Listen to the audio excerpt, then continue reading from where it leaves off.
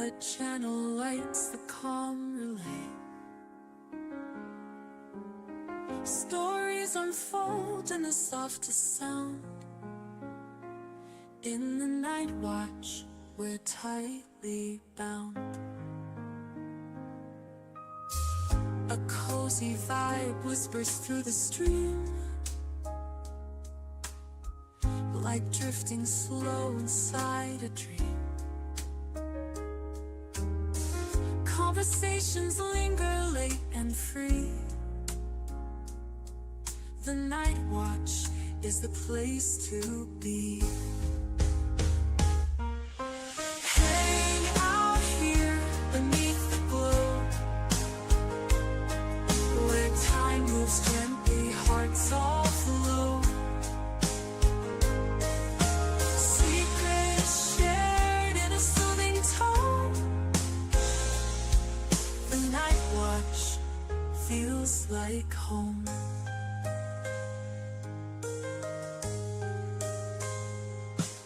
A laugh, a thought, a quiet tale. The night breathes slow, we set our sail. Through every chat and every laugh we weave a stream, a timeless path. Stay while the stars are bright, each word a spark that paints the night. Connection deep, it soars and sings. In this space, the heart takes wings. Hang out here beneath the glow, where time moves gently, hearts all flow. Secrets shared in a soothing tone. The night watch feels like home.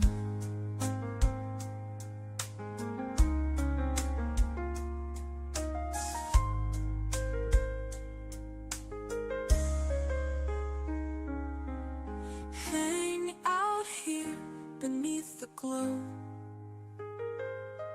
where time moves gently, hearts all flow.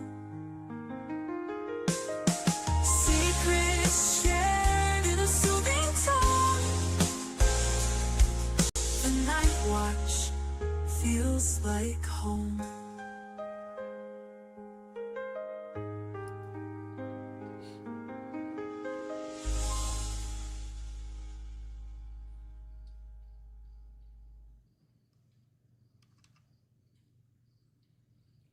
Good evening, everybody.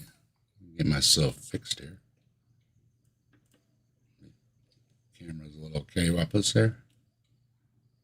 All right, we're good to go. We got Simos joining us here. Hello, Simos. Hello. How you doing? Hi. I've had an operation. It's called a captive desk operation, and my voice has been changed, especially for tonight. So yeah, everybody's a lot of captive desks on tonight, and happy birthday to the originator of the voice. Thank you, Simos. Appreciate it. And thanks everybody in the chat. And yeah, we got all these great folks joining in. Yeah, Brainless is here. Tilting Windmill is here. We got the mighty Filbert. I did get your email. Fred's in here. Thank you, Fred. Tori. Jedi's in here. How you doing, Jedi? And Objective Ethics dropping in. Hello. Yeah, I made it 59 trips around the sun this year. Ooh, nice. Yeah, it's the last of my 50s, so you know, I don't know. I guess I might have to be 59 for a while. That 1966 was that? Yep, that was a good year. Yeah. Oh yeah, that was a good year. Hello, Katie. Thank you.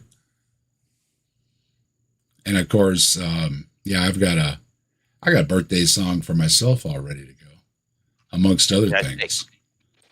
I had fun with the AI with the Bigfoot pictures and putting balloons behind me and all that kind of fun stuff. Yeah, I got hooked up. Had my usual spare ribs on the grill, and delicious as always. And we had Texas toast with it. So got my toast in. What's so Texas toast? Thick sliced. Oh, okay. Yeah. It's about like double or triple the bread slice. You know, it's pretty thick. I see. Just basically, if you put Texas before a word, you're just calling something big. Big. Yeah, it's big. Okay, okay, I gotcha.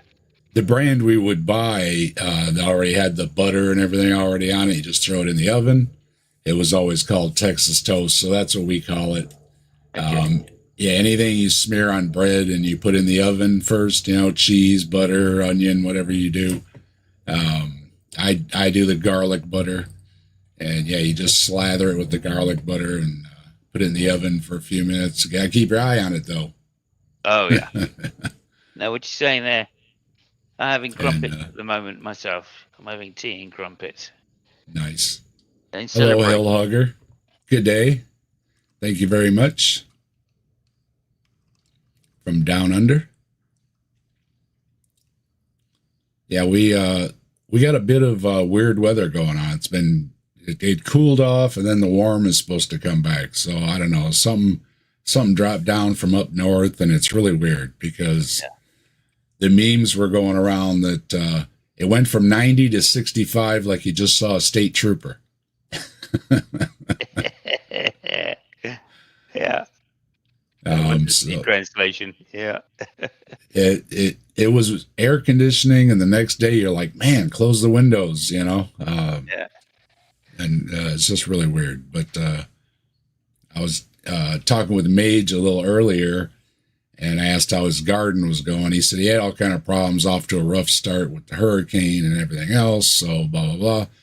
I said mine's been struggling with the heat. It's real sparse this year.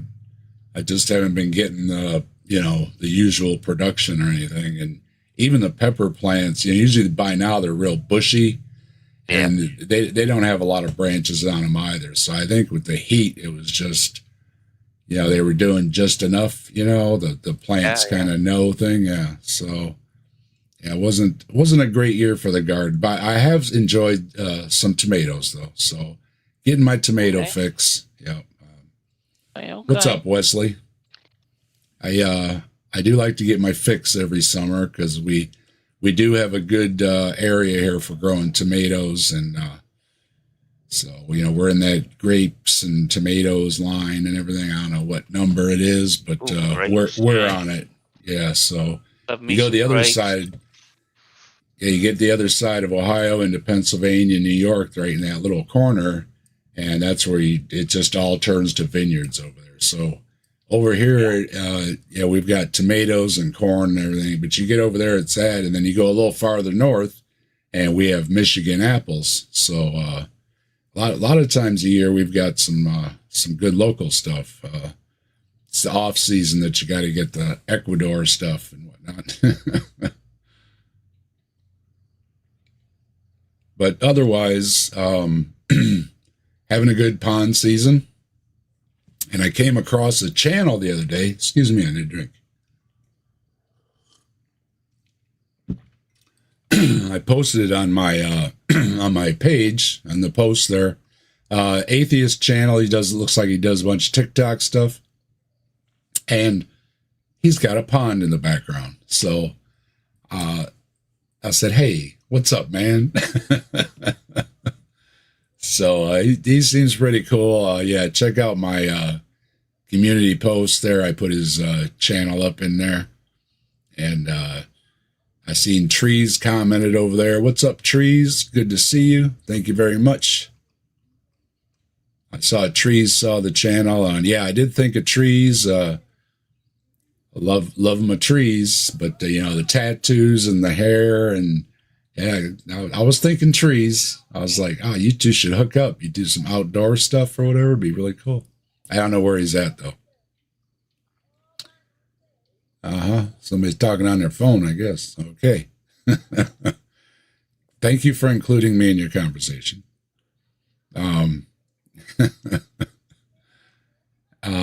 And Trees has been real busy doing some handmade stuff over there on his channel and everything. So yeah, make sure you check out Look at the Trees. Lots of cool stuff. I see he's got his rack filled up with all kind of blades. And yeah, if you're into that kind of stuff, check out Trees. He does the testing on them and all kind of stuff, all kind of good outdoor stuff. Yeah, check out Look at the Trees. And so, yeah, so speaking of, yeah, it's my birthday. And, you know, around here, I like my birthday videos. And I'm like, well, I got to make myself a birthday video along with my pictures. I was having fun making Bigfoot pictures.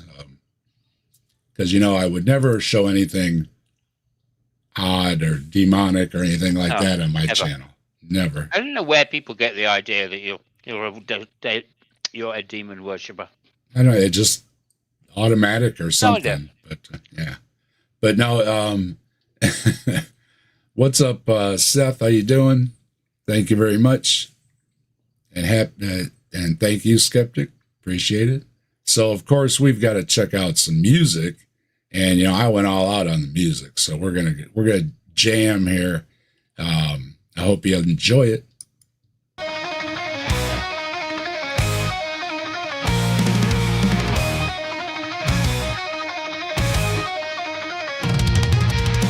Happy birthday to me. Another year of change, can't you see? Locked in this past, nowhere to flee. Freedom's just a word, not a guarantee. The color is orange, yeah, it's burning bright. Bigfoot's got toes in the dead of night. Toes is good, we love it, that's right. Rock on, keep up the fight.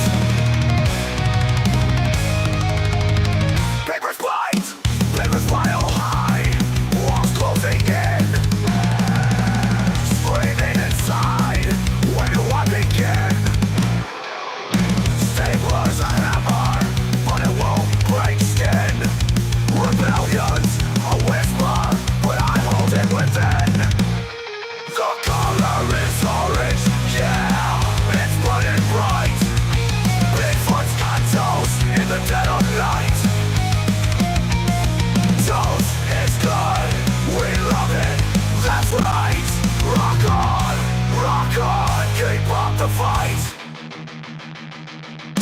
Papers pile high, walls closing in, screaming inside.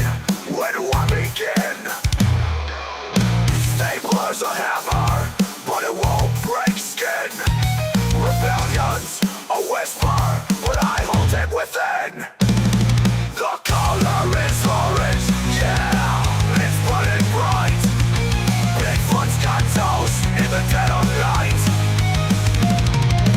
Toes is good, we love it, that's right. Rock on, keep up the fight. Keep up the fight.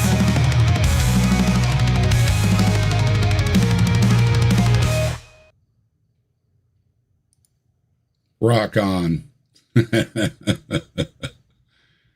It was a lot longer. I cut out the good part. I saved the good part, I should say. Made it a little shorter. AI is a lot of fun. You go in, you say, no, change this, change that. And it's getting pretty good. It's getting pretty good. 5 fingers and everything. And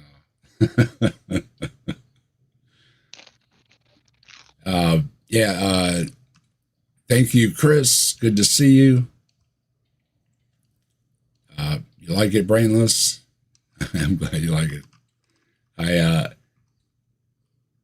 I didn't really send out invites or anything like that.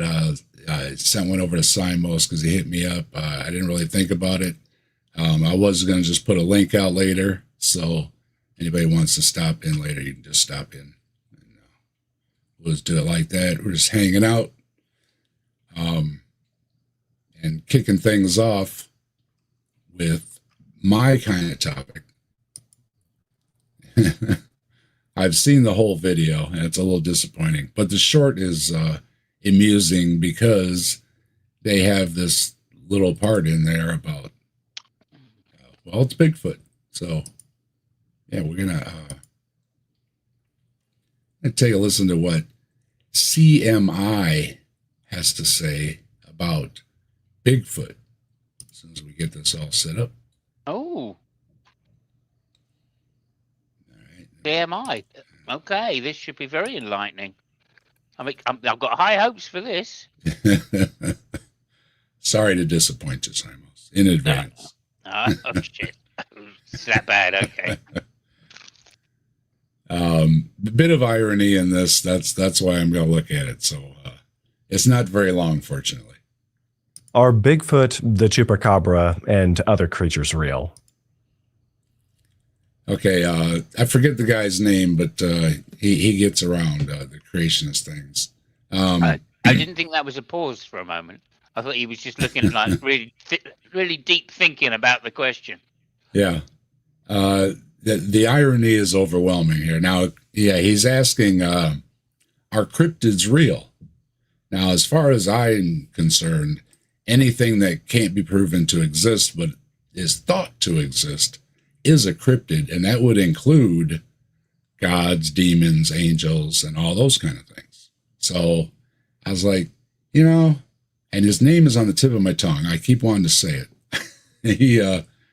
He's just gonna break my heart here. He really is. No, neither is a Loch Ness monster. Oh, what? This so-called, I'm doubting this is a so-called expert. Yeah. No, it's not Bay. It's on the tip of my tongue. I should have wrote it down. Anyways, hey Vesta, how you doing?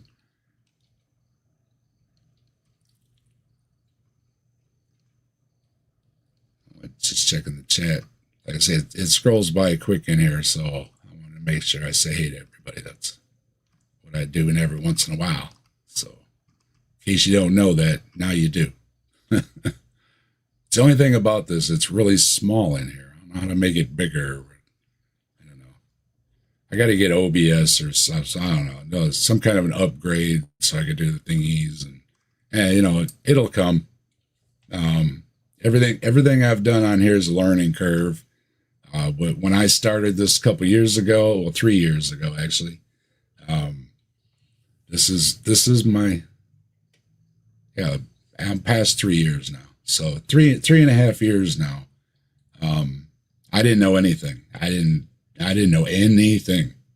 So if you don't know anything, we've been there. Just, you just learn stuff, and you learn the little editing things, and, and you just, as you go, you get a little bit better, hopefully. And you start to learn how to move stuff around and size your screen and all this kind of neat stuff. So yeah, if you're overwhelmed, most of us have been there that didn't have previous editing or computer experience. So don't feel bad. There's lots of free stuff out there. There's lots of help out there. Punch it into YouTube or Google or whatever you got, and ask somebody, and they'll probably help you out. And what's up, Kyle? There's Kyle saying there's a might makes right aspect to Christianity, Islam, and Judaism, and we don't say it enough. Yeah, same tree, same nuts. Absolutely, very authoritarian. By the sword, right? Crystal, good to see you. Thank you very much. Crystal is most awesomest, as most of us know. Oh, hello, Pragmatic. Pragmatic Crystal. I do hope you can get back out on the water. I know Crystal's had issues down there with if you haven't seen any boating videos, that's why. So we hope Crystal gets back out boating. Always enjoy the videos. So we got no Loch Ness monster either. Now, Yeah, this really stabs me deep. And I keep wanting to say the dude's name. And maybe it's... Do they have it down here? They don't have it down here. Of course they don't have it down here. Dang. For those that haven't seen my Scotland episode on the Grassman Chronicles, where my neighbor knocked out the power, and yeah, it was a lot of fun. I do talk about my namesake is Scottish. So my grandfather came over when he was a little boy. He used to tell a story waving his little flag and everything, you know, came in New York and everything. So, yeah. So my grandmother told a story. I've told this before. If you haven't heard it, well, guess what? You're going to hear it now. If you've heard it before, I hope you still enjoy it. They went for a visit to the homeland one year, and sure enough, my grandmother had a Loch Ness monster story.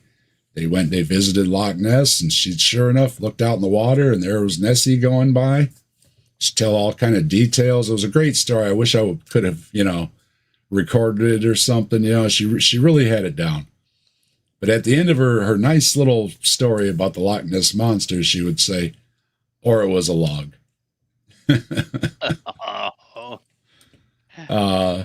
Great story. She was a great storyteller. But they did go there. No monster, or maybe they did. You know, who knows?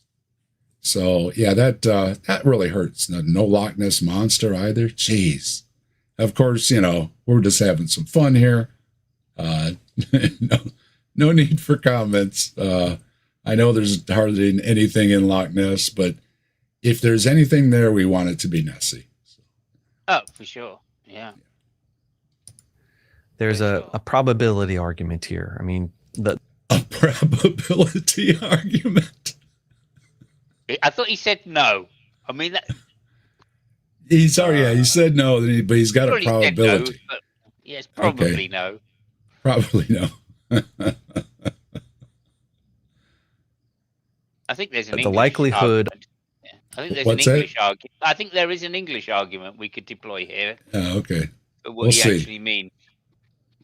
Of a large vertebrate being in this world, unknown to science, is vanishingly small. There's no reason to hold to it. Yeah, you know, I mean, I have to agree. When they say they find new life forms all the time, new species, I should say, would be correct here. They're usually very small. The big ones have pretty much been spotted. So I would agree the likelihood of something very large going undetected into the 21st century is grown really small. Yes. Unfortunately. I mean, but it's just the sentence structure here. It is the idea of there being a large vertebrate in the world. I mean, just to mention a few, I'm not going to go wild on this particular point, but whales, giraffes, I mean, they're both pretty big vertebrates. So I think it is that argument doesn't really stand up. But as you say, when you steel man it and you actually put in the world any new vertebrates to be found, then I guess you may have a point. Oh, hello, El. Yeah, LMNOP. Hello, good to see you. Ryan, physician, heal thyself, I should think. Absolutely. And mind you, this is from Creation Ministries International. These are young earth creationists. Now, I do have an issue when believers have a problem with believers. I'm a skeptic, okay? I can say, hey, I'm skeptical of your religion. I'm skeptical of, you know, Bigfoot. I got hippo on tonight. Never mind. Hippo's my spirit animal, you know. Large vertebrates. That's large vertebrate. And don't mess with the hippos. But the idea that, you know, you would believe in things like monsters. There's like a dozen monsters in the Bible. You know, Magic Zoo Boat, Adam and Eve. You know, we all know the stories, right? and then you would mock somebody else's beliefs. I find that a little, I don't know, rude, or would that be the right word to use? You know, where you could say, how could you believe in that? Right? What? Oh, you read it in a book? Oh, see, you read it in a book. It must be true then, right? See, and it really bothers me because in another video, you'll find these same people asking about the Magic Zoo boat, right? So, what? The Magic Zoo boat. Oh, You know the Magic Zoo boat, don't you? I think I might know the Magic Zoo boat. I'm not entirely sure, though. Not entirely sure? Well, we'll have to remind you then. Thank you. Just sit right back and you'll hear the tale of a righteous float that started out in ancient times upon a magic zoo boat. The rain began to pour like mad. God's judgment didn't stall. If not for Noah's floating crate, there'd be no life at all. No life at all. No life at all. If Noah and his ancient beard, his wife just rolled her eyes. They boarded raptors, stegosaurs too, all trained to sit and stay. 2 T-Rexes in bunk bed stalls, what could go wrong, we say? 3 sons with wives who taught the dinos how to harmonize. Who taught the dinos how to harmonize? There's gators, frogs, and woolly mammoths, zebras sharing beds, triceratops and kangaroos stacked 10 high on their heads. The ark was built with cubic math and doors that sealed with prayer. You ask about sanitation, don't go there. Just don't go there. Just don't go there. So come aboard this sacred ship where science hits a wall. With creatures from all continents, pre-flood we had them all. The timeline's tight, the logic light, the rain began to float. And now you're on a bumpy ride aboard the Magic Zoo boat. The Magic Zoo boat. The Magic Zoo boat. The Magic Zoo boat. Unicorns dashed to catch the ark, but tripped on fairy tales. They stopped to charm the woodland elves and slipped through magic veils. Their horns aglow, they missed the boat, no place for their parade. Now stuck in myths and bedtime dreams where fantasy should stay. Where fantasy should stay. But what about old Sasquatch? Did Bigfoot make the trip? This we must know. Was he too hairy, tall, or shy to board that wooden ship? He maybe hid behind the trees or snuck in with the apes, or rode the flood out on a log. Or rode the flood out on a log. Don't fall for tales of magic boats or creatures 2 by 2. Get smart, ask questions, that's the best thing you can do. Education shines the light that clears the myths away. So keep your mind wide open and learn what's true today. Learn what's true today. Learn what's true today. Hey, with Skipper Noah at the wheel and wife supreme with nerves of steel. 3 sons with zeros sailing flare, their wives who brought salon gray hair. 2 rhinos juggling on the deck and Bigfoot hiding near the wreck. Here on the Magic Zoo boat. Here on the Magic Zoo boat. Here on the Magic Zoo boat.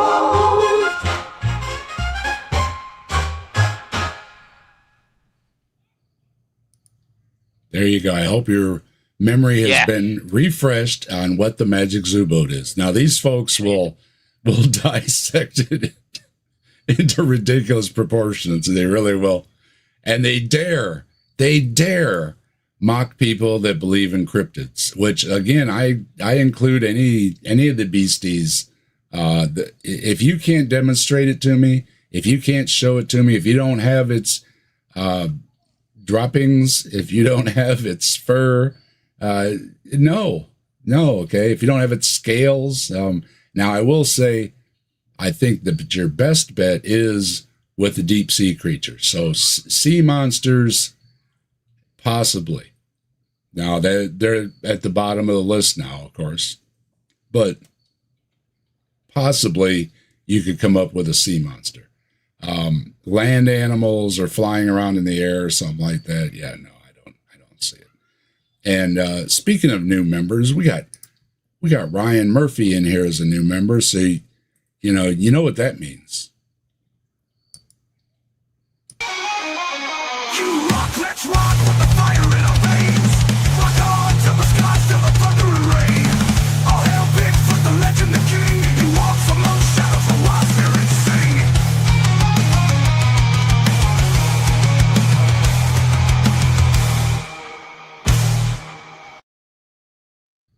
Means you rock. Thank you very much, Ryan. Welcome. You get all the same perks as the rest of us with the great emojis, as well as members only streams, and you get to see videos before anybody else. And I also had another new I wanted to give a shout out to. Let me see here.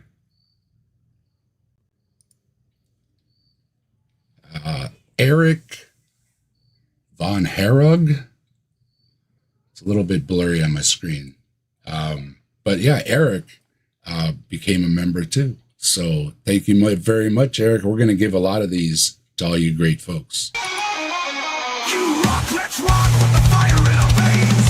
Rock on till the skies, till the thunder and rain. All hail Bigfoot, the legend, the king. He walks among shadows, the wild spirits sing.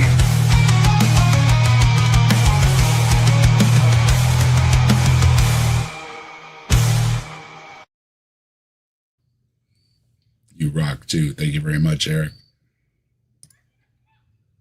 Let me click back. I'm a one-man show, folks. So give me a second. And let's see. Somebody said thank you for the gift memberships the other day. Yes, thank you very much. We had folks giving those out. Always appreciated very much. And hello, Chris. How you doing? Chris says, by the way, when it comes to the Magic Zoo boat, don't get me started. It doesn't account for the aquatic life because the flood was a Tuesday. Yeah, that's one of my favorite videos. Is the freshwater, saltwater stay separated argument. Yeah, really, really interesting. They just had these globs of fresh water and globs of salt water, and the fish just stayed in their own globs of water. So, speaking of CMI, that's a CMI video.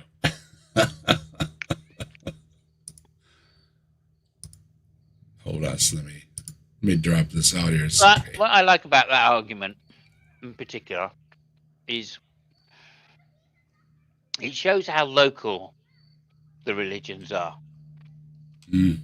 Right? Because there's no way anybody that doesn't live, on that kind of coastline where freshwater slowly, just because it's flat land, the freshwater just really slowly rolls into the sea, and it's obvious that there are two different types of water. You just look at it and you go, oh, look, there's fresh water and there's salt water, and they don't mix until they're like 40 feet out, or maybe more, 50 feet out. Depends on the flow rate. Yeah, it's a very slow, the river's a very flat land, so it's very slow. And so it's obvious that the salt water and the fresh water don't mix. It's obvious. Yeah. But it does show you how colloquial or how local that those religions are, because nowhere else in the world does that really happen except on these particular tributaries or deltas where the flow rate is very slow. It's in the Quran too, where the waters don't mix, and the Muslim apologists will use it too. Well, see, they were right. How could they know this? And it's like from looking. Yeah, well, from working it out and actually going out there and looking down and going, oh no, they do mix. Yeah, but where else is it? Where else is it? I thought that was only in the Quran. Oh, well, I've heard the argument before. I don't know. Is it in? Oh, okay. Is it in the? I don't know if it's in the. Let's see if it's in the Bible. Let's see the Bible. I've heard lots of Quranic scholars using it, and then I said to one in a debate once, and he said, "Oh, well, there's no scientific contradictions in the inaccuracies in the Quran. And I said to him, well, what about the salt water? And he goes, well, yeah, the salt water, yeah. But they don't mean it literally. I mean, it's just that's because at the time they could see it because it's very clear in the, and I said, yeah, no, I know, I've seen the pictures and everything of, how that works, and they don't do it immediately, but they do it, right? And he went, yeah, well, yeah, I mean, they do it, but, Yeah, that's more of a Quran thing. The Bible is more separating the waters from the waters, and some people interpret that as making fresh and salt water to explain them, but it's not actually in the Bible. Yeah. So, but I know the Quran says something about the sweet water, I think they call the fresh water, which is drinkable water. Yeah. Yeah. Well, as I say, there are places where and it's pretty obvious that the colours of the rivers are different. That's what I think when they separate the water in the Bible. I think that is the White Nile and the, what do they call it, the Blue Nile mixing. Yeah.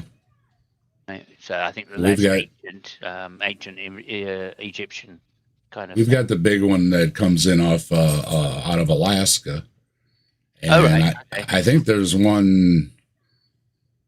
There's another big one somewhere that you hear about a lot, and they cite it a lot. Oh, look, they don't mix. You see videos and everything on it, and then of course religious folks will jump on it and they say, "Well, see, blah blah blah blah." But yeah, no, it's a known phenomena. If like Simon said, if you just go out on a boat, you'll realize, oh, eventually it does mix. So, because if it didn't, that spot would keep getting bigger. Yeah, and it doesn't. It stays about the same size, right? That'd be an easy way to catch saltwater fish, wouldn't it? Yeah. So, anyway, that side tangent. Oh yeah, we were at the Bigfoots, weren't we? We got back to Bigfoots.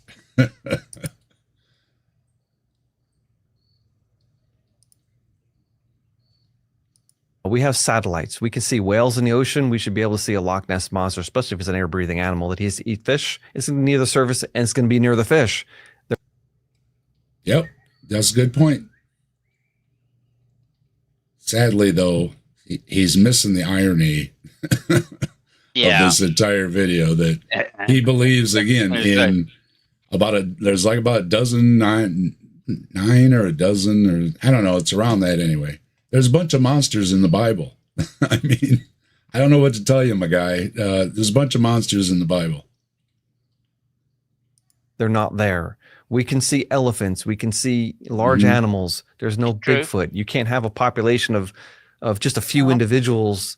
They're going to go extinct very quickly. Yeah. Evolution. Yeah. Okay. Yeah, it's all good, but I don't disagree with anything he said. Okay, obviously I'm a skeptic. I'm right with him. And I know the dude's name, and it's just really killing me. I can't think of his name. But anyway. Yeah, I can't wait for the disagreement from the other side of the table, because obviously he's now implied, small population, they're going to go extinct. Mm-hmm. Well, we know what that means. There's all these reasons saying no. There's no reason to hold to those alternate views. Yeah. There's no reason to hold to those alternate views. So if you can't see a being, Dave, for instance, then there's no reason to believe that it does exist. Is that what he's saying? That's what he's saying. Wow. There is a long version to this interview. There always is. Whenever they're sitting there with the microphone, it's always like an hour or something. But this part, I was going to look at it, and they clipped this little part out for me. Oh, thank you very much, right? Because it was titled something Bigfoot or something. So it's like, oh yeah, here we go. You want a link? I'll get you a link. I was going to drop the link out. Hold on a second. Let me get to the thing. Oh, you're always having trouble going to Facebook. I don't know what the problem is with Facebook. Anyway, I don't really care. I just got a message. Sorry, I'm talking to myself. We'll put a link out there for you, Brainless.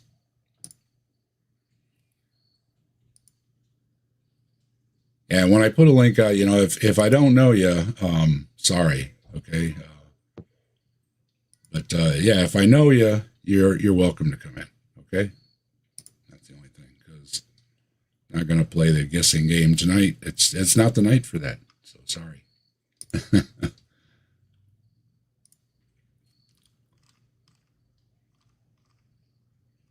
right, Rob. Is it Rob? I want to say his name's Rob. He looks a bit like a Rob. I have to say that. Yeah, it's really going to bug me. Anyways, yeah. So the reason, again, I wanted to cover it is that, he doesn't see any reason to believe in these things because, it's just a story somebody told about a bunch of monsters, right? Yeah. Hey, Brainless, how you doing? Happy fucking birthday. Thank you very much. Yeah, and yeah, small population, like after you wiped out the entire Earth except for one family and On a magic two Zubo? of each animal, I don't know. The Something like that. Mrs. Moses rolled her eyes. I mean, how 1950s is that line? Oh, I love that Zubo song. It's just every time it ends, I feel like a kids show should start. Hey, kids, let's take a ride on the Magic Zubo. Yeah, no, that's the feel that's with it. Like yeah, one of those 80s kids TV shows or 90s. Yeah, I love it. Hey, Dave, thank you very much. Appreciate it. Good to see you. Chris is here, probably with Seth. Yeah, so they're listening. Appreciate it.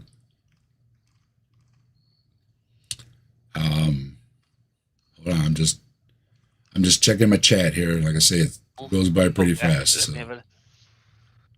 Okay. No instruments have recorded a god either. Yeah.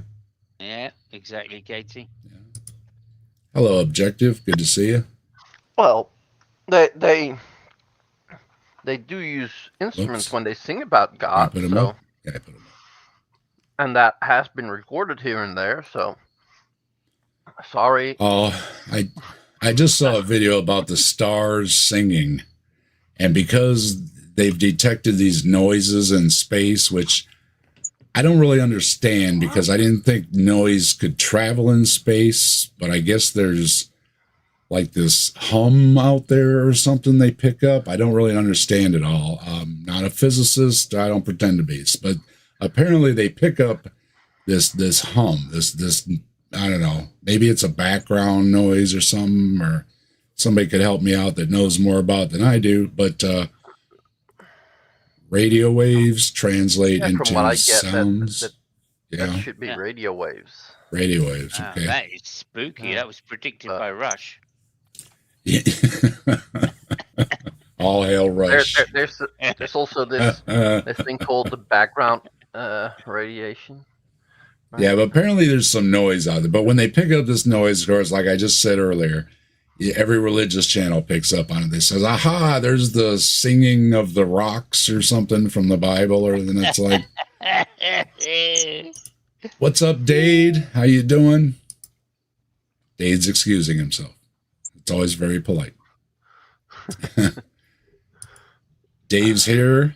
Thanks for making DaveCon 2025 a huge success. Don't miss DaveCon 2026. For Daves, Davids, and Dave enthusiasts, try the newer Dave simulator. And then it gets kind of choppy. Dave Fantastic. It's Dave Dave Tastic. Dave Fantastic. Dave Tastic. You'll be Dave Priest. All right. Appreciate it, Dave. Good to see you. Yeah. Oh, Dave, all night. Gentlemen, do you mind if I just chime in one thing really quick here while I'm up here? Go ahead. No, and I don't mean to be rude. First of all, I want to say thank you to everyone in the chat. Happy birthday to Dave and all the cordials and stuff. But I just wanted to mention one thing because I absolutely love debunking the flood myth. It's like one of my favorite things to do. Dashing Christian Hopes is a lot of fun in general, but when it comes to flood myth, I know you guys get a lot of traction on that, but something that you guys don't touch on, and I understand it's not really, doesn't get a lot of attention because most people that deal with this are physicists or geologists. But as many of you may know, my background is in building boats. So I have 2 patents for my innovative hull design, and I'm licensed by the U.S. Coast Guard to build boats. So I'm able to, as an expert in the field, to address that ridiculous story from the position of that ark not being a seaworthy vessel. So if you guys ever want to talk about the actual physics that are involved with that, Christians, there's very few people that have ever tried to actually push back on that ark. The only claim that you'll hear put out by anybody who knows anything about boats, there's a guy in South Korea, I believe it was, Seong, who said that the boat would actually be seaworthy. But when you look at his studies, they are completely flawed, because anybody who knows anything about building boats is you have to factor in the cargo. So every boat that's built and that's actually licensed by the U.S. Coast Guard with what's called a hull identification number, you've got to have a cargo plate on that boat. And if you guys own boats, you know exactly what I'm talking about. It tells you how much weight and how many passengers that boat is rated for. And so when you get into the physics, it ultimately comes down to the downward pressure versus the upward pressure, is just to put it as simply as possible. When you increase the depth in a liquid, you're getting more upward pressure. But when you increase the downward pressure, you're fighting against that because of gravity. And so saying something will float and saying something is seaworthy are 2 completely different arguments to make. And all the arguments that are coming from what you're leaving out, though? Yeah. You're leaving out that it was made out of gopher wood. Yeah. There you go. Well, we know that. We know that a boat that's got a 6-to-1 length to beam ratio that's made out of wood, we absolutely have no reason to think that wouldn't float. But once you start packing it with animals and food and fresh water, even on flat water, forget the mile-high waves and everything, and the heat problem and all the other things that will debunk that story. Supersonic waves. Supersonic waves. Now, water gets like cement at a certain speed, right? I mean, absolutely. That's why people don't make it that, go swimming off a bridge, right? Another thing that people don't realize that they don't know about water is the dynamic. Well, the dynamics of it. So there's a huge difference. So I do a lot of whitewater kayaking. And when you do stuff like that, especially when you get into big whitewater stuff like class 3+ or above, class 5s even, you get waves coming at you from every single direction, right? Because they're bouncing off the rocks is what makes the waves. When you get into the ocean, waves tend to move in a more linear direction, obviously, right? So that's why you can surf and stuff like that. Now imagine a global flood scenario. You're getting dynamic waves that are miles high that are coming at you from every direction. A U.S. battleship wouldn't survive that thing. I mean, there's nothing that we've ever built, but as far as... But it's not made out of gopher wood. Well, you say that. Gopher wood can sustain nuclear blasts, supersonic waves. It's some tough stuff. And you know what? It's not around anywhere, so we can check it out. I would... And here's another problem. Noah had hewn that boat out himself, right? He had to take an Az and... and speaking of Az, I wanted to say real quick, hey, Azzo, how you doing? Let's Farm, how you doing? And who else? Somebody else, did I say hey to Jedi? Ollie, too. Elbows Up, Ollie. Thanks, everybody, for stopping in. Good to see you. So they actually made a replica. I think it was in the 80s. Might be in the 90s, but it was quite a long time ago. I think it was the 80s. They made a replica in Holland, just to show that the model, that kind of construction could be plausible, and it sank on the way to London. They actually did, and that's just the North Sea. So I mean, Well, here's a question for you for the boat maker. Speaking of the flood, what about water pressure and how the surface of the Earth would have looked like? That's the exact. You're right. That's right. The only, and I hate to even use the word theory because I just want to slap myself when I attach that word to the hydroplate word. But the hydroplate theory is the only quote unquote theory that they've actually, the only model, I'll call it that they've actually put out to explain this. And it completely bypasses the heat problem, for one thing. And the other thing it bypasses is Newton's third law of motion. According to that theory, because they found organic material on asteroids, so they decided it would be a good idea to make that as part of the hydroplate theory, that the whole asteroid belt came from the Earth. It just launched up with this when the depths opened up. And according to Newton's third law of motion. Any action, for every action, there's an equal and opposite reaction, which means that would have decimated the planet. You cannot launch just like a cannon or a big handgun or anything else, and it's got a big kickback. And so all that pressure it would have taken to launch the asteroid belt past Mars would have literally decimated the planet. On top of the heat problem, experts say that the heat, you mentioned a nuclear blast. It was that bomb in Hiroshima, that tragic event, and I'm not making light of that. That was a tragic event. But that one single bomb cast people's shadows onto the wall. That's how much heat was generated, how much energy was generated with that. And they say that the opening up of the depth and the rapid movement of the plates, what we refer to as the heat problem, would have been similar to about 10 to the 28th power joules, which is equivalent to about 130,000 asteroids hitting the planet all at one time. And those asteroids would have been an average of like 30 meters in diameter. I mean, they say it would have literally incinerated or instantaneously incinerated about 75 kilometers of sedimentary rock instantly. So I don't know what gopher would have survived that. You just need enough ice cubes, because that's what Hawaiian Shirt Guy says. and I know everything you said there is perfectly scientific, but how do you explain the craters on the moon?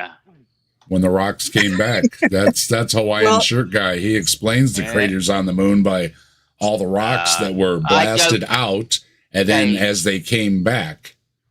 Clearly, since the moon is made out of cheese, how do you explain that there's cheese there for God? Dave,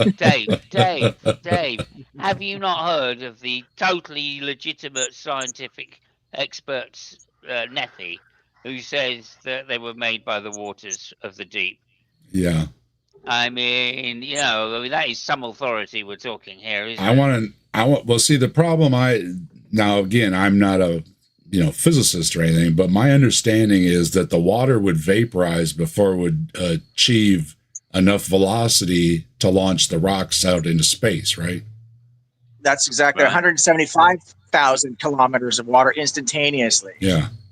So, I mean, I don't know. They picture a fire hose or something, but you notice that even a fire hose only goes up a couple stories, right? And that's why they need big ladder trucks, right? Because the hose only goes so far. Right. And it doesn't matter how powerful these fountains of the deep are. I mean, if you've seen these fire trucks, I think it was Knoxville and those guys that got blasted all over the place with a fire hose. Right. They will blow you around. That's how powerful they are. But they don't move rocks. And apparently these fountains moved rocks. And this is a fountain coming up from the depths of the ocean, with enough force to grab rocks somewhere and launch them into space. You're absolutely right about the fire hose. It's a great analogy because that's a reference to the third law of motion I was talking about. I've worked with the fire department when I was down in California as a volunteer, and they limit the hose that a fireman actually uses is limited to a 3-inch hose. They have a 1-inch and a 3-inch. Anything bigger than that, they put on a machine because of the back pressure. So it takes 2 to 3 grown men to hold a 3-inch fire hose because of how much water pressure. It would literally just spin them around. They wouldn't be able to control the hose itself because of that back pressure we're talking about. So that just gives you an idea of how strong that back pressure really is, that recoil and stuff. And what Simon was saying about the modeling and stuff, he's absolutely right about that. Those models are always fail. There was a college university that built a scale model of the arc, and they did all these estimations, and to try and put a much better example out there than what that Seong Hoon did, is they actually came up with estimations for the cargo. Now, they didn't have any food. They didn't have any fresh water. All they did was for capacity for volume. And they came up with some completely arbitrary data point, which says that they had X number, the average size of the animals would have been sheep, which why they decided to make large pillows with legs, I have no idea, but let's just say the average animal was the size of a sheep. And then they said it could have fit X number of animals and therefore it would have floated. But they didn't have it in dynamic water conditions. We don't know how many animals, and we certainly don't know that they were just large pillows with with feet on them. You know what I mean? They would have been Tyrannosaurus rexes and all kinds of different stuff. So that average makes no sense. And when you actually start factoring in the data points and what's been missed and how they came up with the stuff they did come up with, it just completely, all those models fall apart, which is why very few people waste any time and money. They tend to do what Answers in Genesis did, was like, look, let's just build a nice structure, Here a it rigid is. Yep. structure out of the exactly with steel reinforcement beams and rivets and all the stuff we know we need.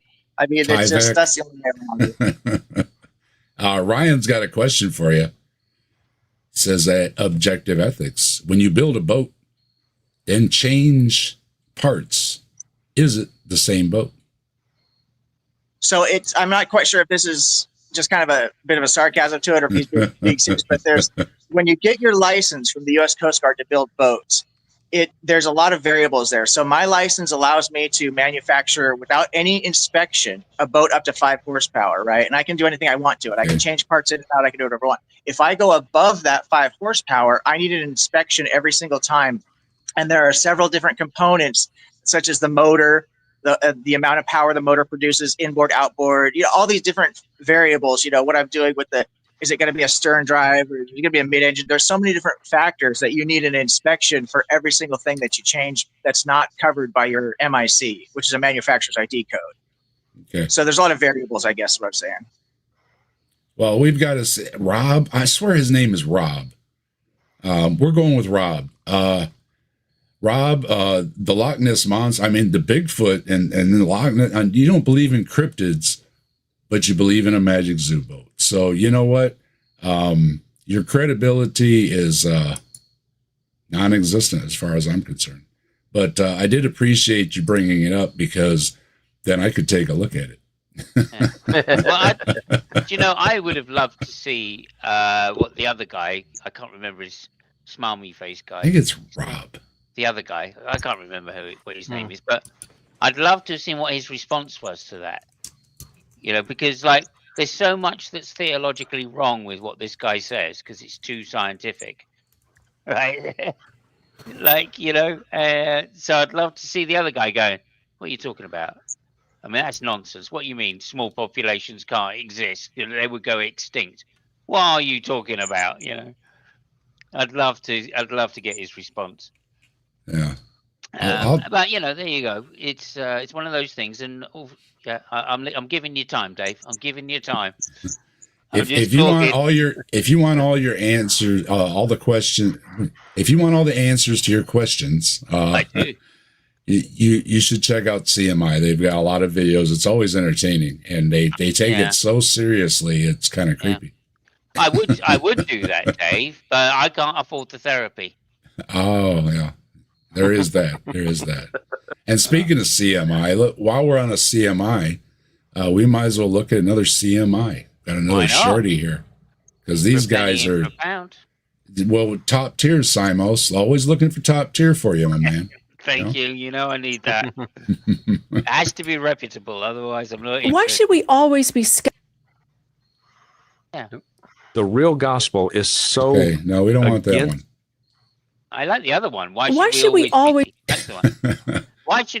be skeptical? I'm skeptical that we should always be skeptical, Dave.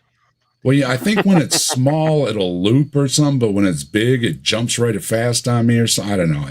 Anyway. Bear with me, folks, but we'll get the video up. Okay, this is why be skeptical about dino bone dates. Now, right off there, we don't even have to start the video. They're not bones. Yeah. They're not bones. They're not dates either. They're not dated either. They are, yeah, if you didn't, I saw you earlier, Azzo. If you didn't hear it, shout out to Azzo. Good to see you. Azzo, how you doing? Hey, gentlemen, thank you so much for letting me jump in here and cut into you guys. I didn't mean to be rude, and I actually have another obligation, so I need to dip out. But it's always a pleasure to be part of this community, and you guys are absolutely – I've been recovering from surgery myself, and I check on you guys almost daily because I'm sitting around here with just recovering, and there's nothing I can do. And you guys have been if there is such thing as a blessing, you guys are it, all right? I'm just going to put that out there. Well, hey, like I say, we can do some about I come across some Magic Zoo boat stuff. I will get a hold of you about it, all right? Yeah, if you want to touch on some supernatural stuff sometime, you hit me up. All right, cool. Recover to you, objective. Yep, Definitely. get well soon. Yeah. Get well soon. Yeah, hope to see you walking on water again soon. Yeah, we all should be so lucky. So, yeah, while we're at it, let's look at another Creation Ministries International. Oh, Who before you just, do, yeah, the converted man in the chat there. Welcome, welcome. deconverted, deconverted man. Wishing me a happy birthday. Appreciate it, deconverted man. Also, this was another And one just come in. you got Pixie. Pixie! Hello, Pixie. Always a Happy pleasure. Friday, Pixie! Hello! What was that? Simos? I was saying hi to Pixie in a native pitch. And Dade says the real gospel is the infancy gospel of Thomas. Yeah, that's one of my favorites to bring up. Christians don't like that one. Yeah, look up the Ark Before Noah with Dr. Irving Finkel. I have seen that. Irving Finkel is the man. He tells ghost stories. Back in the day, it was perfectly normal for you to see your passed on loved ones after the funeral or whatever. It wasn't seen as abnormal or anything. Tells great stories about that. And the dude does cuneiform, man. I mean, he can read cuneiform. And yes, he built an ark, a round ark. Not as big as the story because the engineers said, can't make boards that big. But in Gilgamesh's day, he must have had gopher wood and had huge beams. But to a certain scale, yeah, Irving built a round ark and actually floated it and everything. So, yeah, if you actually want to see one float by itself without being on a barge or anything, Irving did it. He's the man. Yes. But like then again, like as I forgot his name, said earlier, something that floats is something different than something that's seaworthy. Like, just a log floats. And Pixie, that's a nice profile pitch. Yeah, Gopherwood was the shit. Is that a geo? Yeah, no, but like, and is that like the big trees where they say like that the big rocks or the mountains that are the flattened mountains, that those are rocks? Oh, no. Is that the wood that they used? Because like otherwise, sure. how would they get those big big boards, cedar wood? You know? Yeah. Well, that's what the giants are for. That's why you got to bring giants into the story, because when it becomes too unbelievable, said unbelievable. Just add more shit. When you add more to it, right? You have to have giants moving the stuff around. So you've got, giants helped with the big logs, and then they, were told politely, hey, the ark leaves next week, and then they all ducked out of there and left the giants. I mean, we don't want to live, so we're off. All right, we built it for you, but have fun, little man. The pyramids. To be fair, though, I think the giants just built the scaffolding. They weren't contracted to do the actual building because that would have cost a fortune. Yeah, they get them in on the pyramids and everything else. They had to have giants, and that's why they had to have really tall doorways back in the day. Nothing to do with riding horses and chariots and needing clearance. No, it was tall people. So there you say big gates means tall people, right? You heard it here first. It also has nothing to do with just showing off that you can have big doors. Yeah, I mean, who doesn't want big doors? Hey-o. And I never liked back in those days, like if I would be walking around, I would be considered a giant. Yeah. My 6'5". Yep, that's true. That's what they called a giant. Mm-hmm. People about my size and maybe even smaller. Like, giant is relative. Like if you say, oh, that's big, that's relative. Like for me, like 10 inches is big. For Slim, it has to be 15 before it's big. You know what they say about big doors? Big knockers. That's my favorite line in Young Frankenstein. thumps on the door and she says, "Nice knockers." Yeah. Whoever that is, she's amazing. I think, she's very pretty. I don't remember what her name is, but she was very pretty. I don't know how we're ever going to get into this video, but we're going to do it anyways because, right off the bat, like I say, it's a fossil, okay? It's not a bone. It's a but you know why they're saying bone?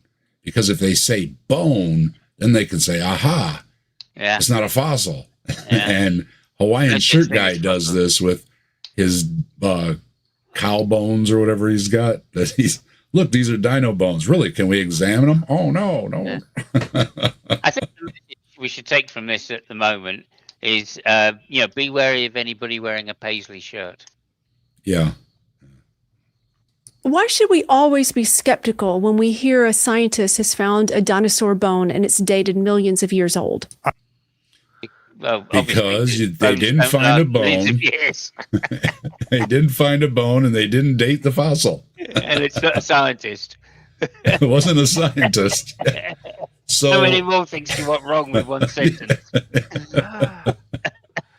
Oh, mercy. Okay. And you stopped it just at the right moment there, I got to say. You think she could top it? What's that, Brainless? Just give her a chance. Come on, give her a chance. Oh, okay. We do. We try real hard here to give them a chance. She literally said one sentence, and everything in the sentence was wrong. Everything was wrong. Well, maybe she got the spelling right, or we'll have to give her some kind of a mark to make her parents happy, right? It's a patient trophy. I can think of a lot of reasons. You can think of a lot of reasons? Yeah, I bet you can. I bet you can't. Let's see. For example. Probably not as many reasons as why I can think of why you should be skeptical about religion. No. I can think of a lot of reasons, just none of them are what you're thinking of.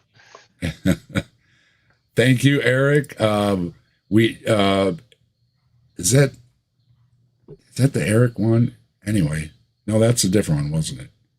Or, were you a member? I don't remember. Anyway, thank you, Eric. There was an Eric up here earlier we gave a shout out to for becoming a member. No, that was Ryan. Ryan wasn't. Oh, Eric, it was. Yeah. We had a couple of them. Yeah, I think it was a longer last name though. But anyway, Katie says the boat design Finkel built is still built today. It's called a conical, possibly the earliest style of boat. Yeah, little. It looks like a basket basically, and they fish out of them and everything. And yeah, they still use them. Basically, if you have the right size pumpkin, you can go down the river in it. But yeah, we have little better made materials now. But yeah, they're pretty neat. I do love me some Irving Finkel. Yeah, make sure you check it out. If you can't find his name, I think he's at the British National Museum or something like that. Either one, good stuff over there. Yeah, it was Eric Van Helsog. Van Helsog? That was who it was from earlier, yeah. Oh yeah, that's right. Okay, well, thank you to the other Eric too. But yeah, thanks, Eric. I'm pretty sure I saw Eric on there too. Appreciate all the members either way. So yeah, what examples could you possibly have? We will. We're gonna find out. Well, Mary Schweitzer will know, surely. Yeah, I don't remember this, but I have a feeling I know what's coming. So yeah. For example, there's carbon-14 been discovered in dinosaur bones, which. No, there isn't. And I'm going to get to do my potholer, okay? Everybody headphone check on this one, all right? There's no organic material in the fossil. One of my favorite potholer, potholer 54, great channel. I mean, super great channel. If you're not subscribed to potholer 54, you should be. He's got some of the best content for the skeptics that you ever want to find on the internet. And he doesn't take any money. It all goes to charities and everything. He's a great guy, great channel. Make sure you check him out. But yeah, he has pointed out there is no organic material to test with carbon-14. So, no, you're wrong again. And hello, Wrong, Native. wrong. Thank you very much. Good to see you. Thanks for stopping by. So there's my potholer imitation. Your example is C14 in a fossil. First of all, I don't know how many times we're going to say this, but we're going to say it once again.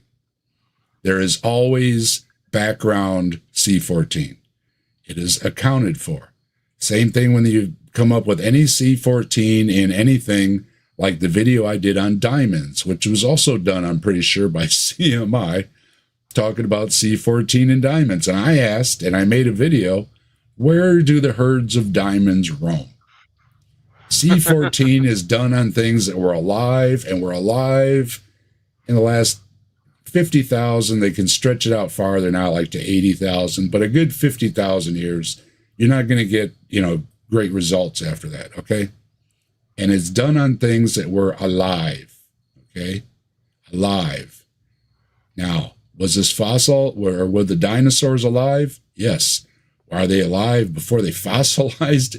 And fossilized has its own definition of being, or exchanging the organic materials for whatever minerals that are in the surrounding soils and waters and everything, right? They get replaced. So when it's a fossil, it's been fossilized. Any C14 you find in it is either background, or it's I think they found some microbes or something living, around the rocks or something. But it's a rock. It's a rock. So first example, big dud. No, you didn't find any C14 in there. Yeah. And you know what I think, Dave? What do you really think? I think fossils rock. I think they rock too. And I think my members rock. And I think all the panel members rock, and the subscribers rock. And you know what? Dave rocks. You all rock. You rock, let's rock with the fire in our veins. Rock on till the skies, till the thunder and rain. All hail Bigfoot, the legend, the king. He walks among shadows, the wild spirits sing.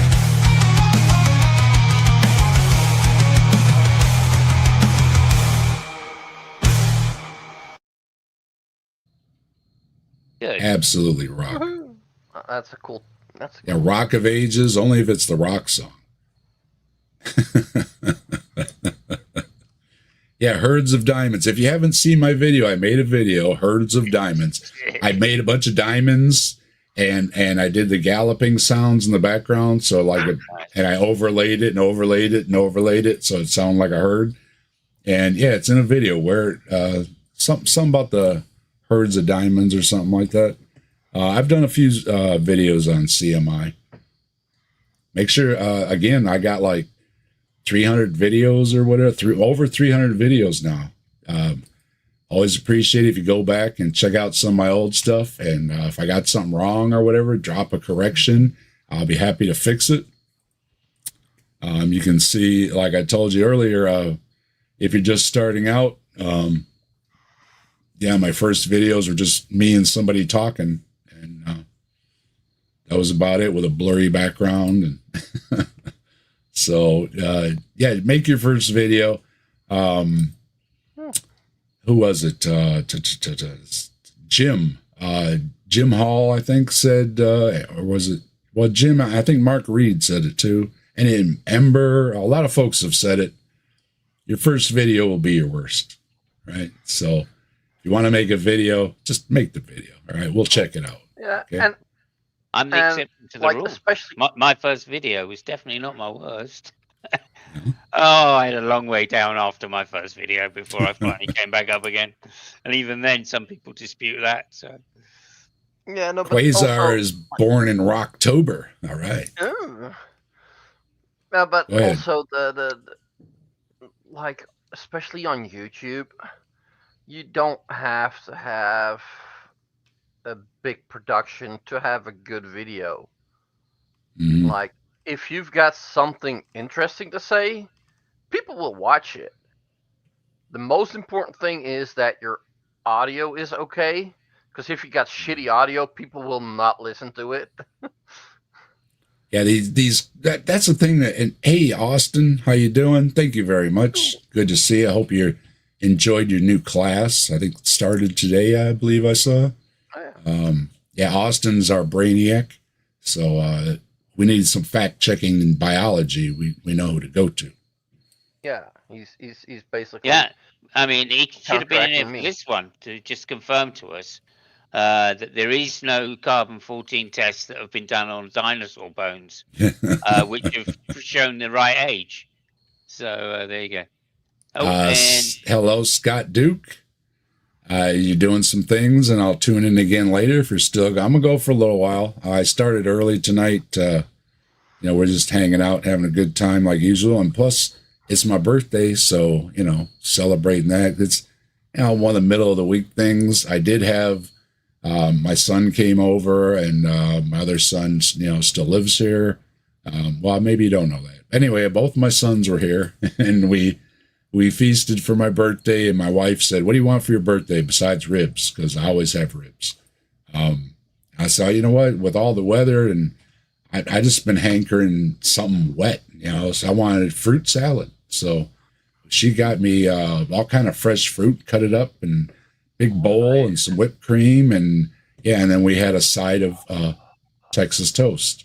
And for those that don't know, like Simos, Texas toast just means thick sliced bread. So we had some thick sliced garlic bread to go with it. And it was mighty fine. And she also, we don't have good ice cream cakes anymore. You used to be able to go like to Friendly's or wherever and get these ice cream cakes, right? So she got chocolate cake and ice cream bars, and stuff to go on so you could put together your own. So, that was really awesome of her. Hello, Menno. How you doing? Hello. Hey, happy birthday. Thank you very much. We were just stop by and say happy birthday. Say hi to everyone. I appreciate it. And thank you, Quasar, too. Thank you very much. Yeah, we were just having some bemusement at how many things they could get wrong in a sentence. Is anybody keeping track? Because No. It's a lot of hash marks. Dave, I can't count that far. I'm sorry. And I gotta say, Dave, that meal that you described, it is past 2:00 at night now. If you put it in front of me, I'd eat it, especially a fruit salad. That sounds so good right now because it's warm. Yeah, just you get that urge, right? You just want something wet, and you want some melon or something like Dave, that, Yeah. I always want something wet. Never mind. Hey, that's what you get when you get a stream. Don't we all? Don't we all? Stream. All right, so one more time, there's no C14 in a dinosaur fossil. It's way too old. It's way too old. And if it wasn't, as is brought up, a counterpoint, we do find DNA and others basically still meat on the bone with these mammoths they find in the permafrost. Nothing to do with a dinosaur. So if they both lived at the same time, which according to the creationists they did, there's a big problem why we only find fossilized dinosaur bones, but you can still find mammoths they're pulling DNA from. Yeah, but it's also quite different that one is preserved in rock and the other is preserved in ice. Yeah. And it hasn't been fossilized. Yeah. Look up what the word means. I mean, this guy's supposed to be some kind of expert, and again, I know a lot of these people's names, and they don't always come right to mind. So you know why? Because they're really not that important. But okay. Your first example, C14. Nope. So I got to get a buzzer sound. That's on my list. I got to get a buzzer sound. Which means they can't be millions of years old. Or how about when we find soft tissue that's flexible and resilient, can be stretched in dinosaur bones? Yeah, you didn't find that either. Simos, there's your Mary Schweitzer. Yeah, I knew it. I had no doubt it was going to be coming soon. Yeah, there it is. Number 2. Let me have a drink. For those that don't know, Mary Schweitzer was famous for being on TV and all over everywhere for her discovery of soft tissue discoveries inside of, I think it was a T-Rex femur. Now, soft tissue doesn't mean it's soft, okay?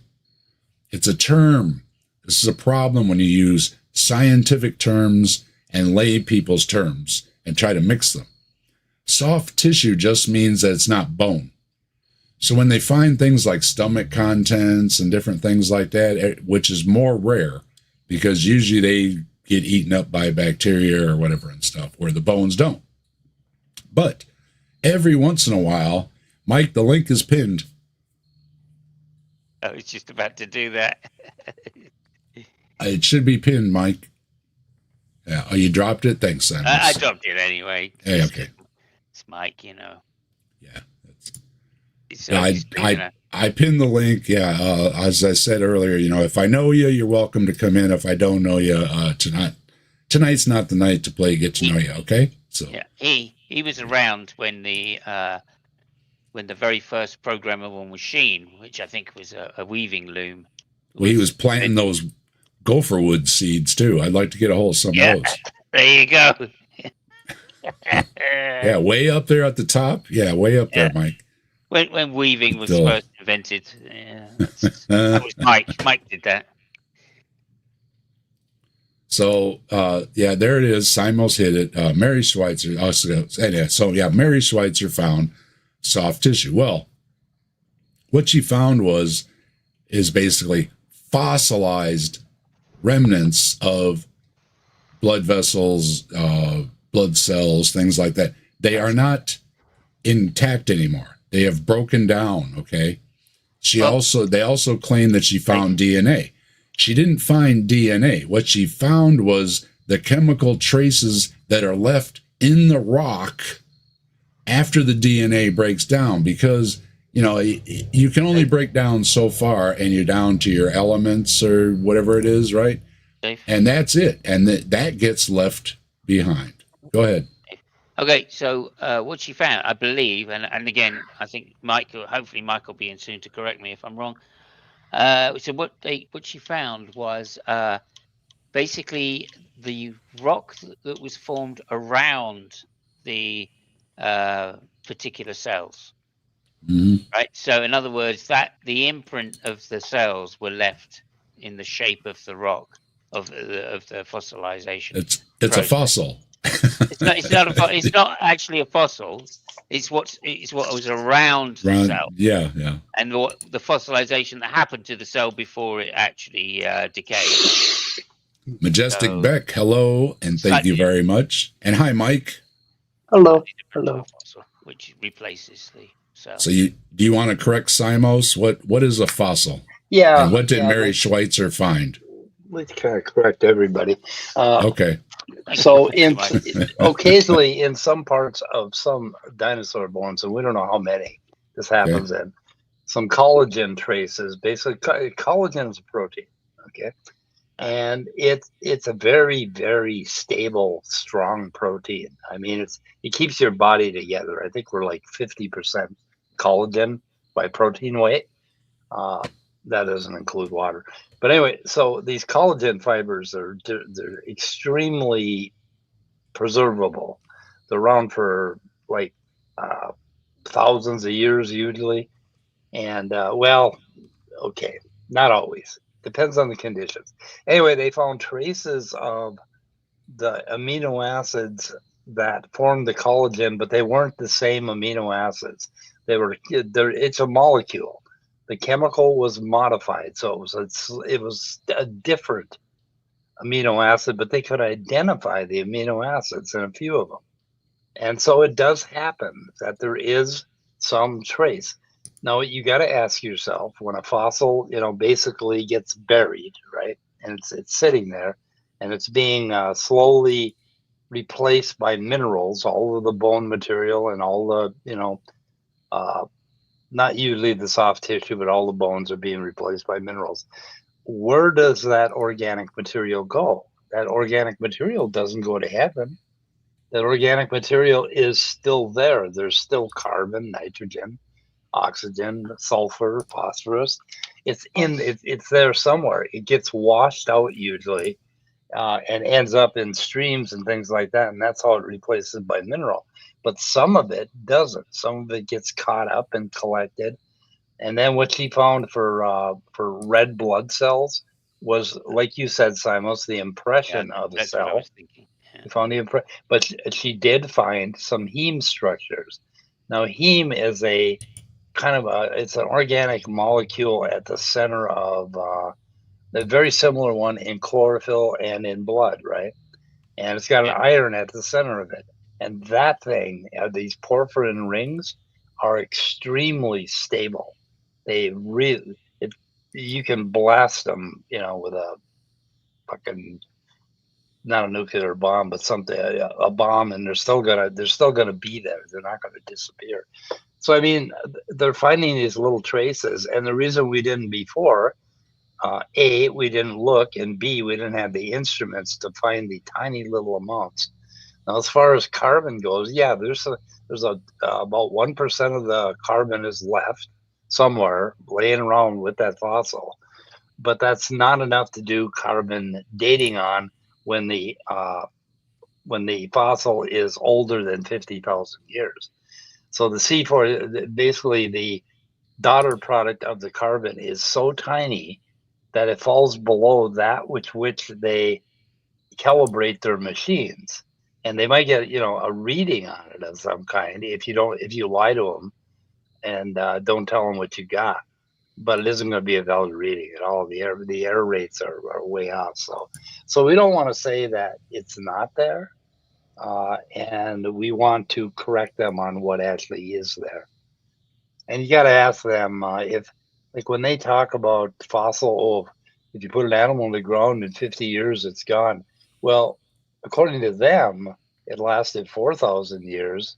So if it lasts 4,000, why not 12? Why not 40? Yeah. I don't know. Anyway, so it's a complicated thing. It's something. The other thing is, you don't want to be drilling these damn bones, because these bones are precious, right?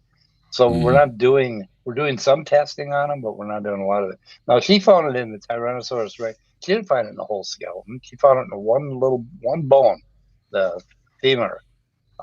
Basically, she did not find it in the other bones, even though they looked. So it's a really weird set of circumstances that will cause preservation of collagen. But it's exciting because now we can look at by putting them together, we can actually look at the DNA that made the collagen protein, and we can compare the species with other species, and we have more information about evolution. So, and hey, but they're never going to shut up about it. The Kentucky Atheist, my good friend, good to see you. They're never going to quit lying about Oceanus is in here, and John's ducking through. Good to see you. Welcome everybody. And well, of course, yeah, they've blown it way out of proportion. Yeah, none of those things. And I have the interview where Mary was on with where Paula Gia asked her straight up, "Did you find these things?" And she said no. And she went on to clarify what she found the chemical fingerprints left behind after something breaks down. And they have taken that to say meat on the bone, just like a steak or whatever they're picturing. Yeah, right. And no, that's not what it was. So it wasn't even intact collagen. It wasn't even intact amino acids. Yeah, it's degraded and all that and everything. Yeah, anyway, they leave all that part out. Speaking of, sorry, go ahead, Brindless. Oh yeah, no, I was just saying, like, thanks, Mike, for coming in and making me feel stupid again. Can we play a bit more of that video so I feel smart? Speaking of things after they break down, let's get back to this guy. Okay, well, Nope, they didn't find that either. So what do you got left? What did he say? 3 or 4 examples? Well, I don't know. Anyway, your examples are terrible. What's next? We should place bets on. What do you think is going to be next? We did C14 and we did soft tissue. I wonder what else he could have. Dave, I thought there's Looks like somebody Mark's here. backstage. But I don't know. I got to flip screens. Hey, it's Mark Reed. Hey. Hello, Mark. How you doing? Hi, Mark. Hello. I can't stay long, but I just dropped in to say happy birthday, David. It's so great. What are you, 102, 103 now? Just about. Just about. Look. I'm sure Bigfoot would wish you a happy birthday. I'm sure he would if he could be here. If he could be here, you know. He was earlier. You watch the beginning of the stream, you'll catch Bigfoot. Okay, great. All right, fantastic. Yeah, sorry, I can't stay. I would have loved to, but I got something else. So massive happy birthday, Dave. Like seriously, mate, I love it. Thank you very much for stopping by, and good luck with your show. Take care, cheers, buddy. Birthday. Thanks, mate. All right, so let's see what we got. Yeah, and make sure you're subscribed to Mark Reed. Great stuff over there. Mark's a super smart guy, great debater, and he's from down under. So if you want a little flavor of that opinion from over there, you can get it over there at Mark's channel. Yeah. Come on. Operational science shows that there is no way that those dinosaurs could be millions of years old. You see, the Bible, it's true. Oh. Okay. Oh, okay. Okay. I get it. Proof? What's Mike? There you go. What is No way. operational? What is operational science? I don't know what operational I science don't is. know. Okay, let me ask ChatGPT. What is operation? Oh dear. You're gonna make smoke come out of its ears. you're gonna. That's it. Nobody else can use ChatGPT now. I think it's going to be busy for a while. Oh my god, Let's see. Oh shit! I got 5.0 turned on. No, That no, means you it's don't. thinking. Dinosaurs can't be real because Bible real. No, they can't be as old as they say. They're definitely operational real because they science. were on the Magic Zoo boat. Don't forget. Dinos were on that too. Shows the Bible is true. That's just a fact.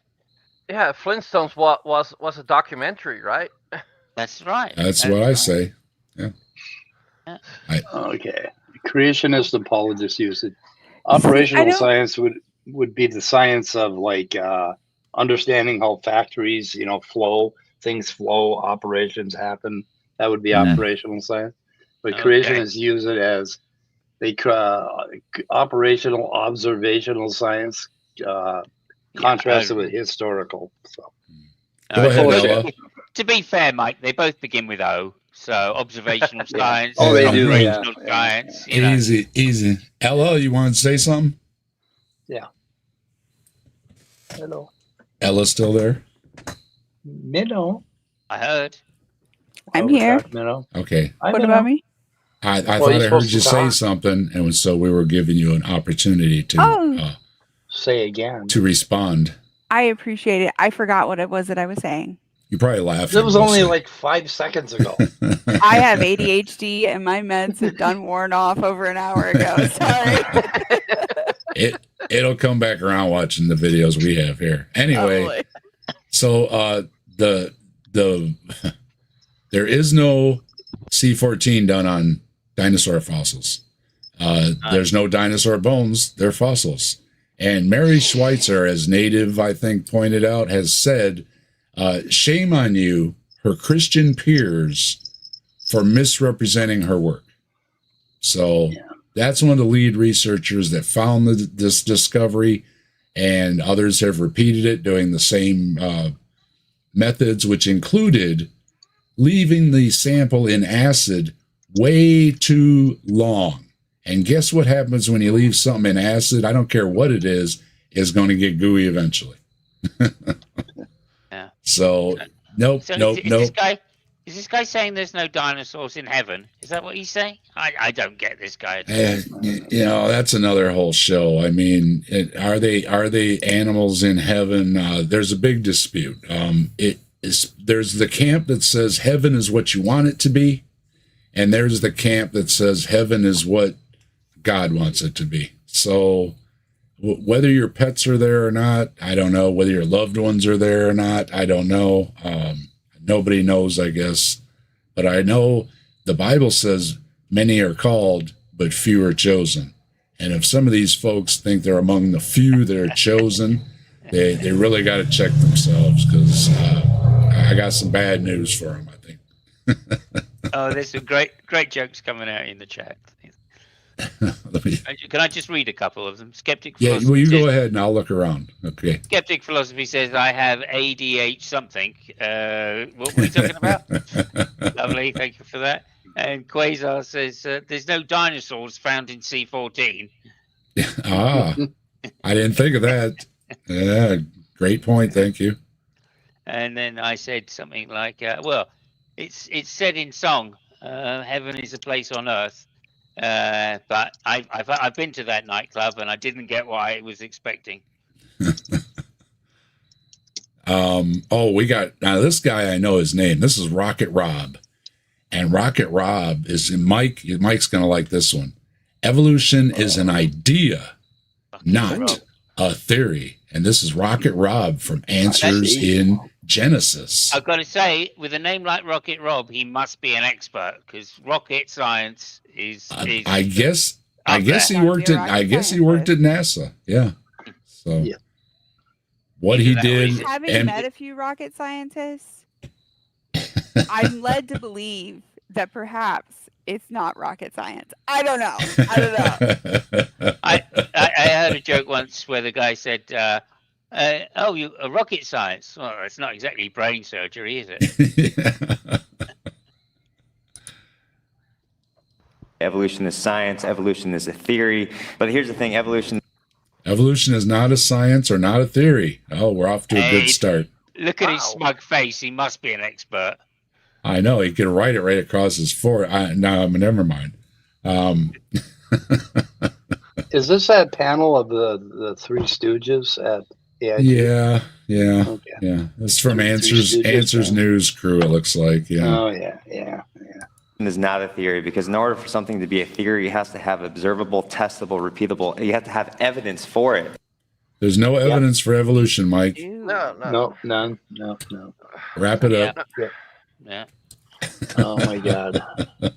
This is Jim Bob quality, right? There's a lot more right? evidence for evolution than there is for what the fucking Bible says. Like, yes, just a little bit, including all the monsters. There's no evidence for God. Like I've always said, show me a transitional fossil, right? Between I've never seen a non-God come from a God. So yeah, I think that's a gotcha. Show me right there. No evidence. It reminds me of that JG guy, Lionheart, whatever. Oh, he was talking to me. He says, "Well, you know, you can't observe the DNA of the common ancestor, right?" And then, as an example, he used. Okay, he brought up this example. He said, "Well, me and my cousin, we could do a DNA test and find out we're cousins." And I'm like, yep. You idiot! You don't have your you don't have the common ancestor between you, but you can still figure out that you two are cousins, even though you don't have the common ancestor between you, which would be your grandfather, right? That'd be the common ancestor, I think. Yep. And anyway, so he shot himself in the foot, and I tried to explain it to him in real time for about a half an hour, and he never understood that. He never got it. That he just totally screwed up. It's like, it's called inference. That's what we do in science, inference. No, but Mike, the problem with that is like there is so much in them that wants what you're saying to be wrong, that their minds cannot accept the things you say. And it's like they bounce off. Oh no, go ahead before you forget. Well, I was just gonna say it's like God damn it. It's like they forget about, like, they'll latch on to like one little piece of, well, like this weird thing. And like that one little weird thing is true, Yeah. but like you have to like take it in context, and they just completely take it out of context and then roll with it. And that's why I'm surprised that there aren't more like evangelical, like flat earthers or like moon deniers, or because it's like once you have like made this leap, Oh, but there are. what is stopping you? There are so many. There are so many flat earthers and moon landing deniers, and oh my god.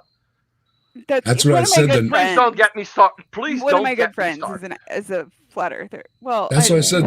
The nerve of these people that are criticizing other people's beliefs when they hold supernatural beliefs themselves. I know. It's like that takes a lot of cojones, you know. But think about it. Got a happy birthday from Al. Hey, Al, good to see you, and thank you very much. Before we observed the dark side of the moon, before we sent a satellite back there, they would have said, "Oh no, there isn't. There's only one side to the moon. It only has one side, because it isn't science if we haven't observed it."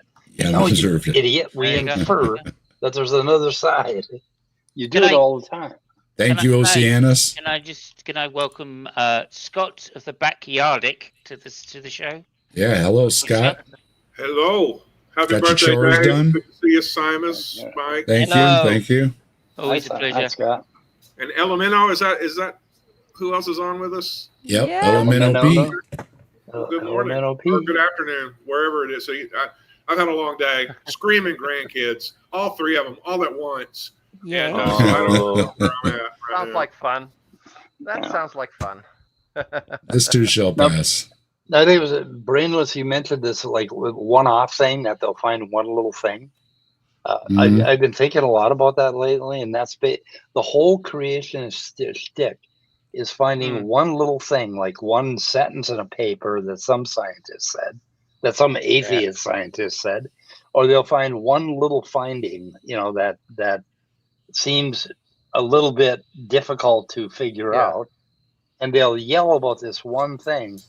And then they'll ask you for your best evidence for evolution. It's the same kind of bad thinking. That isn't how evolutionary biologists work.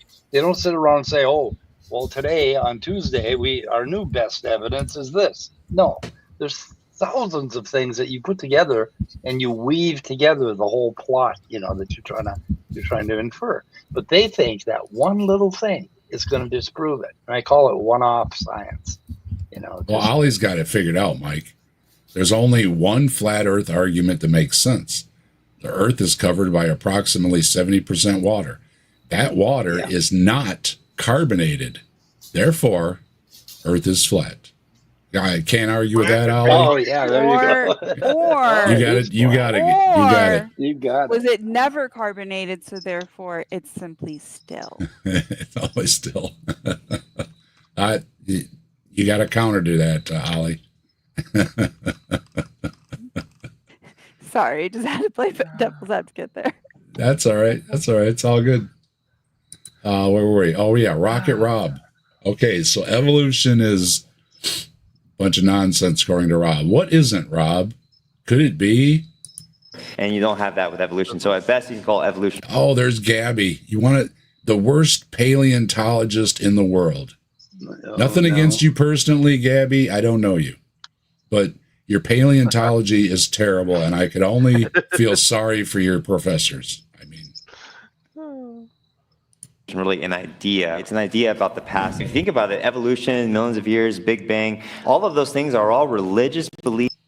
Yeah, isn't it odd how it's always evolution, Big Bang? Religious. Evolution, Big Bang. Because they don't like those things. Although, as we've pointed out, there's a big split, it seems, among the Christians, whether Big Bang is true or not. Some say God didn't make the Big Bang because it's opposite of Genesis, and others somehow fit the Big Bang into Genesis. So there's a split there.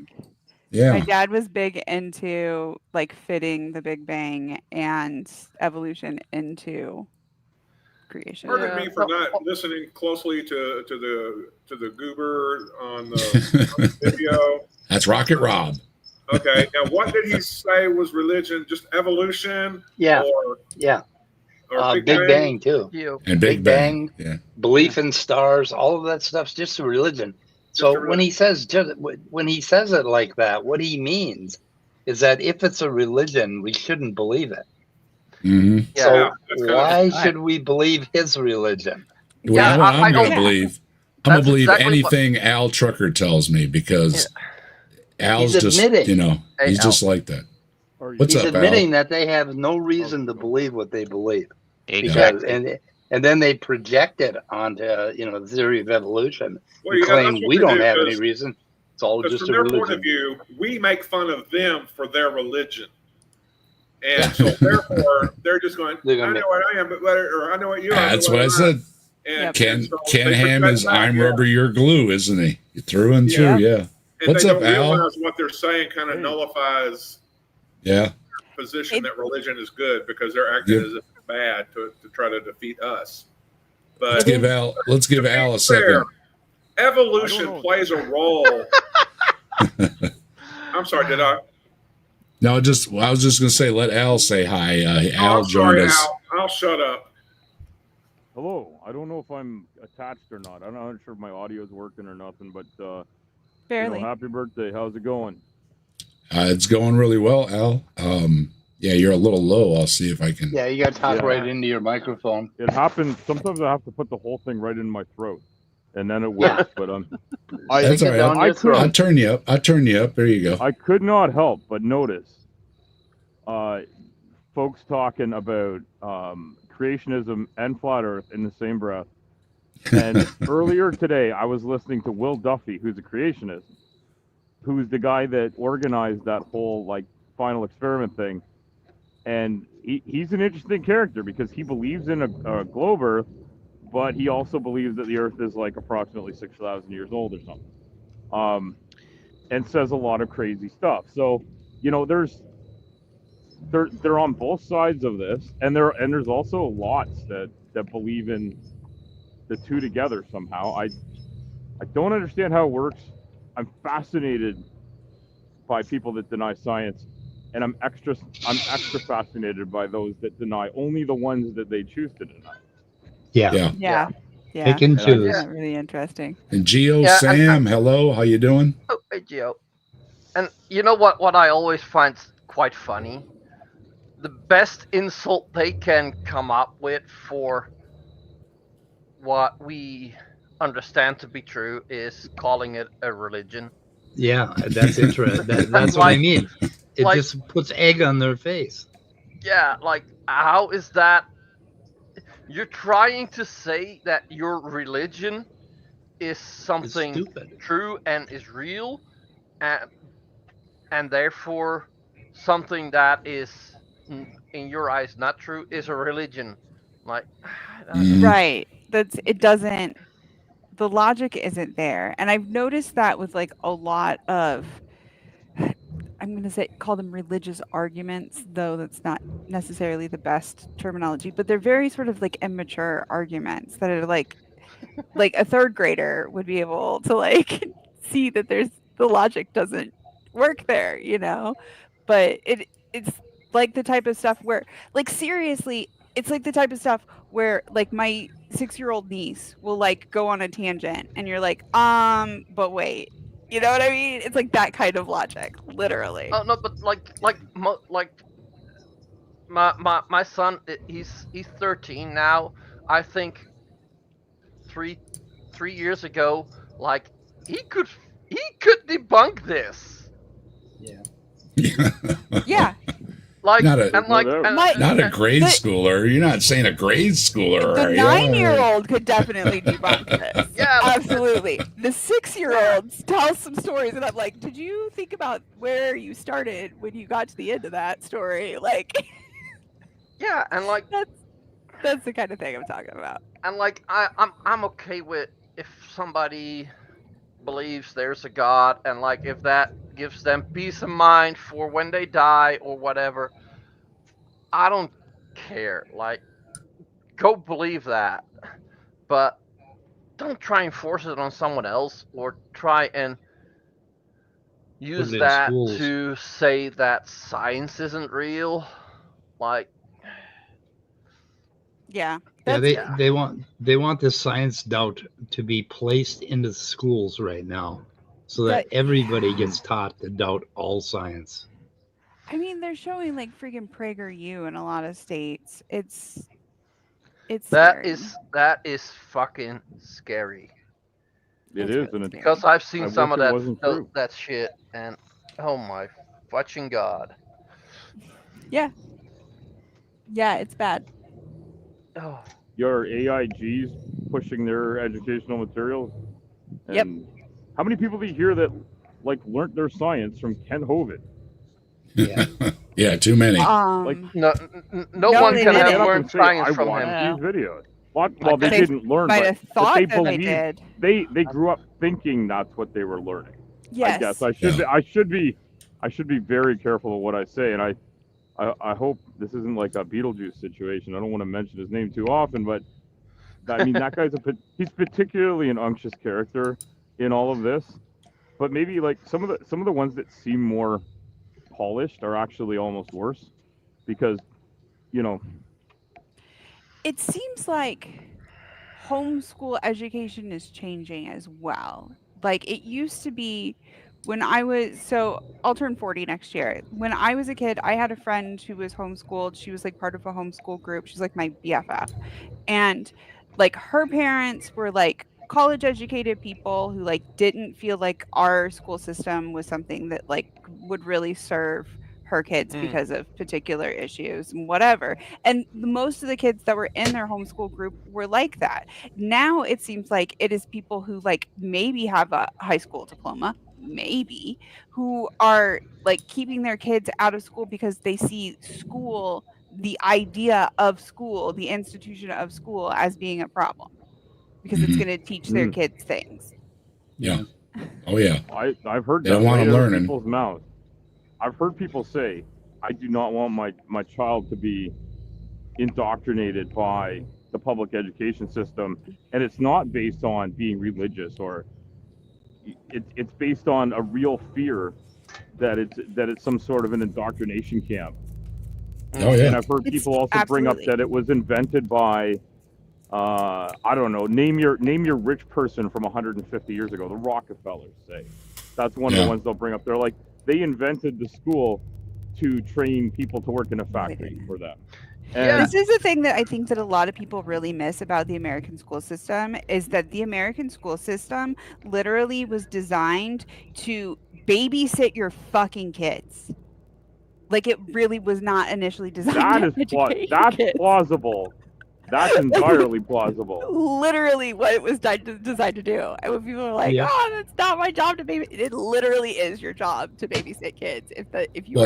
Our government here, I have to always remember this. We're international here, but in this country, our government has been seriously trying to sabotage history classes and science classes and the whatnot. And somebody brought up in the chat that Ken Ham is getting into charter schools. Ken Ham has been a leader in homeschooling materials for years. Paula Gia covered it a long time ago. I don't remember all the numbers, but he was pointing out that he is so behind here's the thing. People have asked me a lot, why do you care about this crazy old guy, right? And, I ain't saying he's got mental problems. It's a slang term, right? Why are you worried about this nut bar, right? And it's like, you don't understand. He's got connections with a lot of money. He's got connections then with politicians. He's got connections with all different types of government. And he's a leader in homeschooling materials. So, we might laugh at the Magic Zubo, which is hilarious because I find it hilarious.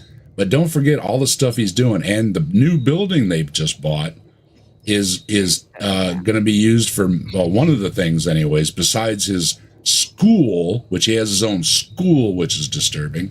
K through 12. That he expanded to 12th grade, yes, is going to be a media center, and they're going to put out a lot of their stuff. And Ken Ham has basically said they've addressed all the evolution arguments. So their way forward is going to be addressing social issues. And their social issues, so to speak, are women's health, LGBTQ, and the pseudoscience. These are the things they're going to concentrate on. I bet they will, and that is it. Yeah. The 80% of homeschooling. 80% of homeschooling, I think, is creation based. They've taken over the conferences. They've taken over the whole thing. It's well, like the curriculum, the available curriculum is Christian based. Yeah. A friend of mine was homeschooling her kids, and she ran into a lot. And when they would do because they still do like field trips and stuff, but they get together in a group and do them, so the kids still have the experiences and everything. Awesome, and she said, they would be the only ones that weren't really Christians in the group. So. Yeah, and that's like my friend growing up. I don't think that they were religious. Like I don't remember her ever discussing religion at all, and I don't remember any because there were multiple times when it was like they were doing their homeschool field trip, whatever, and she invited me to come along because I was one of those kids who was. I was technically enrolled in public school, but I was not there a lot of the time. And I know that there were some people who were religious in that group, but it wasn't something that was like a noticeable thing. It wasn't, it was just like around here that there's usually some Christians in a group, and now it seems like it's predominantly Christians.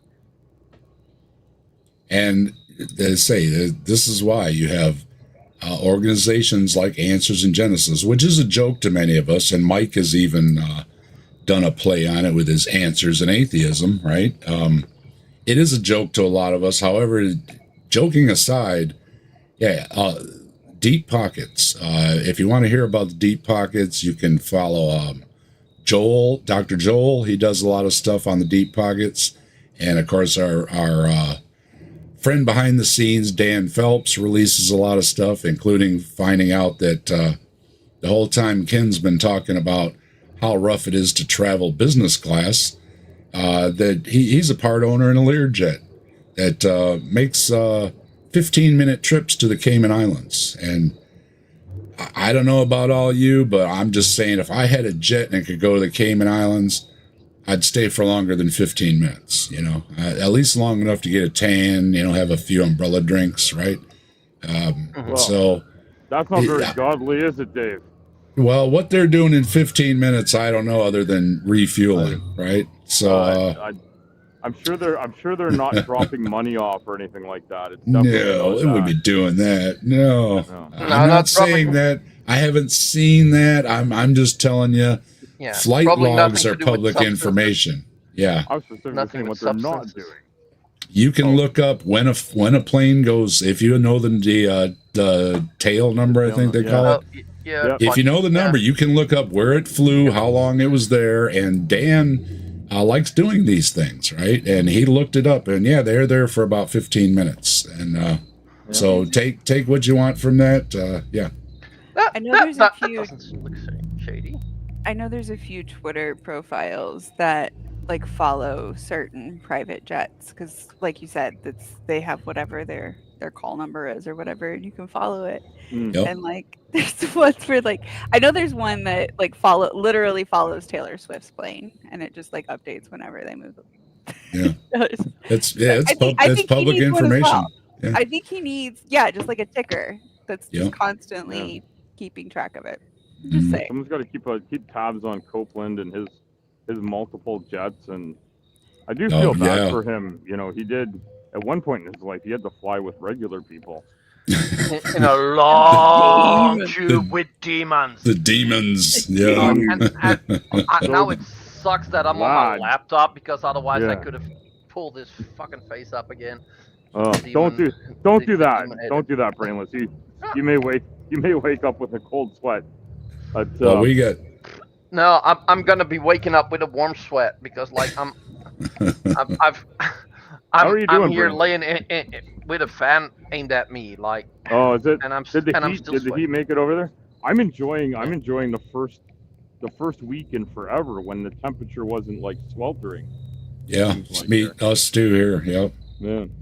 It's been going up and down here. Yeah. It's Yeah, we've gonna had a bit of going yo-yo stuff, but from barely nice to scalding hot to yeah, nice. It's all over the place. yeah, it's. But I at don't know. least most of the time at night it's been not too fucking warm. Well, I think we can blame God because God had to stop playing with the weather and keeping it the right temperature in all the right places, and arrange for Ken Copeland and a few other wonderful people to be able to fly properly and not be mixed in with the demons. Poor guys. What's up, Rex? How you doing? Oh, hey, pretty good. Whose birthday is it? It's my birthday. Happy motherfucking birthday. Thank you very much. Cheers. Cheers. Hey, you go back to the beginning. We had Bigfoot singing me happy birthday. So check that out. Bigfoot knew the words. Well, I just got home. Oh yeah. Oh well. You know what? It was so good watching it the first time. I think we should just watch it again. It's for all the folks that have joined in. Cheeky bastard.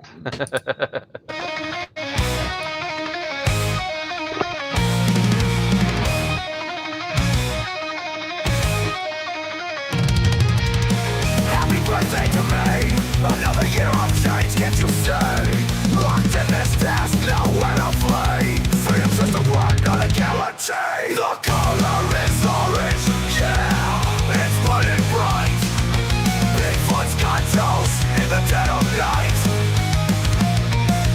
Toes is good, we love it, that's right. Rock on, keep up the fight.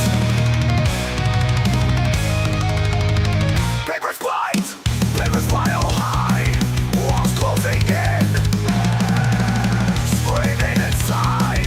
Where do I begin? Stapler's a hammer, but it won't break skin. Rebellion's a whisper, but I hold it within. The color is orange, yeah, it's burning bright. Bigfoot's got toes in the dead of night. Toes is good, we love it, that's right. Rock on, keep up the fight. Papers pile high, walls closing in, screaming inside. Where do I begin? Stapler's a hammer, but it won't break skin. Rebellion's a whisper, but I hold it within. The color is orange, yeah, it's burning bright. Bigfoot's got toes in the dead of night. Toes is good, we love it, that's right. Rock on, keep up the fight. Keep up the fight.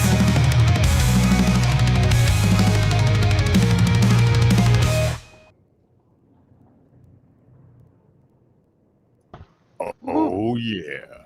I just want to bear witness. Tonight hell, was Bigfoot. supper. I made some toast. I burnt most of it, but it was still delicious. I still loved it. Okay. What goes good with Bigfoot toast? Anything you want. Anything? Bigfoot Anything. jam. Well, around here, come on. I mean, why would you ask such a question about toast? Yeah. We love toast. We love toast. We love toast. We love toast. We love toast. We love all toast. Well, my favorite is white sausage gravy on the Bigfoot toast. Yes. There you go. Bigfoot toast. All right. Yeah. But Dave, I had 2 hours of sleep, but like my alarm is gonna go off in 3.5 hours, so I'm I'm gonna get out of here and try and get a few more hours of sleep. Good to see you, Brainless. I ain't Yep. been around, man. Take- It's harvest time. Yeah, so. Take morning. care, Good morning, Brainless, and we'll see you next time. All right. Thanks, yeah, Brandon. yeah. I'll probably see you guys on Saturday. Okay. Look forward to Ella, it. nice to meet you. And I saw you're and you got an extra sub now. So Oh, sweet. good night, nice He talk people. Good chick and all stuttery and shit. And Good to Dave, see you. have a good rest of your birthday. Thank you, good sir. Appreciate it. See you, Brainless. Night. Yeah, go to sleep, man. And don't forget, I don't have the descriptions set up during the week like I do on Saturdays, but you can check any of the Saturdays descriptions. You'll find Brainless hanging out with Slim Cyborg a lot during the week, although I think Slim's on vacation this week.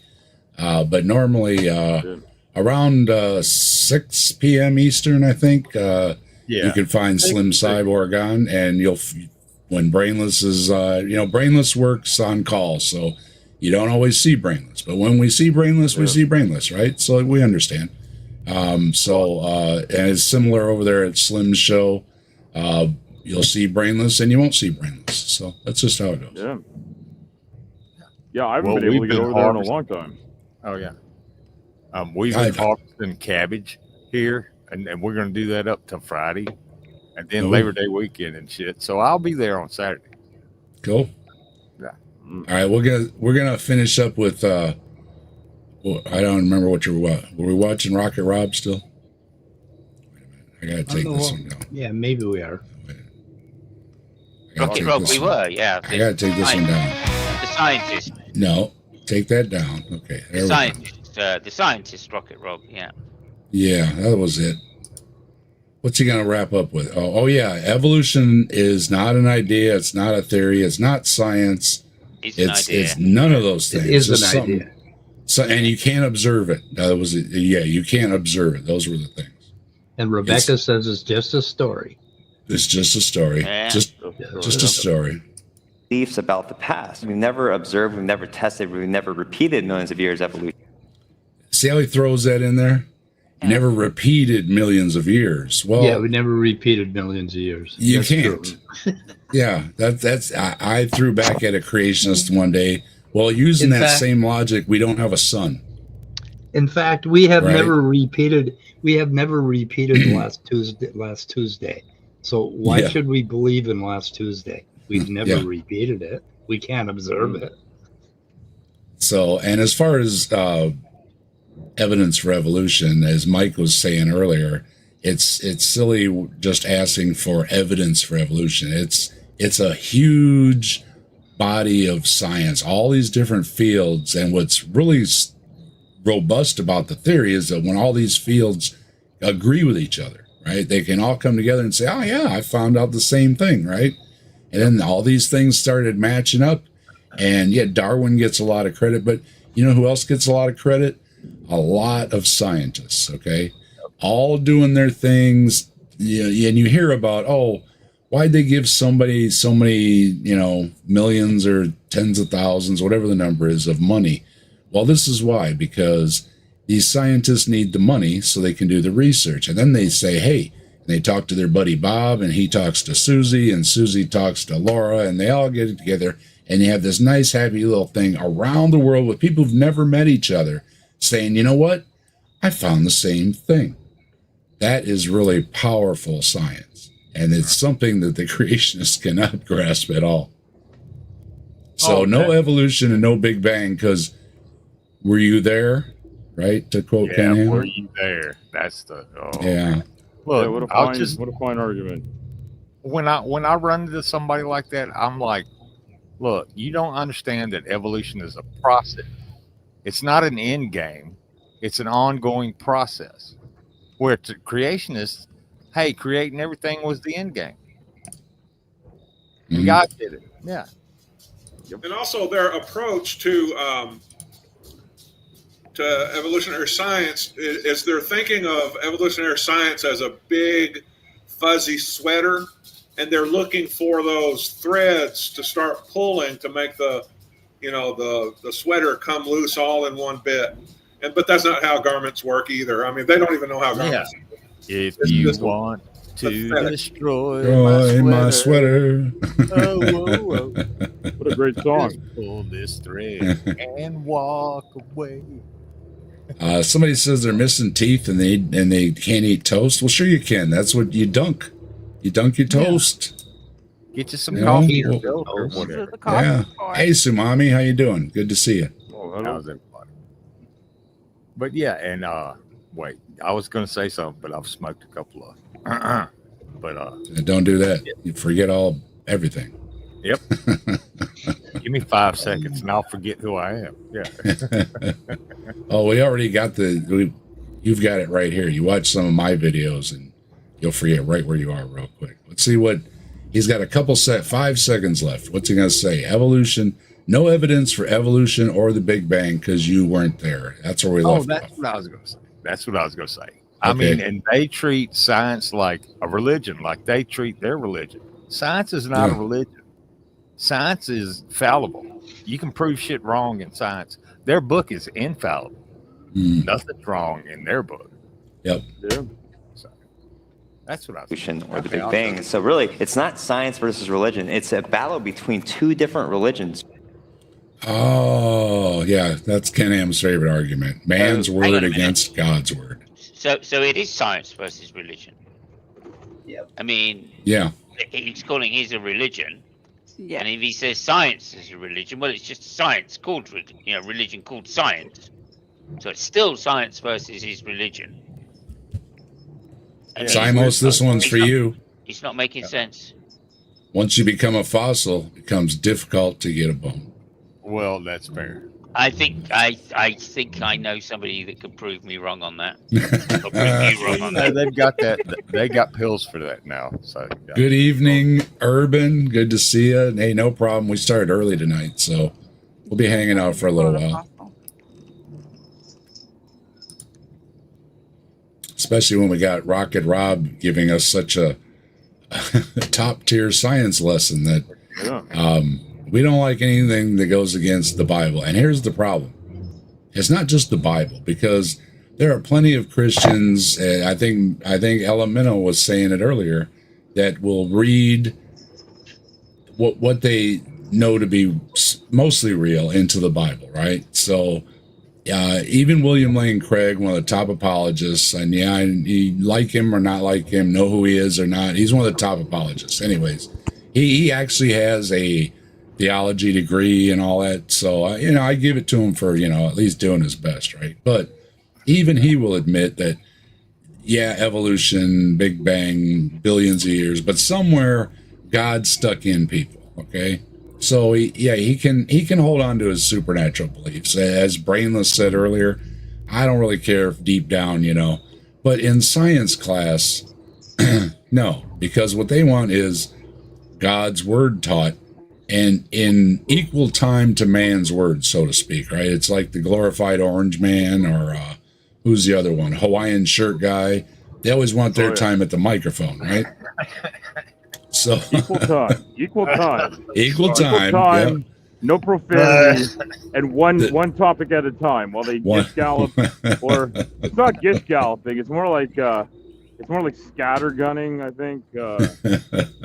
And then they gish gallop while they reload, something along those lines. Yeah, that's close. Yeah, but what they're leaving out, of course, is who's God's word. Well, of course, they want Ken Ham's version of the Bible. So right off, it's not going to fly with most Christians that do not agree with young Earth creationists. They are a minority amongst the Christians, although there's way too many of them. They are not the driving force of Christianity. And you're leaving out all the other religions. And as I've pointed out to people that want religion taught in school, in order to teach all the religions, and you've got, you could name off probably I think there's a couple hundred in practice today, and there's a couple thousand over time, without going, Irving Finkel on it, right? And he could probably find some more. So Yeah, they want Ken Ham's version of God's word in your school textbooks against, and they're not going to give you, a fair shake, because they're going to say things like, oh, evolution's not even proven, or they're just going to say whatever they want against what Ken Ham says. It's not God's word, because even Ken Ham and Hawaiian Shirt Guy, you notice they don't really talk about each other? There's a reason. They don't agree. Not anymore. I like this. Oh yeah, they don't. I like this thing where Yeah. they say it's science versus religion. That was his thing, and then none of the stuff on the left is actually science. That's none of that secular worldview. That's not science. Gay marriage. That's not science. That's human rights. That's all human rights stuff there on the right, on the left rather. So none of it's science. You know, human What you got rights. up there? This is a book for it's a book for sixth graders that AIG sells that teaches them all about ecology. So the book is about ecology. And like one of the first pages is, oh God, the triune God, harmony in creation. And they're talking about the Trinity. And this is the first page. Now this is supposed to be for 12-year-olds, right? 12. Gotta hold that there for me, Mike, when you're finished. Go ahead. Okay, when you get it, it's creation science books for teens, and you ought to see some of the material in these creation science books. I mean, I can't believe that they would think teenagers are this dumb. I mean, they're not this dumb. No. If you go back to that first page, I think you'll find they've illustrated it with the smartest guys in the class. There they are, the football players. They're always players. always the smartest guys in the class are the football players. Okay, let's see. Let's see what's on page. What's on the next page? I don't know. Okay, harmony within the Godhead, reflected in creation. Harmony broken. When God finished creating, He declared everything. I mean, this is supposed to be science. Yeah, this it's is all what they're just teaching about- for science. Yeah, that's. There was one that I came across recently that it was again, it was a science book, and it was, and to be fair, the one that I saw wasn't this bad. It wasn't like if you were giving it out at like a youth group, I wouldn't necessarily have a problem with it. If you're using it to teach kids science, I have a fucking problem with it. Yeah.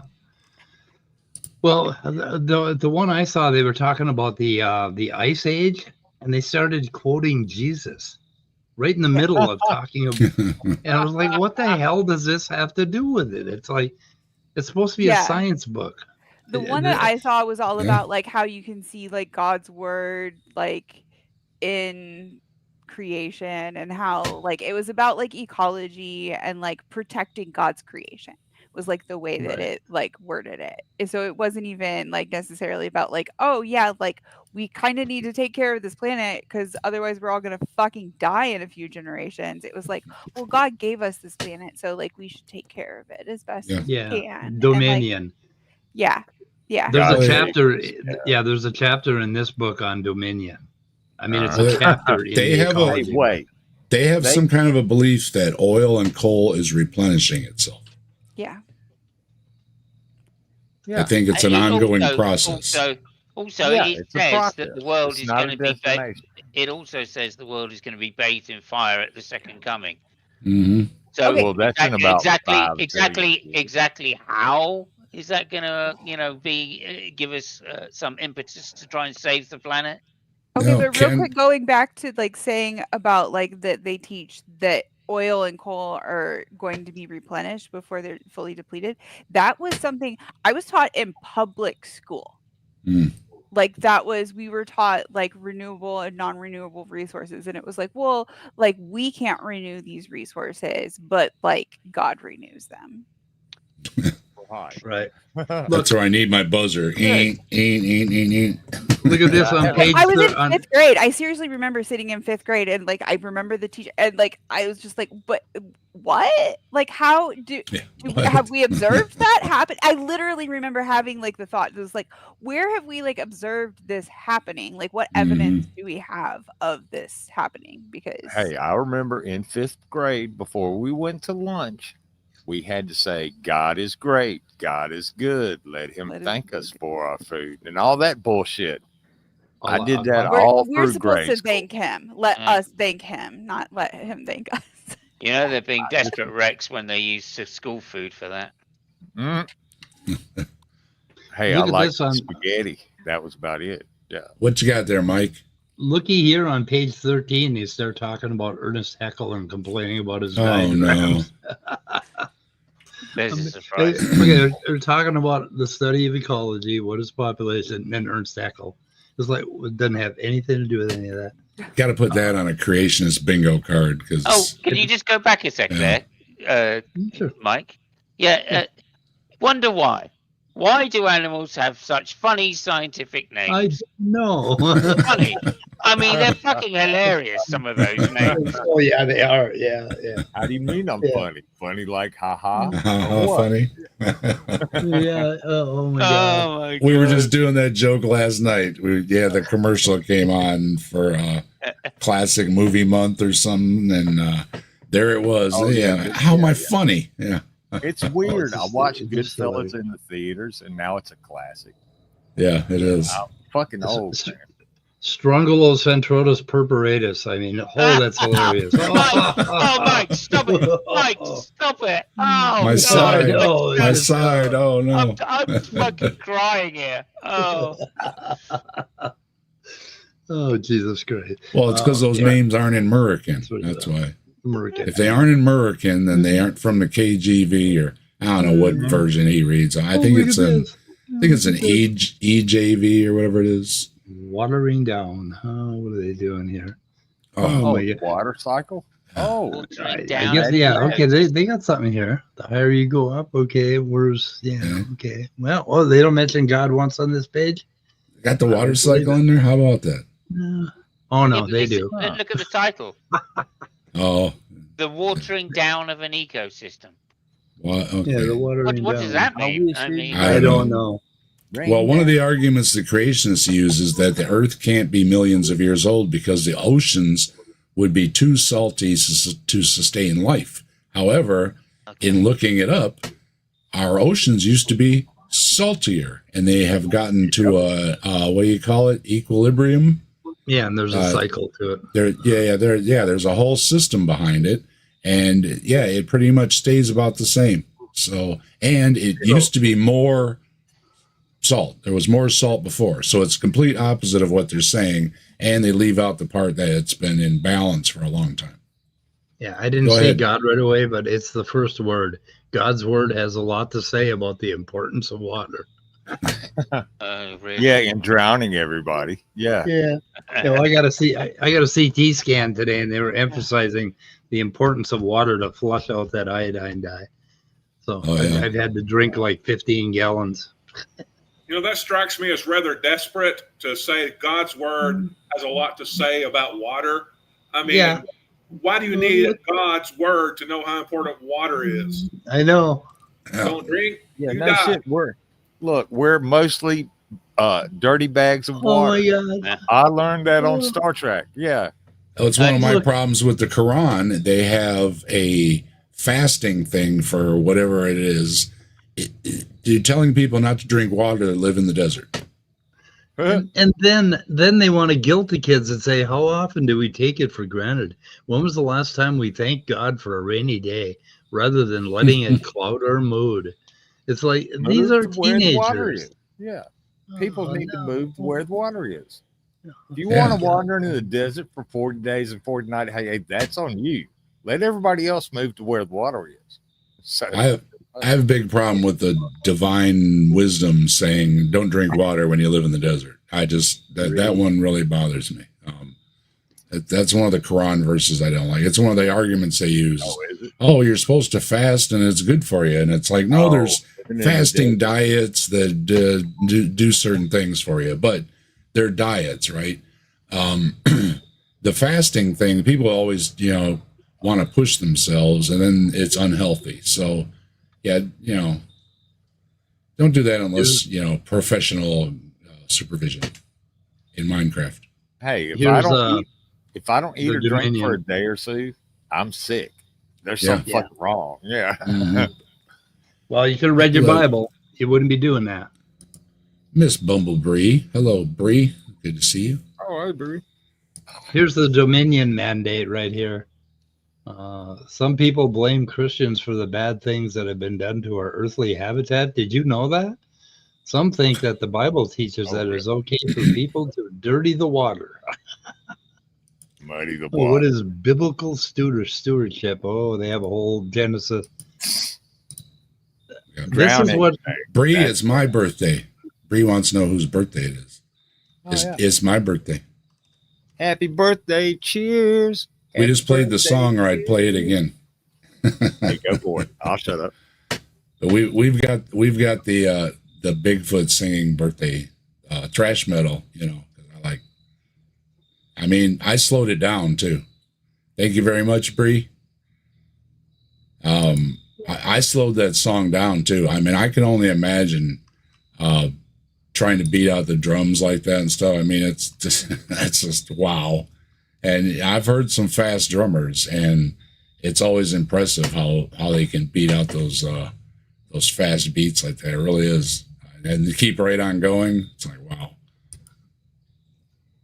But yeah, that's right. We were at Rocket Rob, who's all done, who, is a mouthpiece for Ken Ham. And yeah, Ken Ham is not a good dude. And that's why we were at the protest this summer in Kentucky, telling Ken Ham, we don't like you. So Rocket Rob and AIG, we don't like you. That's my final word on that. I'm probably And going I to know- take off here before you get to another video. But it's Okay. it's been fun to join you. Happy birthday. This has been fun. Thank you. And you're always welcome to join us. Well, thanks. Fit right in very well. It was a good time. You guys have a good one. Nice to meet You you. have a good one too. Yeah, nice Yep. to meet you guys. I know I had one I wanted to look at. Let me see. So many on my list all the time, There was somebody that was asking about, somebody asking about Turek? Because I found a Turek. So let's look at a Turek. And if that person is here, I don't remember who it was, but this one is for you because you were asking about a Turek. So if you're not watching right now, I'm sorry, but I found it and I'm going to play it now. Right. Why did God make Turek? That's a toughie. It really is. Okay, so here we go. Frank says atheists cannot justify morality. Now, we're not saying that atheists don't know morality. Frank, if we can know morality, then don't we justify it? Isn't that like Simos? You're the word person. Justify and that, isn't that how we know something, is you justify it? Yeah, kind of. Knowledge is true justified belief. So if it's true and you can justify it, and you believe it, then it becomes knowledge. So that's rough. There are exceptions. There's things called Gettier problems before people jump down my. Of all the quote unquote professional apologists out there, which makes you want to backhand them the most? Calvin Smith or Frank? Oh, to me, it's a tough one. That's a tough one. If I could sit on Frank Chirrut's lap, I would definitely slap him in the face. He'd like you to sit on his lap. He'd like that. They do. It's written on their hearts just like it's written on anyone else's heart. Oh, well then, now wait a minute, Frank.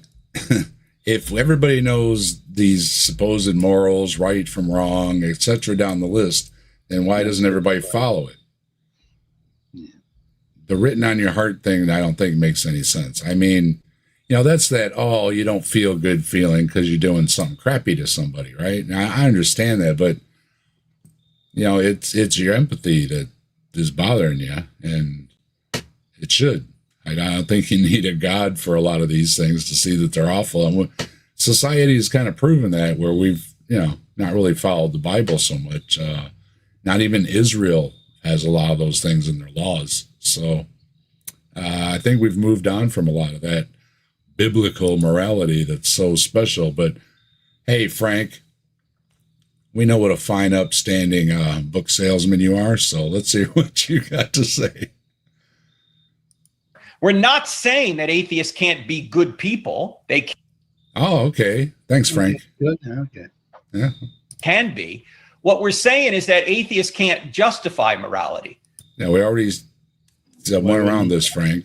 We justify it with knowing our morality, and it's pretty much agreed to by societies that kind of come together, make laws, and we live together by them, and different things, how fast to drive on the road and all that stuff. So everybody can kind of, have an agreeable thing, but yet written on your heart, again, why do we have, criminals then? I mean, is God having a bad day? Christians can be good people too. I mean, not all Christians are bad. Yeah, there's some good Christians. Well, I'll admit that. Not all Christians. Also, I mean, just to name a few, Judaism justifies morality. That's not Christian.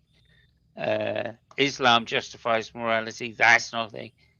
Spinoza famously wrote a complete ethical system, which is coherent and has no contradictions, and therefore that justifies ethical systems of morality. So, I mean, it's just that he's ignorant of literature. And since Spinoza, who obviously was like whatever 1600s, so many people have written consistent, coherent ethical systems. So it's crazy for these guys still to be saying this after all this time. Go ahead, Mike. There's something really subtle about this. If you have to justify being good to somebody, then you're a monster. Yeah. Okay. And when now all atheists need to listen up here. When they say it's written on your heart, you know what that means? It's built into what you are as an organism. It's instinctual skill. So morality is an instinctual skill that basically there's a seed of it there, a large seed in the beginning, and through your culture and your parents and growing up, it nurtures it and turns it into you getting along in a moral manner in society. I am? Is that You're all right. I think it's you. Oh, maybe. Anyway, so it's really so, and that justifies it. So a rock, how do you justify a rock? A rock is there. That's how you justify it. Morality is there. It's written on your heart. Therefore, it's justified. You don't need to go through this whole fucking Gettier problem thing and this, all these twists and turns that philosophers like to take in order to put the brakes on when somebody runs out in front of your car. If you have to go through that shit, then you are a monster. If you have to read it in the Bible in order to be good, then you, sir, are a monster and you need to be locked up. That's my opinion. I'm not disagreeing with you. I'm not going to no. Yeah, if you need something to teach you how to be good, you're not good. That there's no reason, there is no such thing as goodness in an objective sense unless God exists, and there is no. And no, Frank, I'm going to disagree with you again. I do think that we may be able to find things that are objectively wrong, for all intents and purposes. 100%, probably not. But most people agree that certain actions are wrong. Yeah. So we do have an idea of a right and wrong. Now, cultures, vary, of course. But pretty much, though, you'll go around, and even amongst religions and stuff, what do they say is good and bad? Pretty much what everybody agrees is good and bad, other than the silly things about how to cut your hair and wear your clothes or whatever. So, go ahead. This is the slippage that you get from people that are basically immoral, which is he starts out talking about Christianity, right? And there you go. Unless you're a Christian, you can't be moral. Then he slips to without God, you can't have objective morality. Which God exactly are you talking about? Because I'm pretty sure I can name some gods which contradict the Christian God, which claim to have morality. So, are you now saying that you're not a Christian and you're just a deist? Is that what's going on here, Frank? Well, I mean,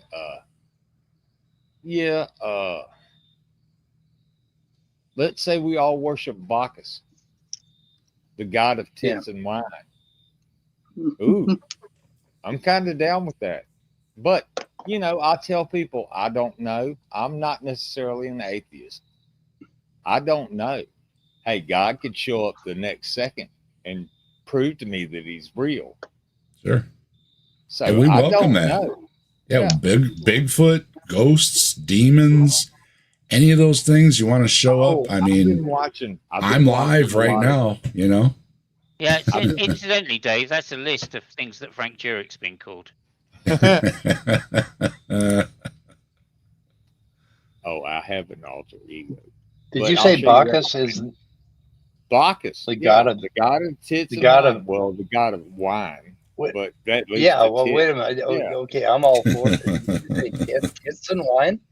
Like, man, I'm signing up. Yeah, I mean, if Bacchus showed up, knocked at the door, and said, "Hey, man, let's have some wine," I'd be like, "Fuck yeah!"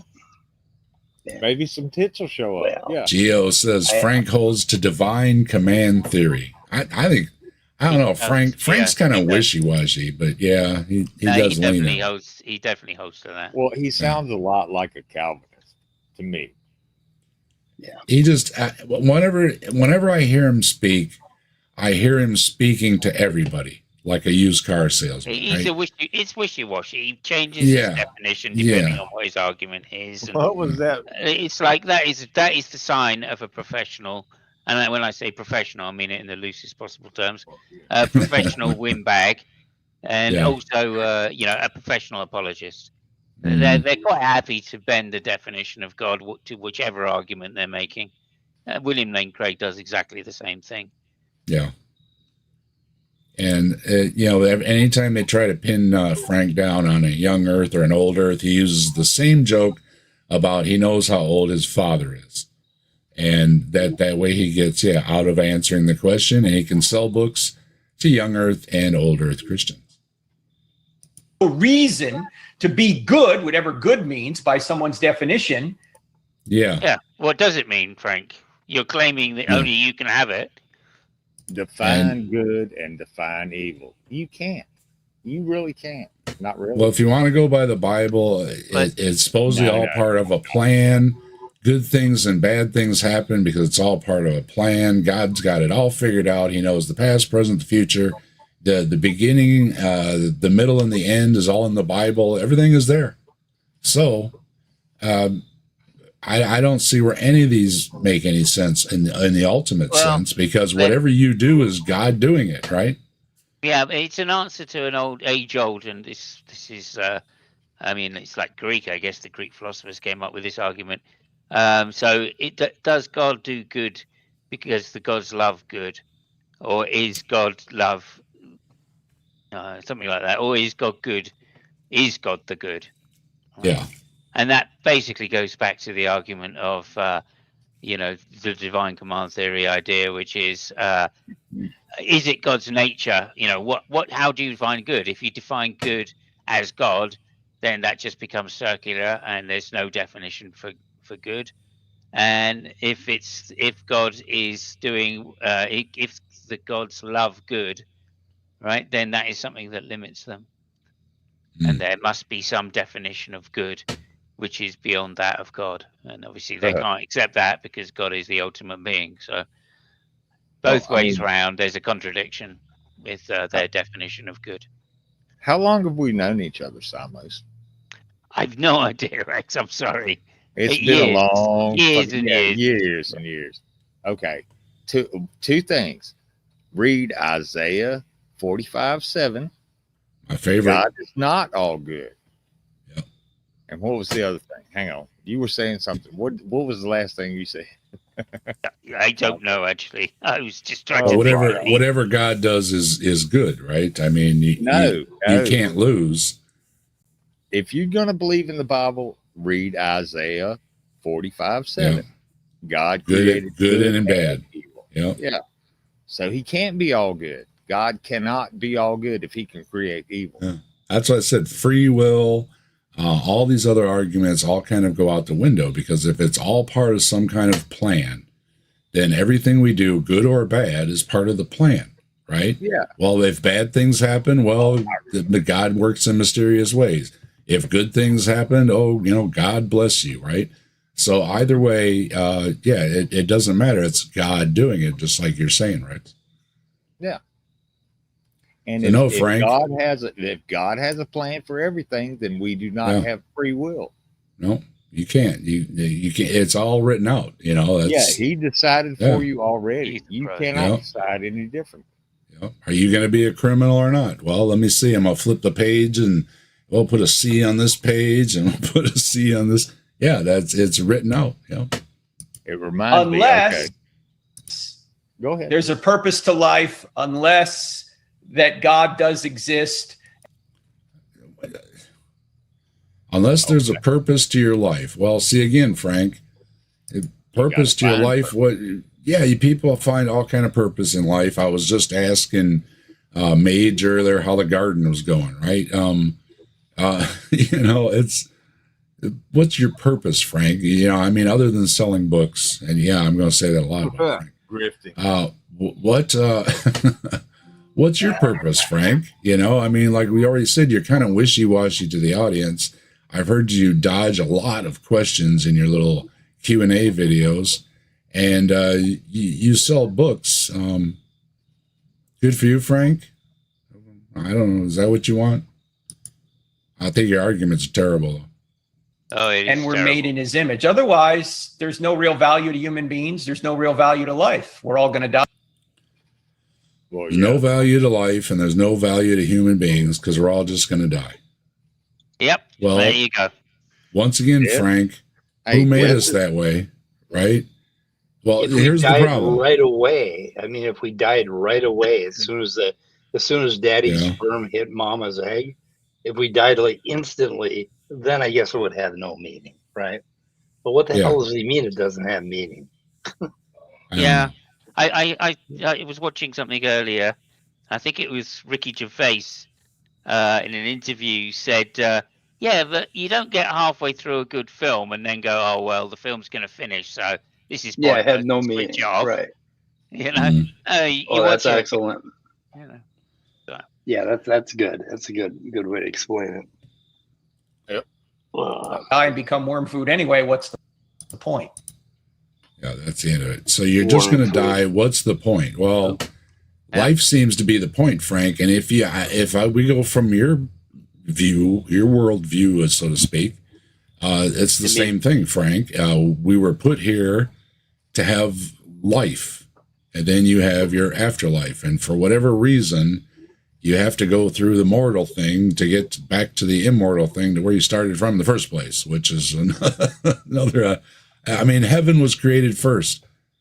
That's where God and the angels were, and then made according Earth. to him, the only meaning of life is to find out whether or not we believe in Jesus, and if we don't, burn in hell forever. And if we do, we get to go to heaven. But life is meaningless under Christianity. Absolutely. Unless you got the right heifer or some other thing, and then buy yourself some time, and it's just a quiz, a test. You it believe is. in Jesus? Yeah. Well, anyway, that was Frank with a bad argument, because somebody asked for Frank. And I came across one. Somebody in the chat. Another bad argument. Not the first time. We'll probably see Frank again. But for now, Frank's off my list. So, bye, Frank. Is Scott still here? Where's Scott? There's Scott. See you later, alligator. Yeah. I slap your face and fart in your general direction. Where's let's see. Atheism is just another religion. Oh, this is your birthday, man. What? I look, it keeps slipping my head. I've been cutting cabbage all day. So That's all right. Really? You making sauerkraut? Yeah, he says he's making a big old batch. well, yeah, I got several nice heads. Sorry. That sounds weird. I was just looking for some shorties. Let me see. What do we got with atheists can't answer these logically. 23 seconds. That sounds good to me. Atheists cannot answer this question. We know time, space, and matter was all created at the Big Bang. Oh boy. Yeah, just let me point out, not all questions are sensible questions worth answering. Some are stupid questions, which are not worth answering. There are dumb questions. Yeah. And we'll start with the title. Atheists can't answer these logic. I don't care. I don't care if I can't answer any of your questions. Yeah. The problem is you haven't convinced me your God exists. That's it. Now, as far as we can't answer these logically, well, we'll see. But, I think in order to have a logical answer, it has to be a logical question in the first place. So, yeah, I can always come up with a bullshit answer. Yeah, there you go. Thank you, Scott. But if it was all created at the Big Bang, what caused the Big Bang? The cause would happen. Yeah. What caused the Big Bang? It was the Big Bang. Go to the gaps straight off the bat. Of the gaps. Thank you. How many subscribers does he have? 7.3K. Yeah. Jesus Christ, he's so stupid. Well, there are a lot of dumb people in the world, so yeah. Oh my God. Oh, it's 30K views too. Oh, yeah. What? Well, how many thumbs up has it got? 873. Okay, there you go. There's 1,900 comments. There's the average. There's my comment. I usually got a comment. Let's read your comment, please. All right, let's see. Oh, can I do it actually? Okay. I cannot see you. You are repeating Frank Turek, who is an idiot. And so are these questions. An atheist doesn't believe in God. It doesn't make them physicists or cosmologists. But see, that's too sensible. That is too sensible, Dave. I mean, it's like you're taking it seriously or something. Have to be something timeless, spaceless, and immaterial. And the atheist has it? No, that doesn't follow. That doesn't follow. Well, no. Would say we don't know. So if you don't know, why could it not be God? It could be a whole lot of things. That's what I don't know means. Yeah, you can fill in the blank, right? I don't know is, let me, hold on, I could get my thing. Yeah, could be God. Could be I Allah. could get my thing bigger. Okay. Then I forgot what I was going to say. You don't know. You sound like me. I don't know. What were we just watching? He doesn't know. Yeah. Why couldn't it be God? You were watching an idiot say that everything was Yeah. Why couldn't it be God, Dave? I don't know why it couldn't be God. It slipped right out. I don't know either. It was so stupid. It slipped right out of my brain. It was so stupid. We need to just background music to this guy. You're Like, fine. There must be a great reason for this. We need to do some background music on this guy, like what he thinks he's saying and the effect he thinks it's going to have, and then the sound effect to what it really has. We'll back him up a couple seconds and see what he says. Yeah. Go ahead. Would say we don't know. So if you don't know, why could it not be God? Oh yeah, that was my thing. Why could it not be God? Okay, you want to know why it could? Want me to tell you why? Oh, wait. I hit the wrong button. That's why it can't be God. You got to be right on the button or you click it on. Yeah, you know why? Sure. And there's this huge line that's, wait a minute, I go the other way. Here we go. There's a huge line that says, I don't know. And you can fill in that blank. Okay? Yeah. Anything you want, you can fill in that. You want to fill it in with God? Fine. But you know what you find out using God of the gaps? The gaps keep getting smaller. Yep. Yeah. You start using great stuff, and then you're down to using like a little bit of silicone. So if you don't know, and it can be anything, then it can be one of an infinite number of things. And Right. God is one of an infinite number of things. So the probability of it being God is 1 over infinity, which is effectively 0. Uh-oh. See, we got you with the probabilities there, buddy. Yeah, we got Top of that, went down in flames. To answer it, Jordan? to Yeah, answer go it with Jordan. logically, to answer it logically again. Also, if your answer could absolutely could fill any gap, then it's not an answer. Yeah. Yeah. And unfortunately, Pretty God much. is an explanation which could fill any gap. So, Just it's about. unlikely to be the answer to any one gap. We need Heisenberg compensators. Just saying. And if there is no God, why is there something rather than nothing at all? Oh no, what a way to finish. Why is there something rather than nothing? Why is there something? Why is because there? there is. There is, right. Because Nothing. You can't have nothing. That's why. Yeah, nothing is incoherent. No such thing. Yeah, there's no such thing as nothing. Why is there God instead of no God? I don't know. Why is there no God instead of God? Yeah. I don't know. And I don't know. We've covered videos before where they've gone back and forth on the nothing thing, where God made from nothing and where God didn't make from nothing. But some versions, especially ex nihilo, means out of nothing. So this is another one where you can't get your story straight. And, you start scratching this and scratching that and taking this out and taking that out, and everything's out of the Bible. And then what am I left with? I'm supposed to follow this Jesus story because all the other things are too ridiculous. I mean, come on. I don't even have to get to the Jesus story. I like Magic Zubo, but you can start at, the first page of the Bible and it's just wrong. First sentence. But anyway. Yeah. The other thing as well, I never trust a man that doesn't have a full bookshelf. Oh, see. Never. That was the giveaway. That was the giveaway for me, yeah. Well, thankfully. Oh. Go ahead.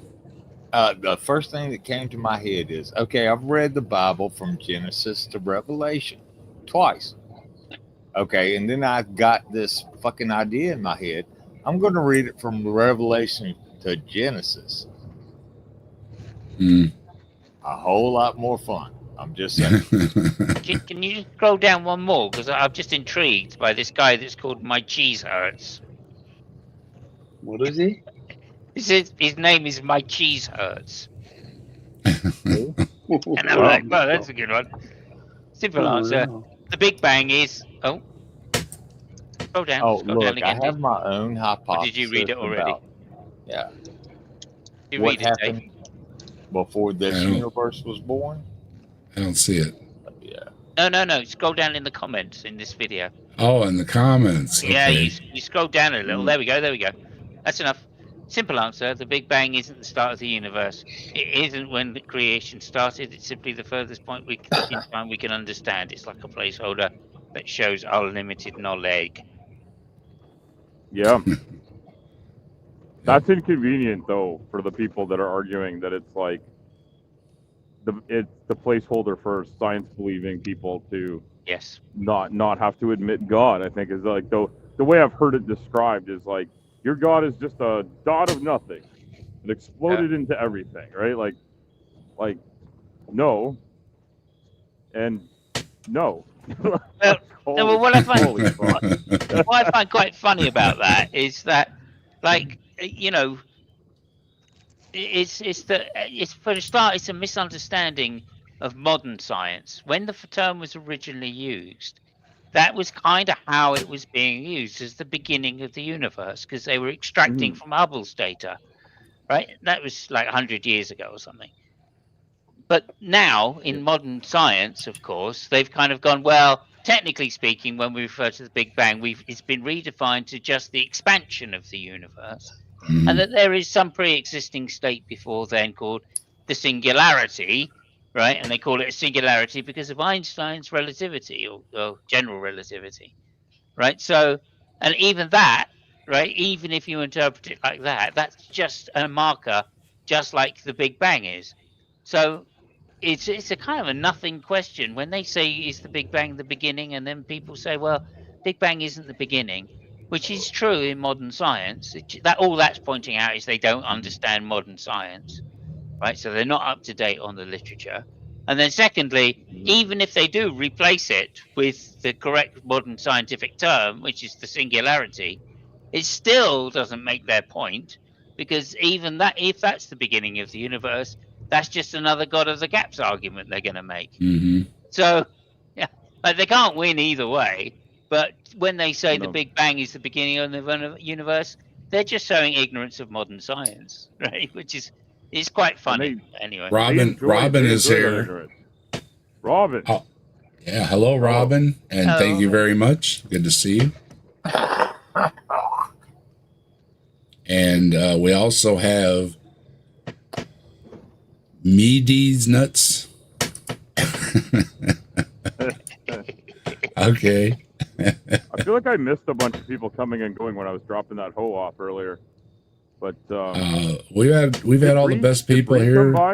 Bree was here, yeah. Bree was here. Hello and goodbye to Bree, and the other person, the other lady, I think it was the lady was here, LMNOP, I think. Yeah. Was here. Is that right? Yep. I think I've encountered them in chat, but not in person, and I did not avail myself of the opportunity to say hello and goodbye to them either, but mostly because I was trying to wrestle a hoe off my trailer. So there you go. I mean, we've all been there, right? Oh, I think. Well, I have many times. Anytime. As a trucker, that's understandable, Al. Yeah. It happens a lot, especially in my particular branch of trucking. Well, let's see. I had another one here. Everybody up for a challenge? All right. I hope you're up for a challenge. And welcome back, Scott. Of course, Scott in the Welcome back. backyardic. Please, please give me a challenge. I will give you a birthday present challenge. 31 seconds. Atheists cannot defeat this argument. In 31 seconds? My favorite atheist argument is that they can't live out atheism. Like, because atheism... Can't live out atheism. It's not a worldview, guys. Come on. I'm done. I did it. Yeah, 5 seconds in. I'm 49 years. I'm 49 years old, and if I keep on going, I'll be an atheist till I die. Next up. Hey, look, I'm 52. So I mean, he's got that great sign. I mean, probably spent a lot of time making that. Or an individual challenge. Well, I'm surprised he doesn't have a bullhorn. Yeah. He's got a mic. Can I just He's say, got a Prove mic, on yeah. that billboard? Prove is doing an awful lot of the heavy lifting. I wonder if he's got $1,000 with him. I don't know. Yeah, I don't think so. Include everything just to matter and energy. There's no purpose for your life. We're not here for no reason, and you're going to die for no reason. And I feel like you can't... Here we go again. Were you listening to Frank Turek? I think there is a I think reason. so. You can't live that out. I'm pretty sure there is a reason why I'm going to die, but you know. Yeah, and there's. I have a complaint. I don't know what it is. You can have whatever purpose I that you guess. want in life. Yeah. You don't know what's going to kill you. You know And that you're doesn't- going to die. And that doesn't mean you're not religious. I mean, we have a lot of atheists roll through here, right? But people find purpose in other religions. You do realize this, right? No, you don't realize There you this. go. And that's the thing. They don't. They're preaching about a minority of non-believers. Most of the people are believers. Okay, that's just the reality we live in. If you go to most countries, you're going to find a bunch of believers in whatever the culture pretty much dictates, right? But yeah, people can follow a lot of different beliefs and still have all these things that you're saying atheists can't have. But at the same time, you're not only most of the world's population who are not Christians, but then as we've pointed out a lot of times, you've got Christians that can't even agree. So then the numbers dwindle down even fewer to actually who has it figured out right. You know what I'm saying? I do. And Dave, can I add on to that? Because Yeah. as you were saying that, I thought of something I've heard before. I don't know who I first heard this from, but I didn't realize it at first until I'd heard it and then listened to a lot of people speak. And it's mostly Christians and evangelicals and the like. When they say atheist, what they mean is anyone that doesn't believe in my particular brand of God. Jesus. That's what they really mean. So a Hindu person is not a believer. They're not a deist. They're not a theist. They're an atheist because they don't believe in their God. Just like also someone who believes in Catholicism and that version of God, that's another atheist to them. And possibly even vice versa. Although most of the Catholics I've met are not that way. But it's certainly definitely there's a lot of your thing isn't exactly like mine, and that's an atheist. And that is something that I did not appreciate for a long time until I heard it, and then I started recognizing it in the words they said. And hey there, Tyler, and thank you very much. Thank you very much for stopping by. Appreciate it.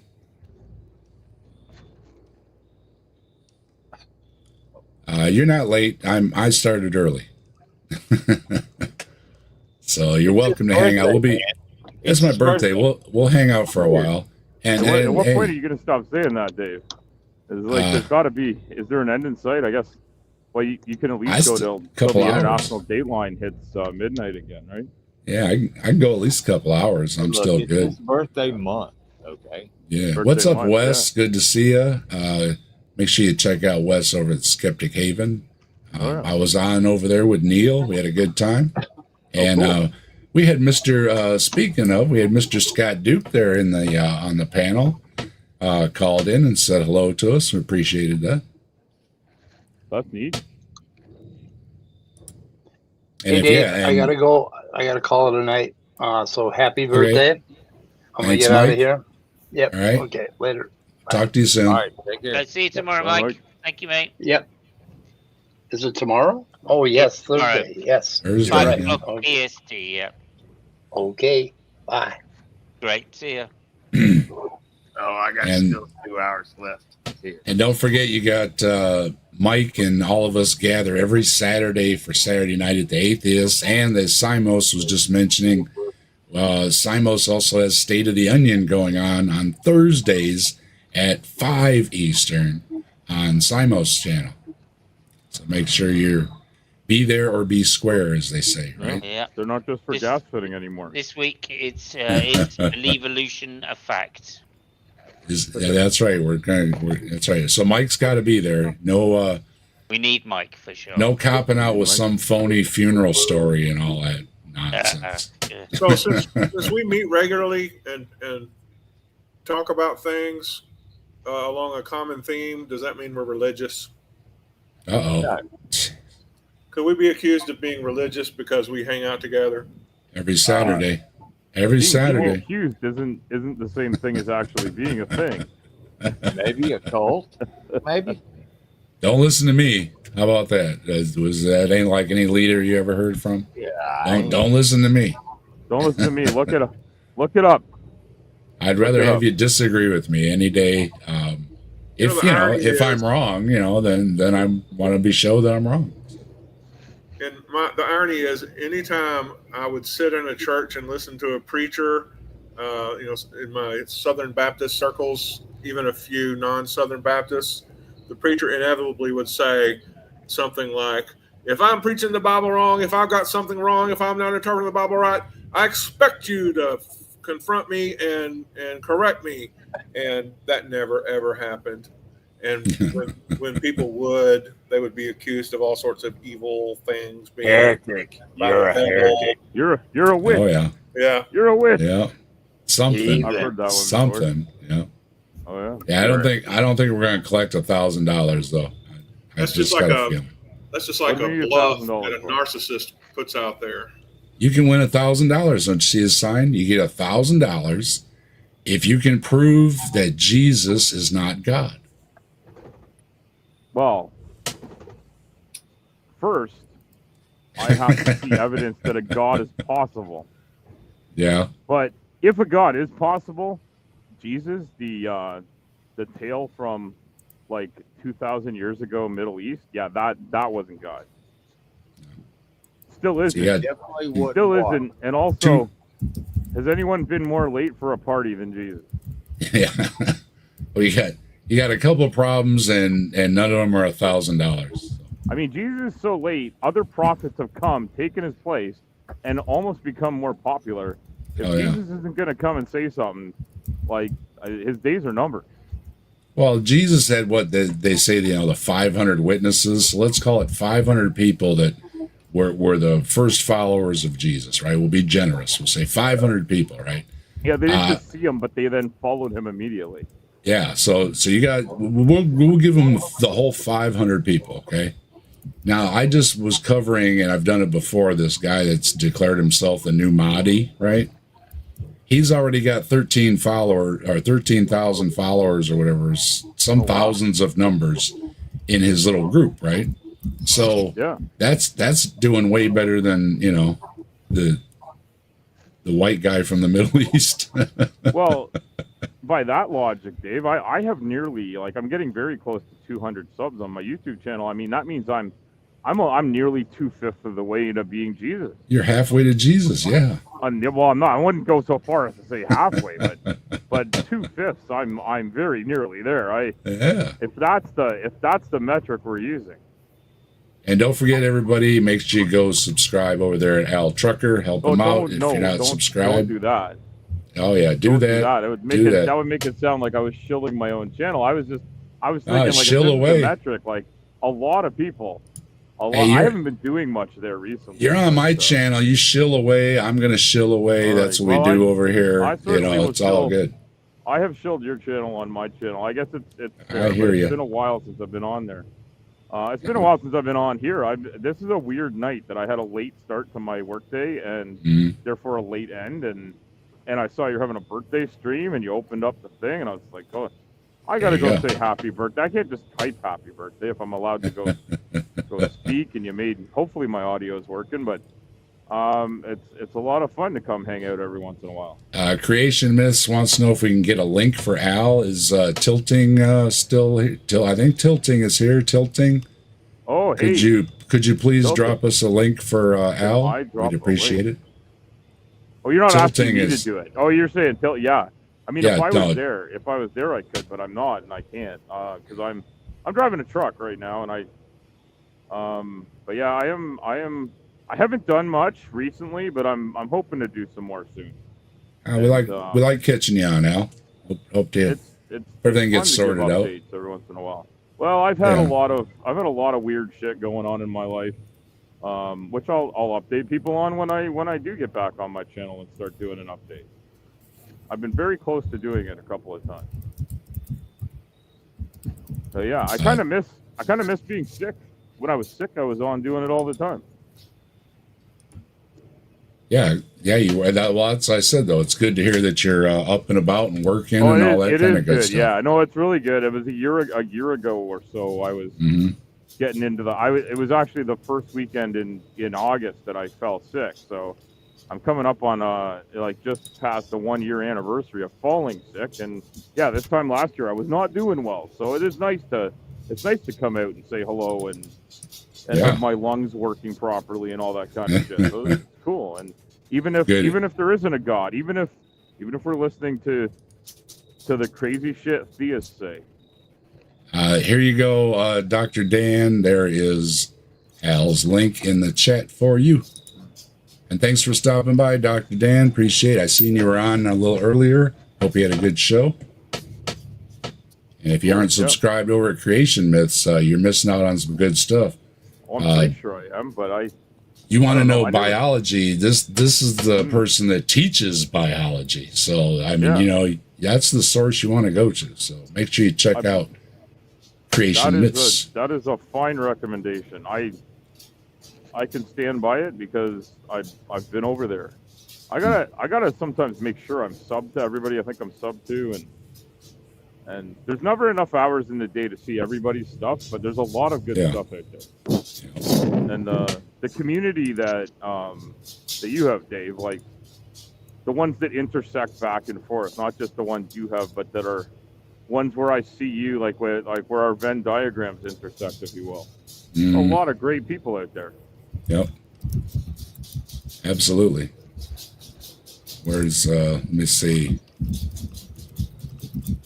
While I've got the thing up here, 1 second here, and we'll get get Dr. Dan up there too. Oh, absolutely.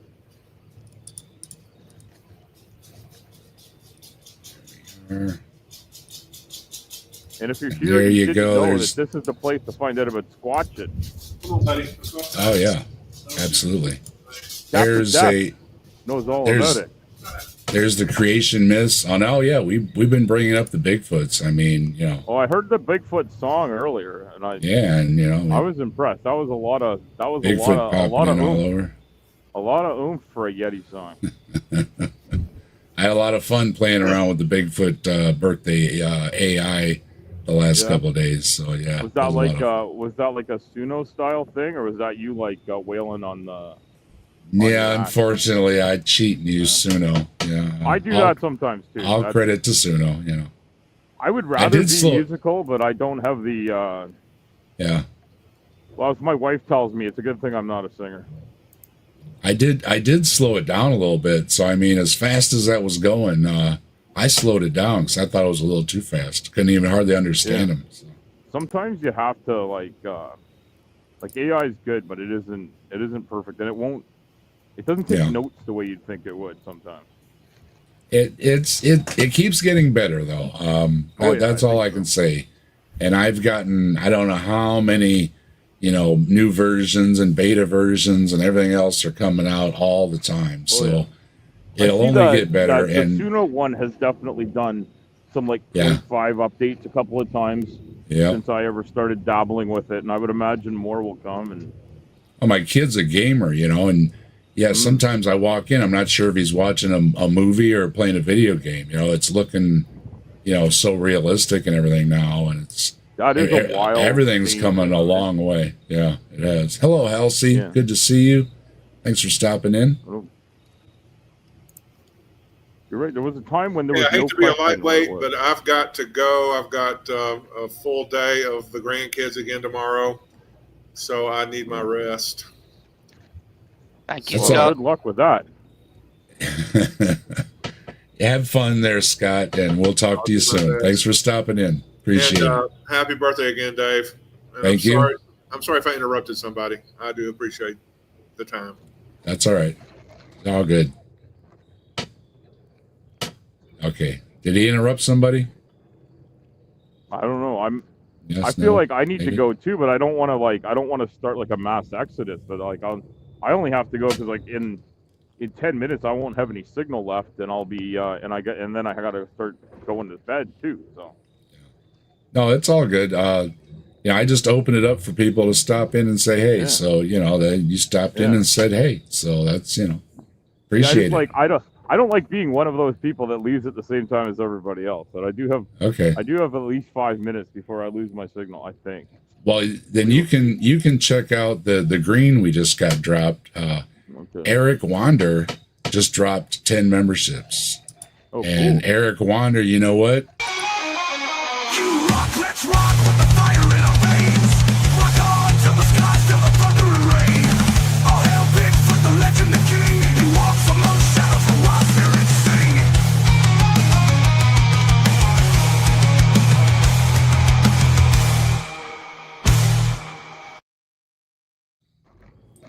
Eric, you rock. And let's see if YouTube is working today.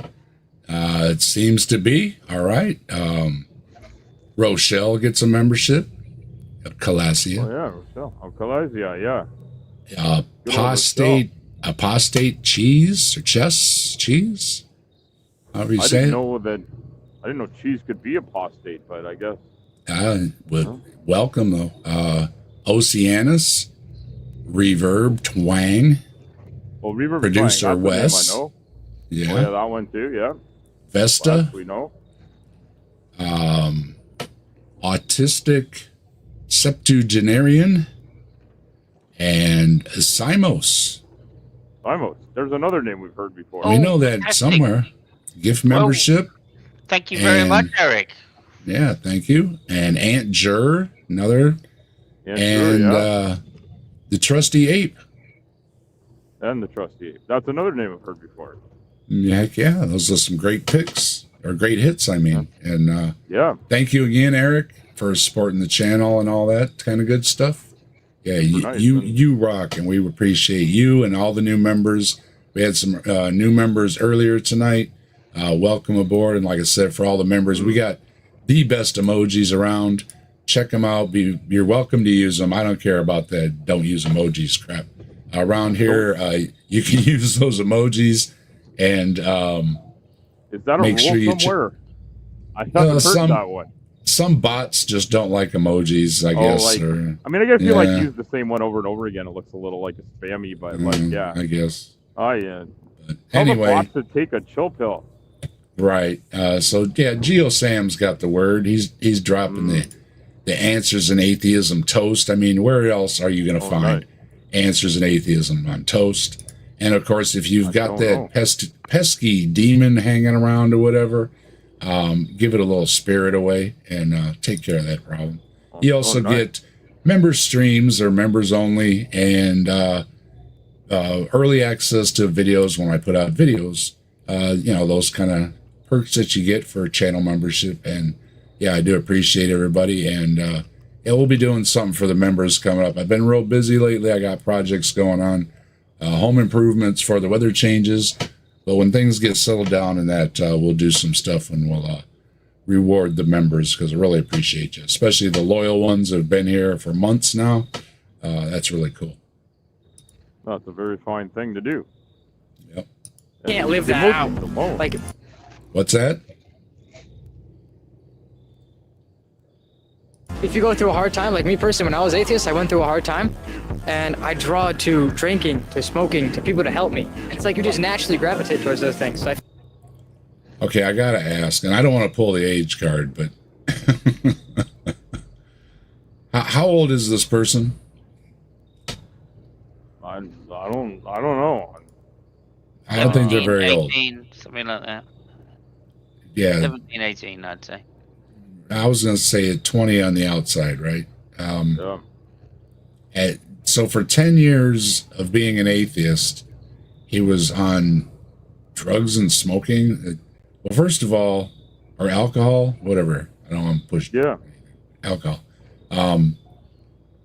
Well, a lot of teenagers experiment with that kind of stuff. And you know what this makes me think of right off is Esther over at the Afro Atheist, another great channel. Check out Esther at the Afro Atheist.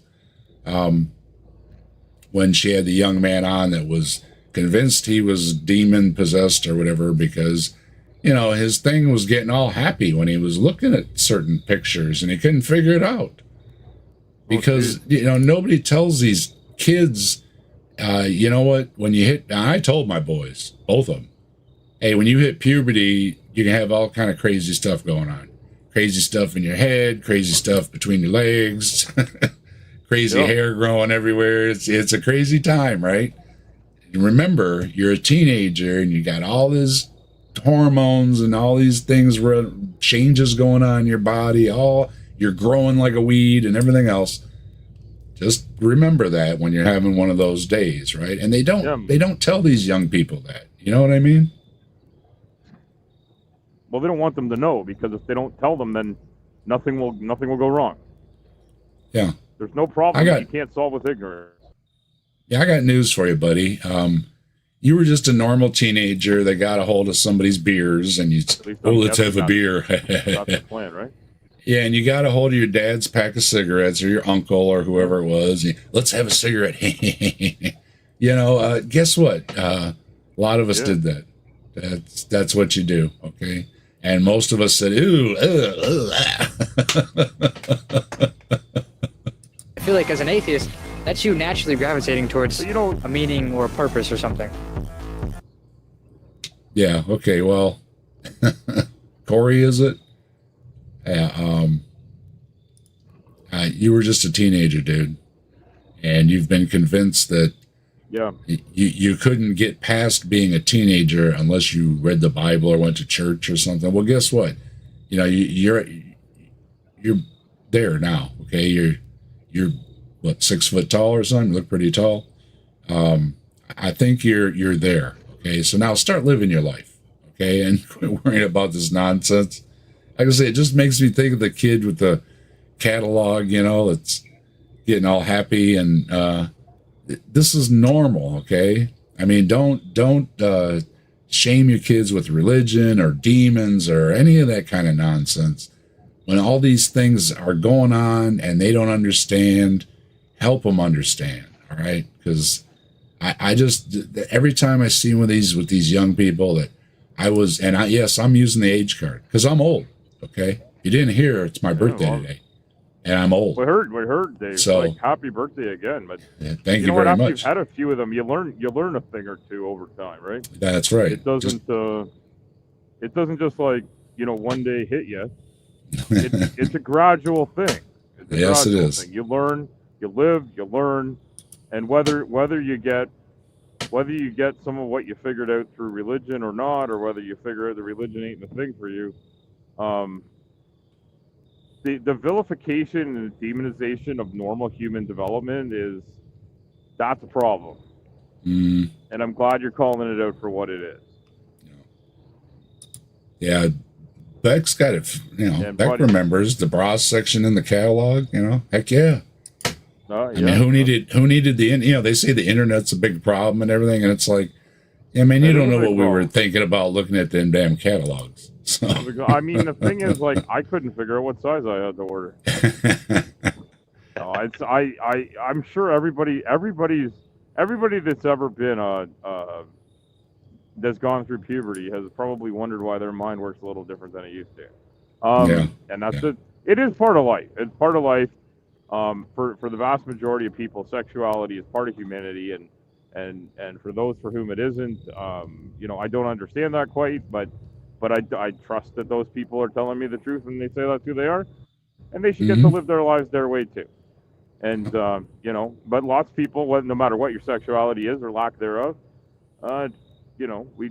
we all need to be treated with respect, and it's not respectful to young people to tell them lies about things or to just leave them in the dark. That does no good, and it disrespects their ability to be mature young people, right? It's entirely possible to be a responsible young person and have that responsibility laid out at your feet, and those that don't get taught properly, they don't fare so well. It's like, statistically speaking, lots of them probably beat the system, but I tell you. Beck says, my son asked, hey, Dad, is it normal for hair to grow down there? We had a similar experience. My wife, my son said something about being in the shower or something, and there was hair, and she thought, oh, he got dog hair. You know how the dogs, you get that clump of hair, and no, he meant that, he was getting the hair down there. Hair down there. What's up, Native? Normal part of life. Oh, is NA here? Yeah, I see Native in there. Good to see you.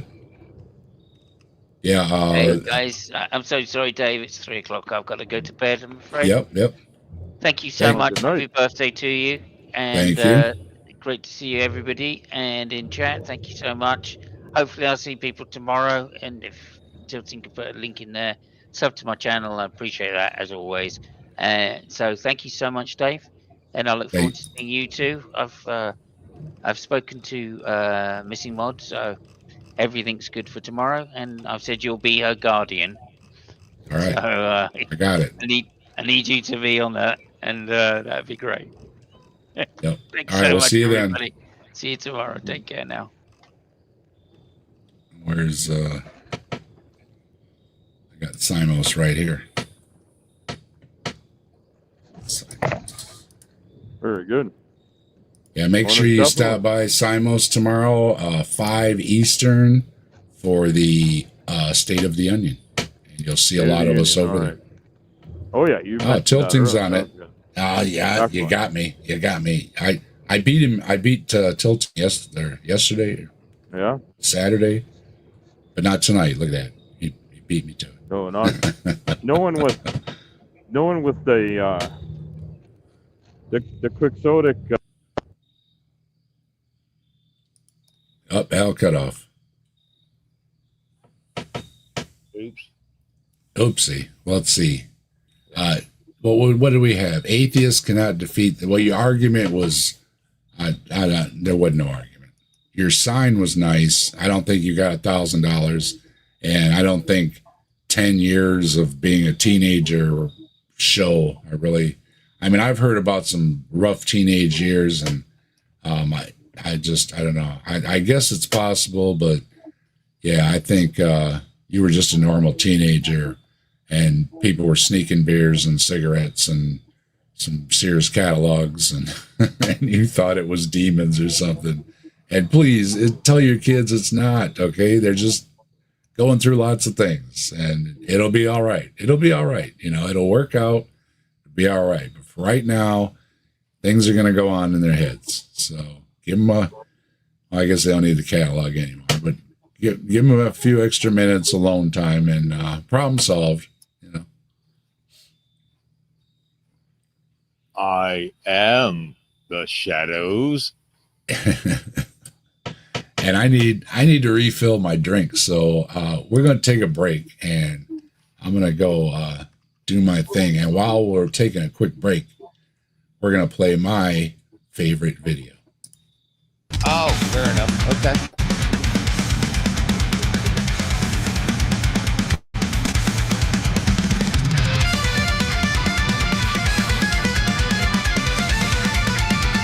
No such thing as an atheist. You guys do not exist.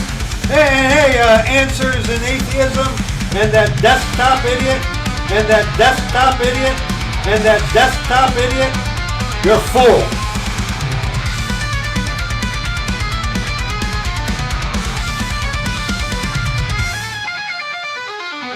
See here, dead flies. Dead flies. Millions and billions of years ago, in a galaxy far, far away, nothing exploded. Dead flies. You call me crazy.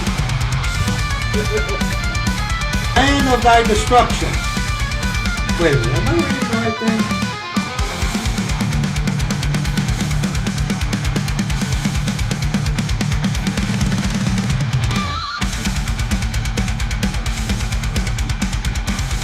And you know what, atheist? Right.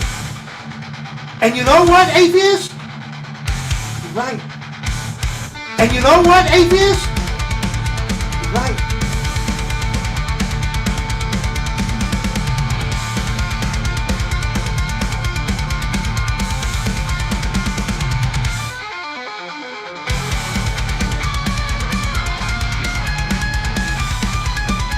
Oh, you atheist, especially that one desktop idiot.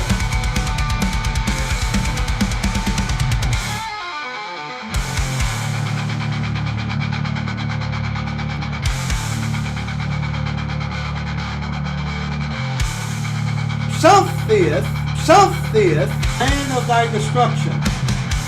Wait a minute, am I reading the right thing?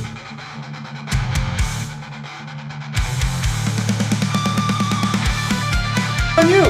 That's why I say, you know, hey, have a great time. Hey, there are answers in atheism or atheist, whatever you were.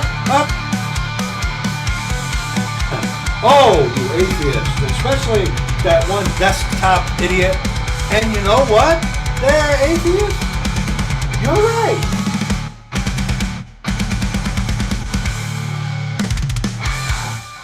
Unless the Lord Jesus Christ saves you, you are going to go to hell and burn forever.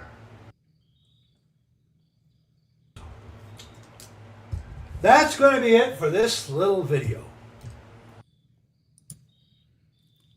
And I do appreciate getting the video out of that, because reviewing that was really terrible.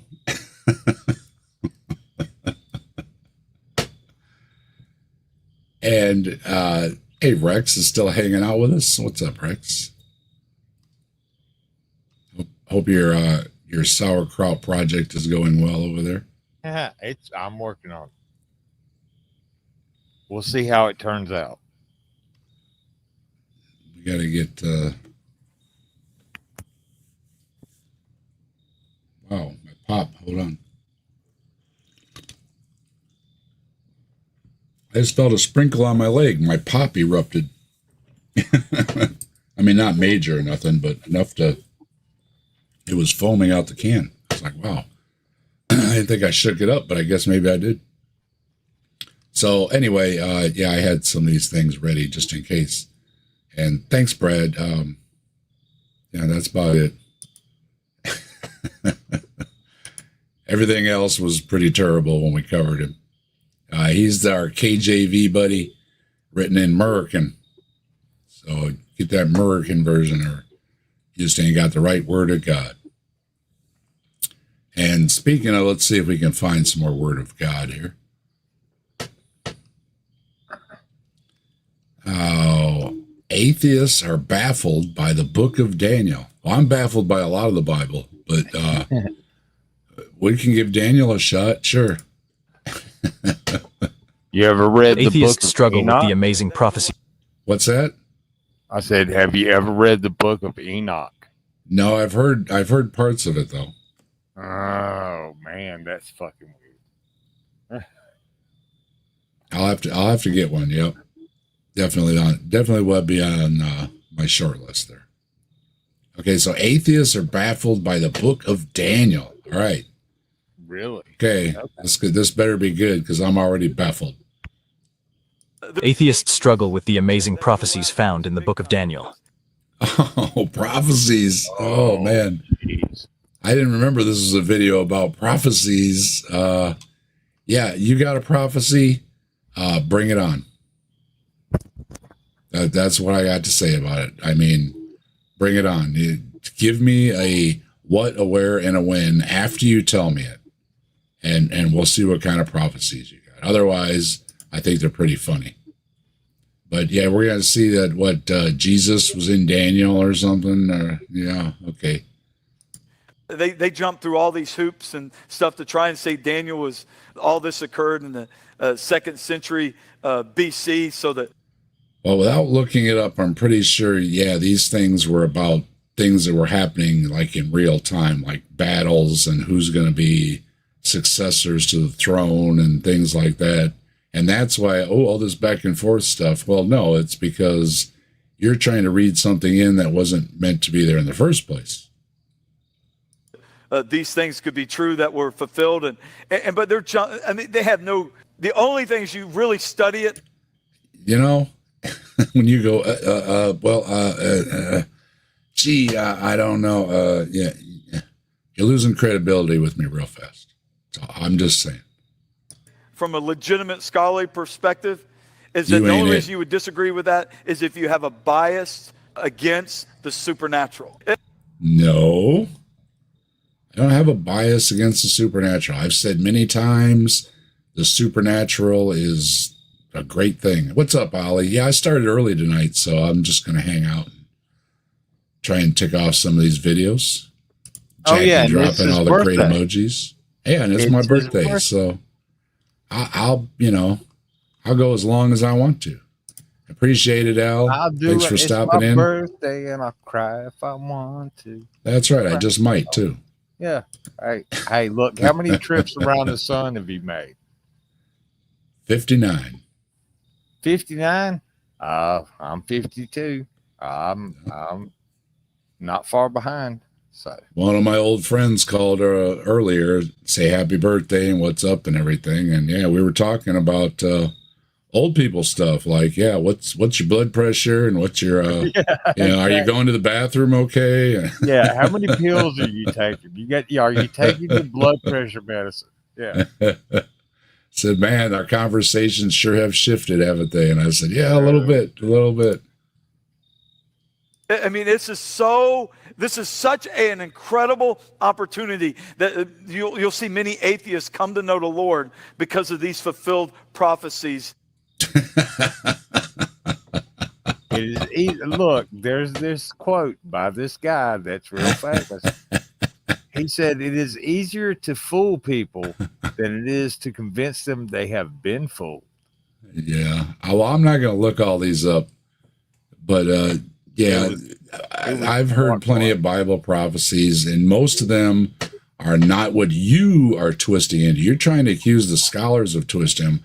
I would go more with the scholars that do say, you know, these things, because the kings and all those kinds of people, they had, you know, their magic man or whoever they were called. Yeah. Your shamans or your, whatever the term was for the culture you were in. They always had these, and oh yes, this is a good day to go to battle. This is a bad day to go to battle, right?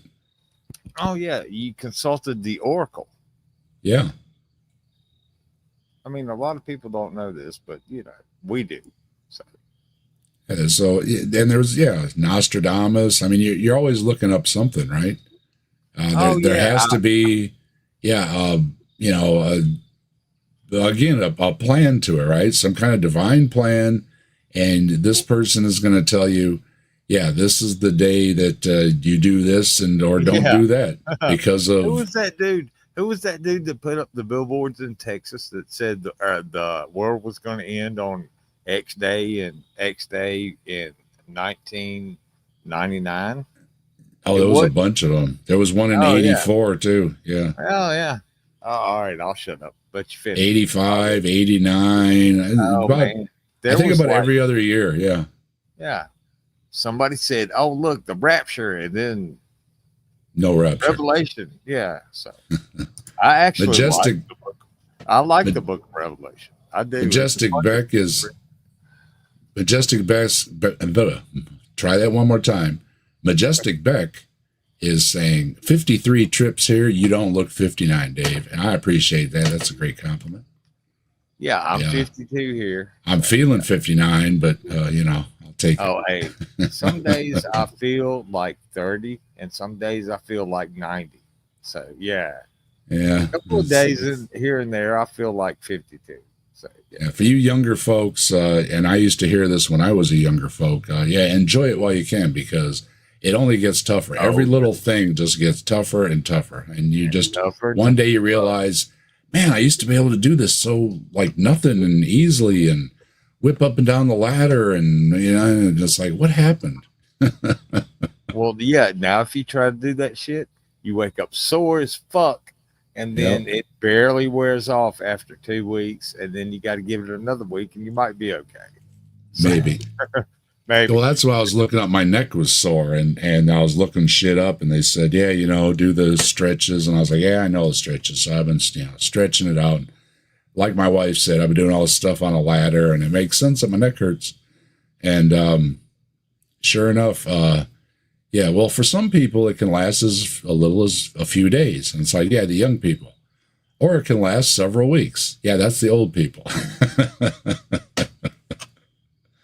There you go, folks. You want to know the difference?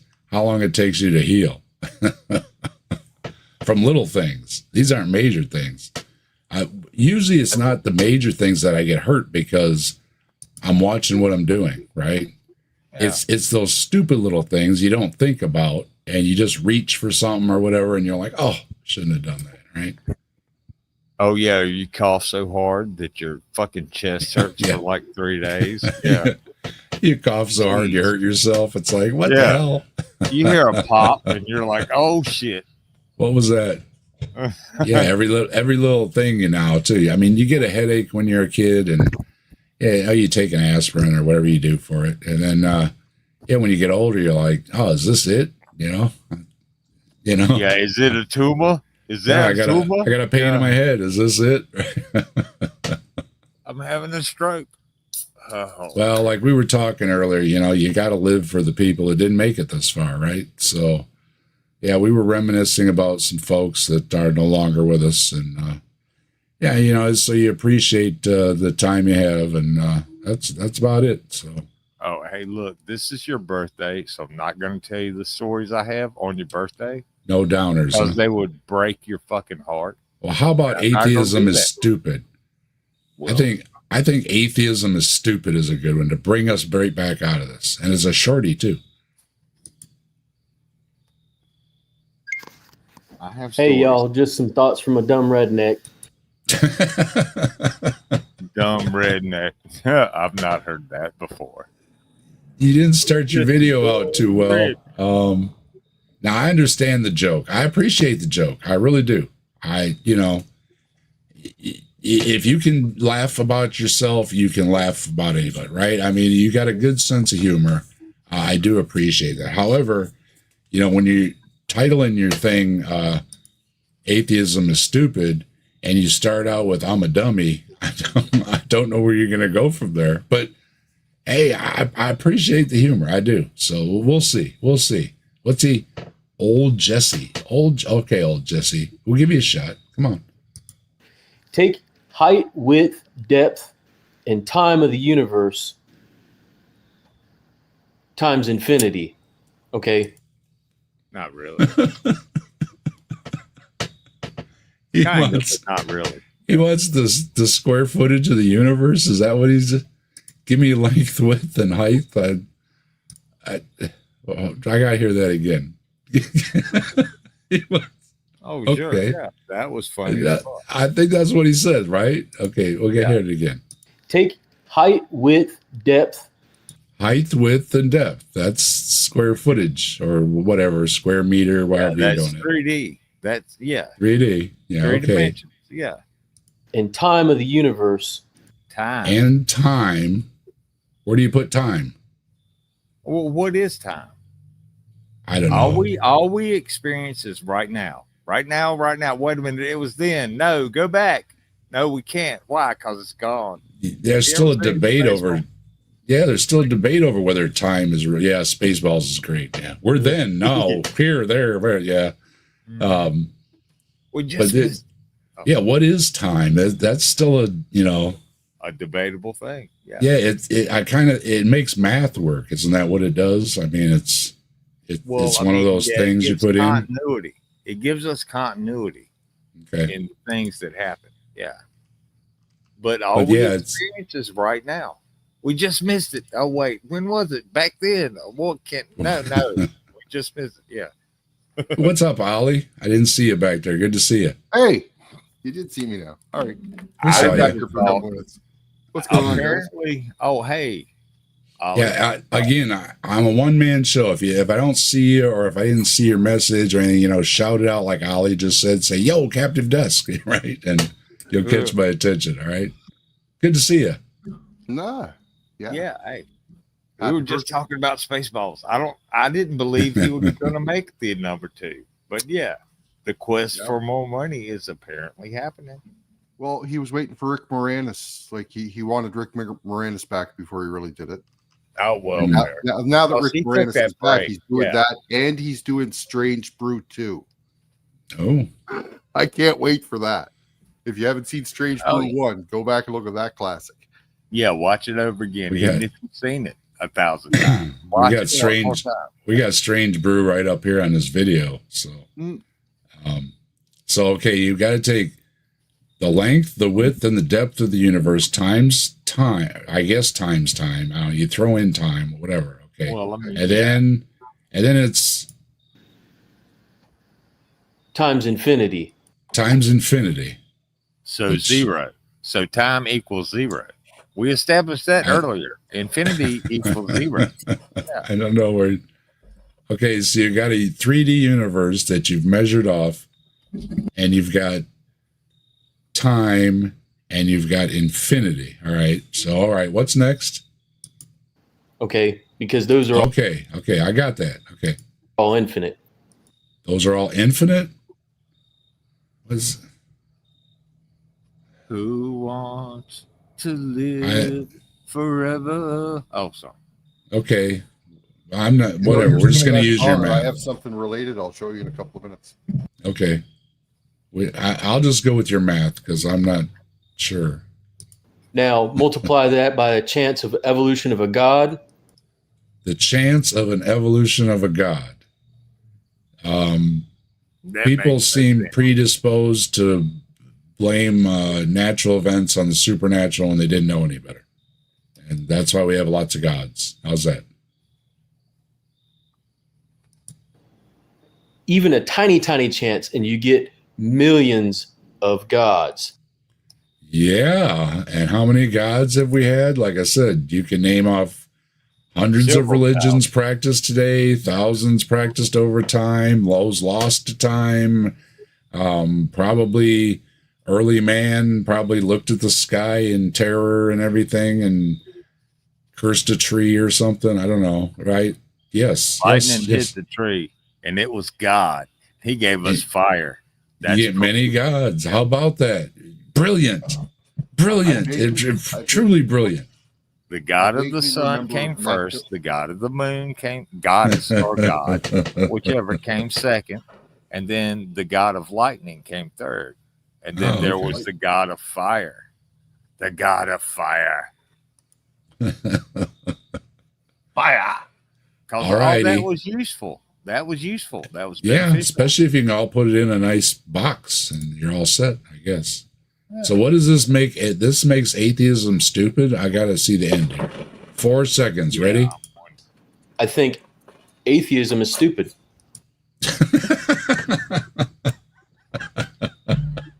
So his 27-second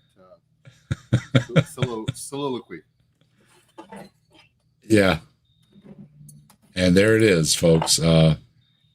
Atheists are stupid because of something about the measurement of the universe times time times infinity gives you millions of gods. Well, if I use your math, which I really question, I don't know what the heck it is.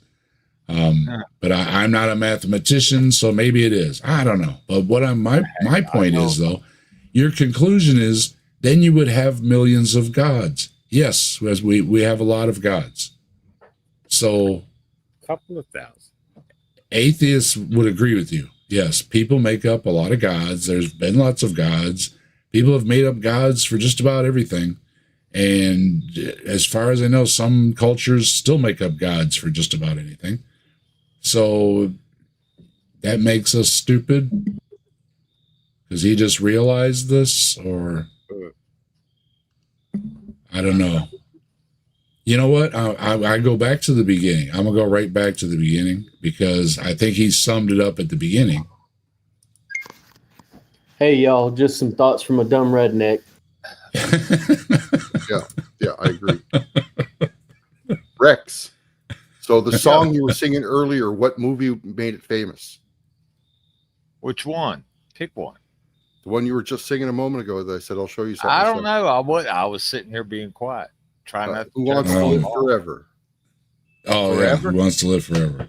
Who wants? Highlander, of course. Do you recognize that?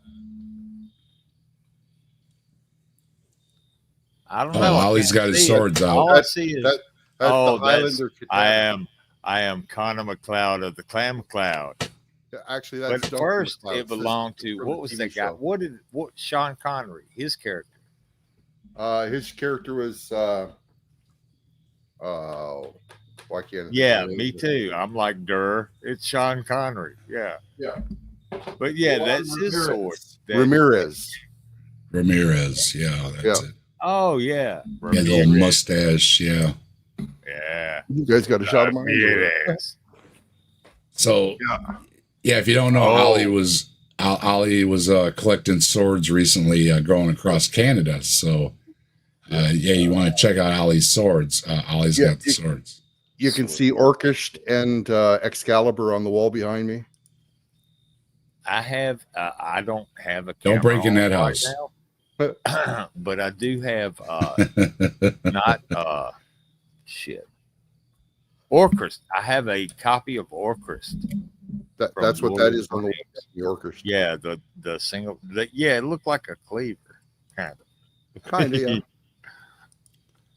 Well, or an oak shield sword. Yeah. Another thing I picked up recently was this, which is honestly my new favorite pipe that I don't get the smoke out of. Oh yeah, I saw that one. That one's pretty sweet. Yeah. Oh, awesome. Hey, do you have Conan's sword? Do you have? I almost bought Conan's dad's sword, not the Conan sword. Oh, the one with the skull on it, on the palm. Yeah, it was the skull. Yeah, in the hilt, but not in the pommel part.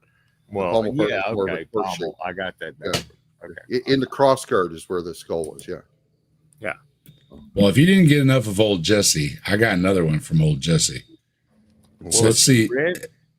we're going to give old Jesse another chance here and see what old Jesse's got to say about evolution is sus, abiogenesis. Hold on, we'll get the whole title up here. Hey, y'all. Evolution is sus. Yeah, we heard that. Evolution is sus. Yeah, okay, that's it. Yeah, evolution is sus. That's all you got? That means suspect. Yeah. So, okay, here we go.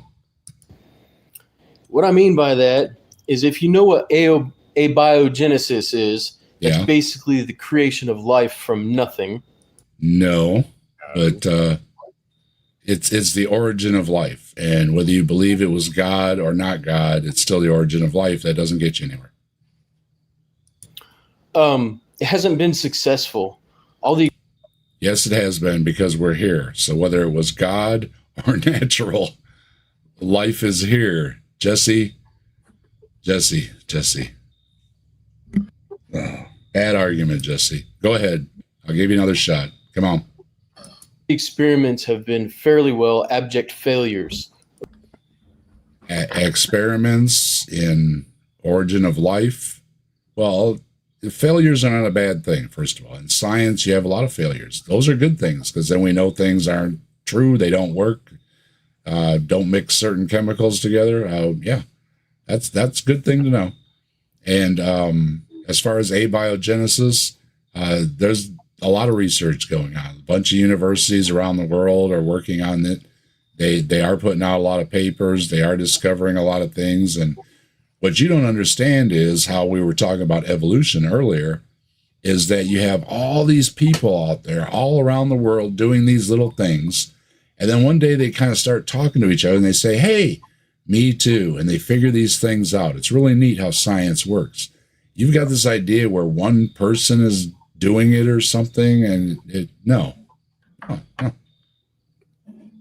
And as far as evolution, there's overwhelming evidence for evolution. Even most creationists will admit to most of the mechanisms of evolution, microevolution, evolution after the ark, the magic zoo boat.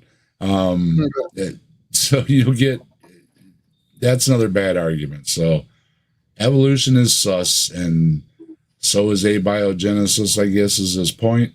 Not so far, Jesse. I don't think you know either one. I really don't. Okay. So they have gotten to the point where they created an amino acid. Wow. Now, wait a minute. You said they haven't succeeded at all in the lab. Pretty much. That's what you said. So how did they create amino acids?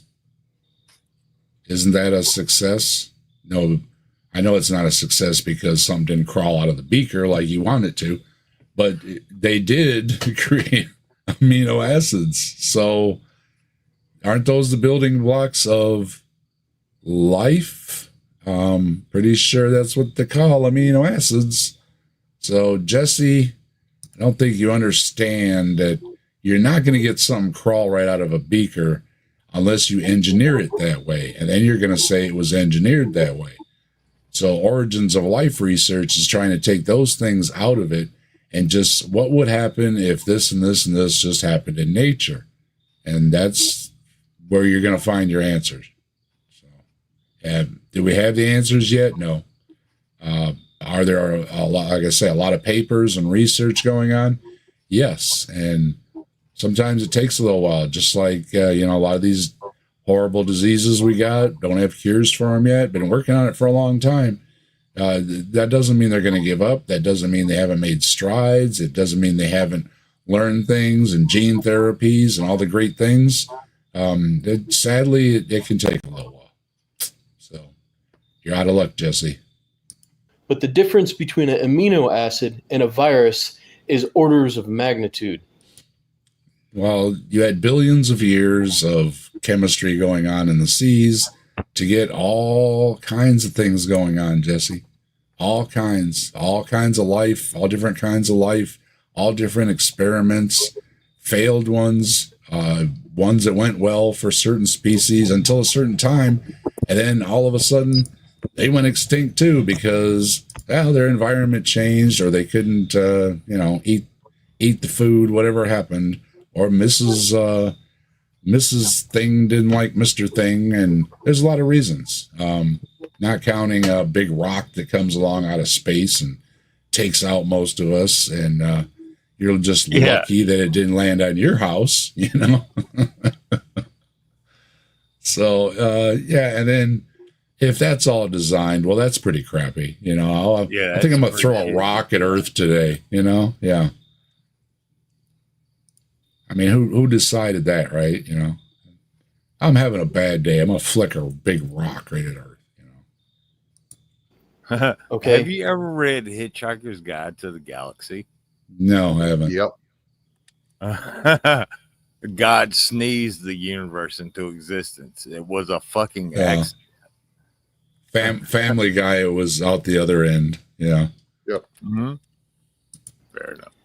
The difference between an amino acid and a cell is a order of magnitude to the power of order of magnitude. Oh, I remember. To the power of, okay. Well, I don't really care because once again, we're here. So it doesn't matter. If you can prove this magical stuff is inside of a cell or DNA or genomes or anything, go ahead. So far, everything you've said or tried to say has been from scientists about natural things, and I haven't heard anything about the magical parts. So if you can find the magical parts, bring them on. I think that would be neat. I really do. If there was really magic out there, I think that would be neat. I have to be honest. If I could just wish things and wave my magic wand or whatever I got to do, I got no problem with that. So far, though, everything's a natural explanation. So that's kind of what we're stuck with. And if your God did it that way, we're still stuck with it. So it doesn't get you anywhere either way. I've got jokes and questions. All right. No, finish your video. This dude is fucking hilarious. Yeah. Like, it's so much more complex. You have a cell wall that's super complex. You have mitochondria, all the other parts of the cell, the DNA. The complexity is so high. Don't understand emergence whatsoever, okay? Don't understand that DNA is a molecule and that DNA comes probably from an RNA, which was a lot simpler and based on simpler molecules. And it's all emergent properties of the chemistry that it just,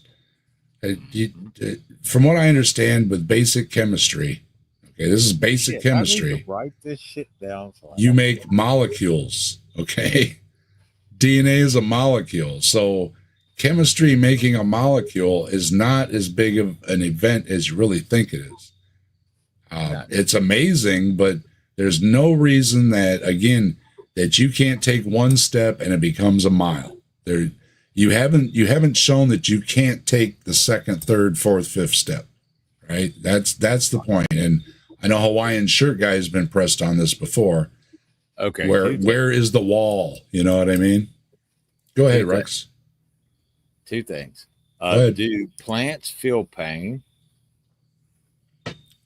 They react. I think they do. Some do anyway. You plant a carrot, it grows in the ground, and then all of a sudden you come along and rip it out. I'm pretty sure it'll feel pain because it's a life form. Yep. All right. And second thing, Dave will get this. Okay, when did use the force loop turn from a magical, mystical fucking thing that unites everything into metachlorians, which are kind of like a virus? Yeah, you've got to have you have to have the blood. It's like a bloodline thing, right? Yeah, I mean, metachlorians. That's how it. That's the things that they detect in your blood or whatever. It's like a bloodline thing. If you don't have the right things, you can never be. Yeah. If you don't have the right genes, I don't know if bloodline is the right word. Enough metachlorians or whatever. Well, but metachlorians are like a virus. Yeah. Yeah, it has to be in. Yeah, it has to be in you for you to have the power to. It's like a STD. Some space STDs. Oh yeah. Hey, look, space herpes. You ever seen See? Ice Pirates? You ever seen Ice Pirates? Yes. The ship had space herpes. What are you going to finish baby. up? Hello. Jesse, you got with the final word here. What do you got to say? That it doesn't work. It just doesn't work. It's a failure. It's a failure. Evolution is sus. Evolution is sus. Good luck with that. Good luck with it. Walk right into a laboratory with that. Throw down your paper that says evolution is sus on it, and collect your Nobel Prize on the way out the door, Jesse, because you earned it. Really, you've thoroughly researched this, and you've come to your conclusion that it's sus. So that's all you need. I mean, Jesse has said so. It is so. It has been written. I don't know. Who else we got? Yeah, we got another one. Cool. All right, this one fits right in. This is why atheism is stupid. All right, I love these stupid ones. Somebody said I get tired of being called stupid. I'm like, I don't get tired of being called stupid. I like these videos. You're stupid. That's one of my search things. I look for atheists are stupid. This is why atheism is stupid. Okay, I'm ready. This is why atheism is stupid. All right. You're going to do better than the other guy, right? No, he's not. He's not. They never do. Atheists will say that there is no such thing as absolute truth. Right. Because what you know to be true can change. Now, some things don't seem to change. Yeah, some things don't seem to change, but some things can change that we knew as truth, like the sun going around the earth or whatever, right? What do you mean? And are you talking about like 2 + 2 truth? And then of course, what math system are you using? And you can get into that whole argument. Truth, okay, kind of out there, but all right. We don't know absolute truth. Okay, what is that? I can only guess. And the question I have for the people who say that is it absolutely true that there is no such thing as absolute truth? Oh, you're playing a silly word game. Oh, okay. Yep. I really don't care about your philosophical word games. I really don't. Is there no such thing as, well, I already said truth can change. So I'm not going to agree that there's an absolute truth, although I did say there could be close to an objective morals that we kind of all agree on.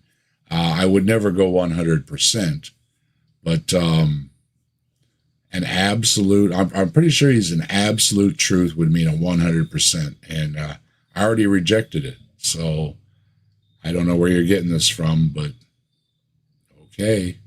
It's a self-contradiction. If you do believe there is such thing as absolute truth, then you need to prove that because it is a positive claim. No, it's you asked the question. You don't understand how this works. See, I didn't make a claim. I answered your question. And it's a positive claim. Well, first of all, I didn't make a positive claim. And even if I did, I don't think that would be me coming out and making a claim. I was answering your question, and you've already made a claim. So it's maybe a counterclaim. But your premise is wrong. And I don't think you can prove it without God. Try it in the comments below. I'm going to have to try it again. Hold on.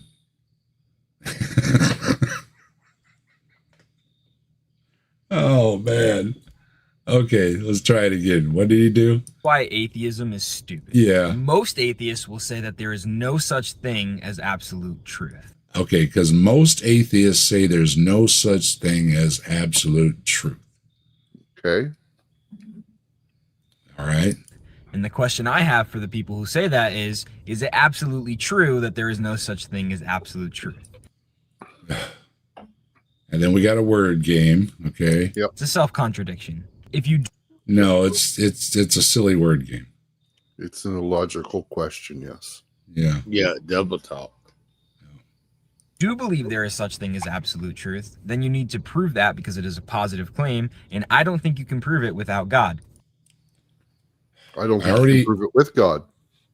Absolutely you can't, because things all change on a whim with God. I mean, with you know, a humanist or a Buddhist, an Eastern perspective, anything like that, you got to bear it, right? So if you're a piece of crap, you got to bear it. There's no forgiveness or absolution or gods to please or displease or anything like that. So, and then yeah, I can't prove it without God. I think I already did that.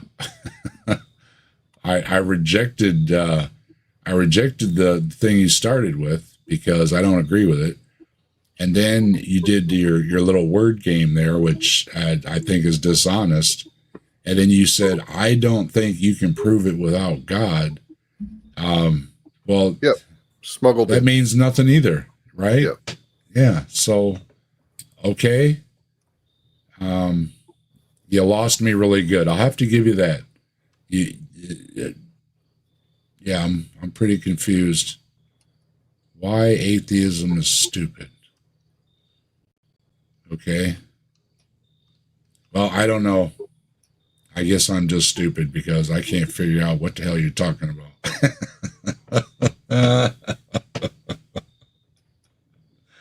Oh man, I thought the other one was bad. See, that's why I like looking for these, because they're really great. They really are. What else do I got? Great at being bad.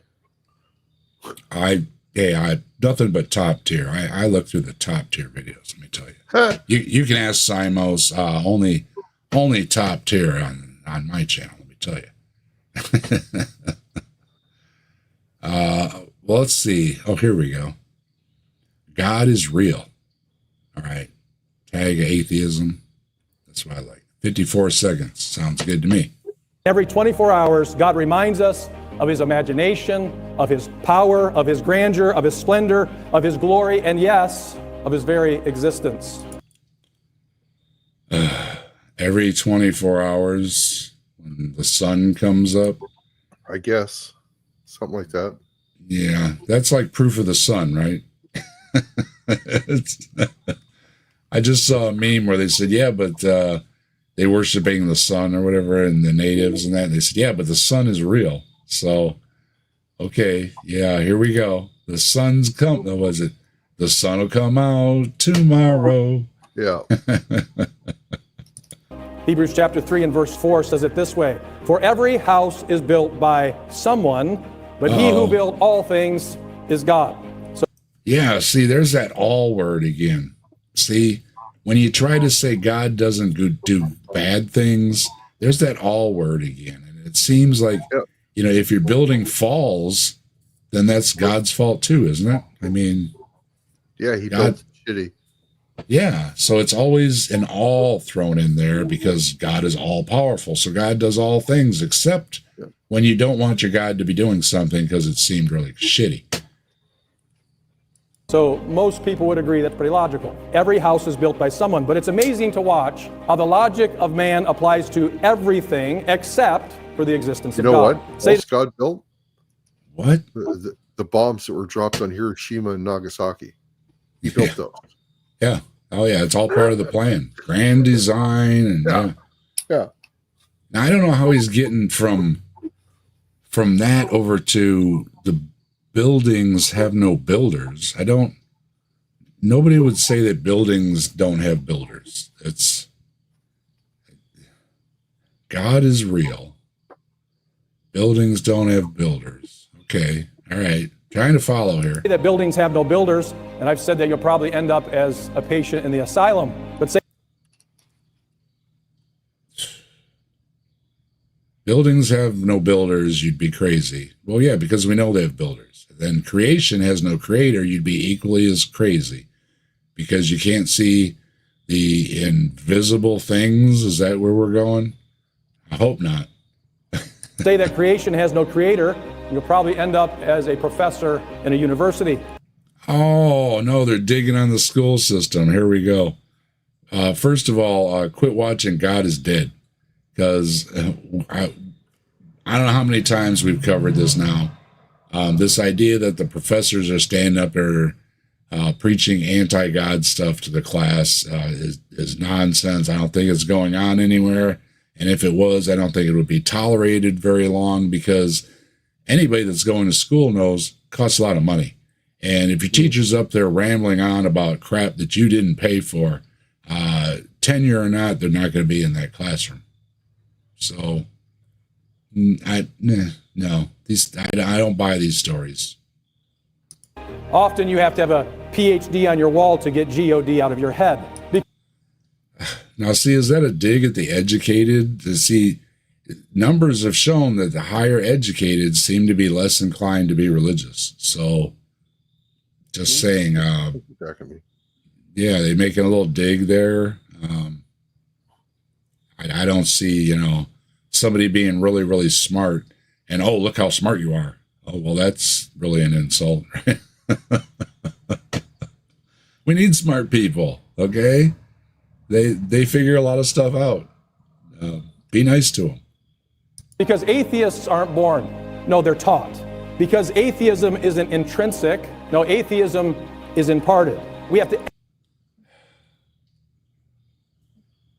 No, I've pretty much always not believed in things, even though I wanted to. It's a disappointment, right? You believe in things, and one by one you figure out these things aren't real as you get older. And some people just don't seem to realize Santa isn't real. Sorry, kids. Sorry, spoiler. Can I give you something for your birthday after you're done with this? Yeah. Okay. I think I'm about done. Hold on. Educate God out of our children's little minds. Oh, there it is. Yeah, it's the school system, and they're educating stuff out of our minds, or out of our kids' minds. That's what they're doing. And they're teaching them this God's not dead garbage, where the professor's up there saying, the Bible's wrong and evolution is right, and this stuff just doesn't happen. What you got, Rex? Wait a minute, I got to take the other thing down. Yeah, I know. I got the message. At least they give you the message. Hey, you're doing it wrong, dummy. Uh-oh. I know those eyeballs. What's that? I said, I know those eyeballs. Oh. That's, yeah, man. You start talking like to me when I walk away to get a beer. God well, it took me a minute to get the thing up. That's all. I didn't do anything. I just pulled it up. It's like when my mom or my sister calls me while I'm taking a shit or whatever. You said when the video was done, I said the video's about done. Well, or taking a shower, taking a shit, trying to shave. Yeah. Oh, yeah. But okay, here we go. This is for you, my friend. Somebody said this earlier, or it reminded me of this. When you're talking to these fucking idiots.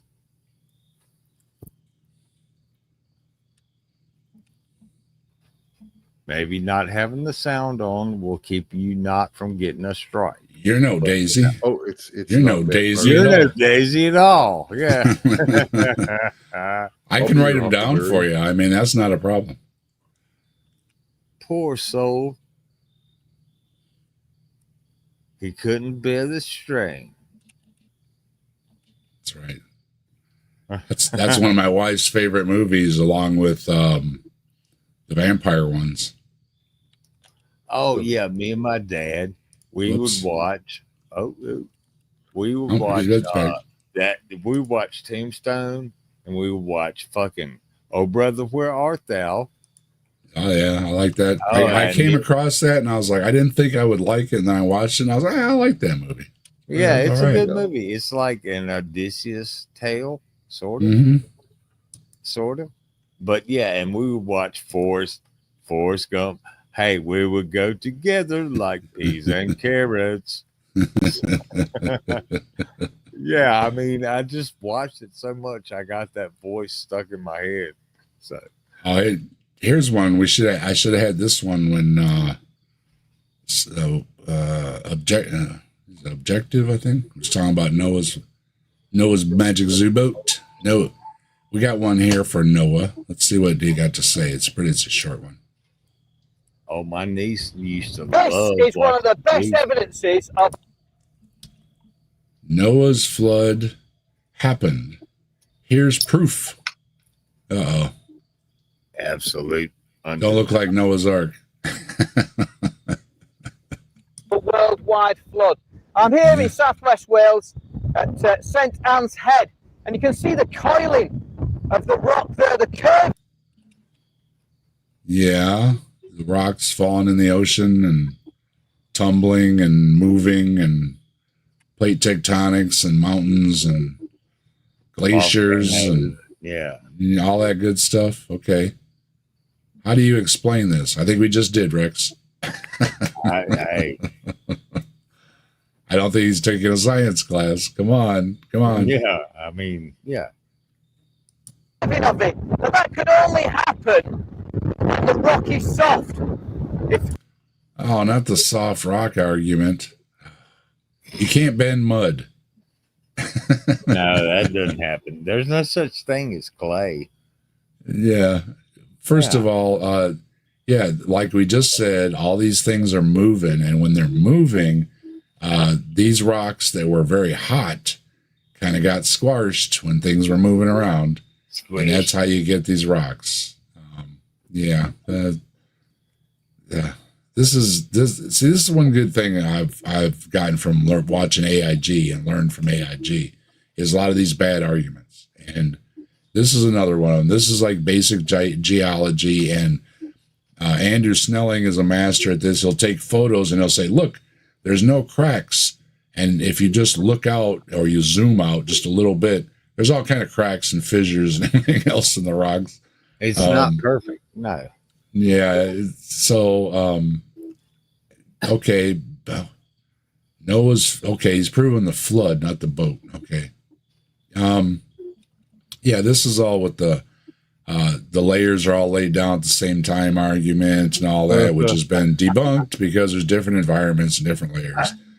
And somehow it all got put down at Noah's flood, I'm guessing. No, but we'll give you a shot.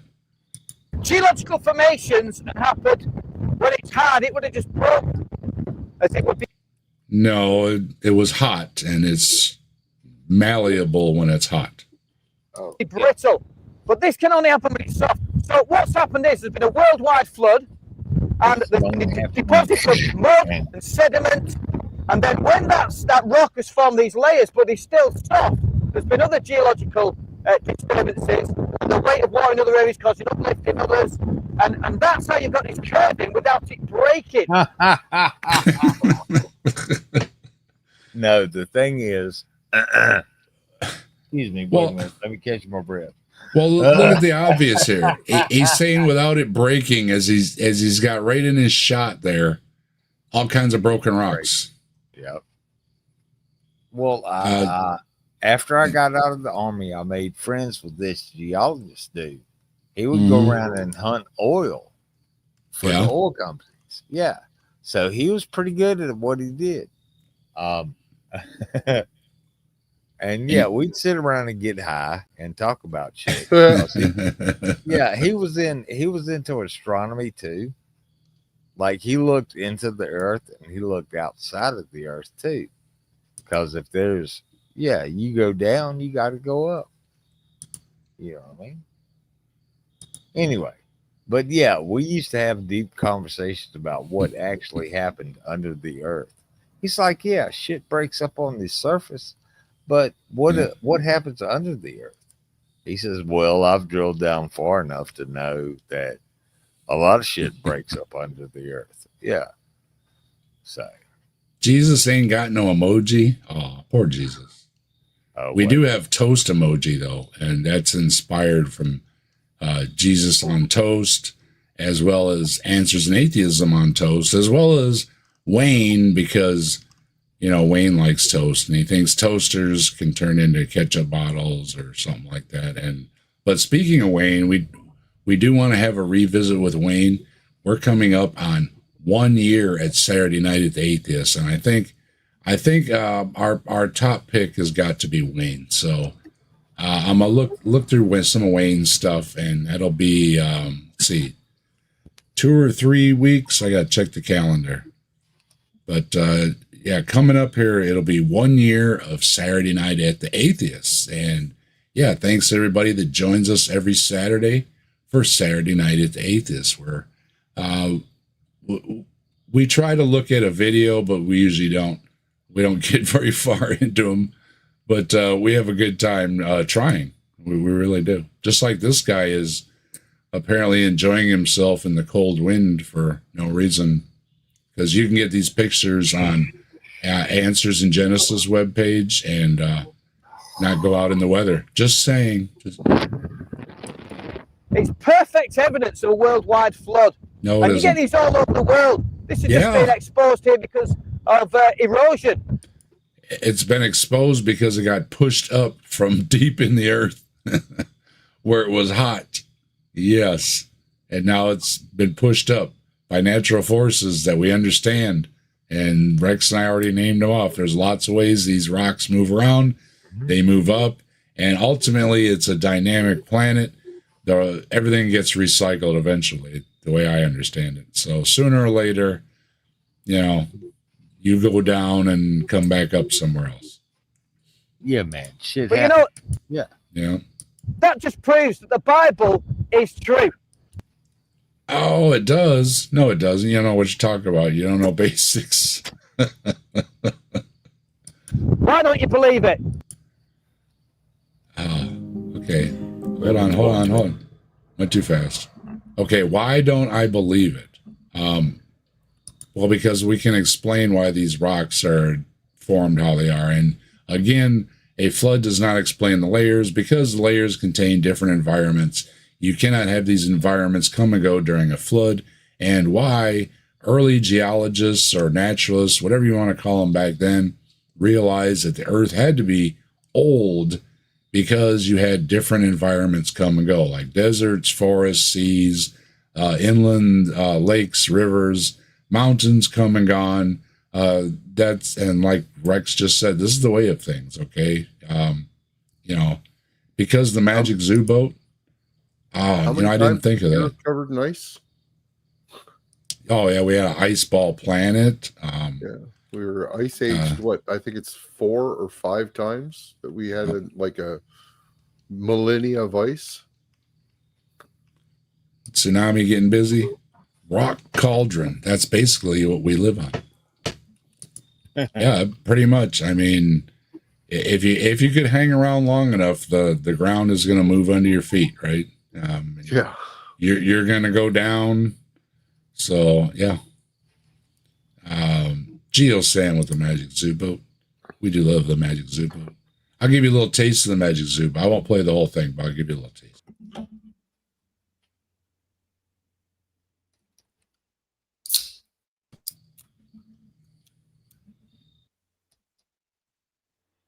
wait a minute. I'm doing the wrong Magic Zoo boat.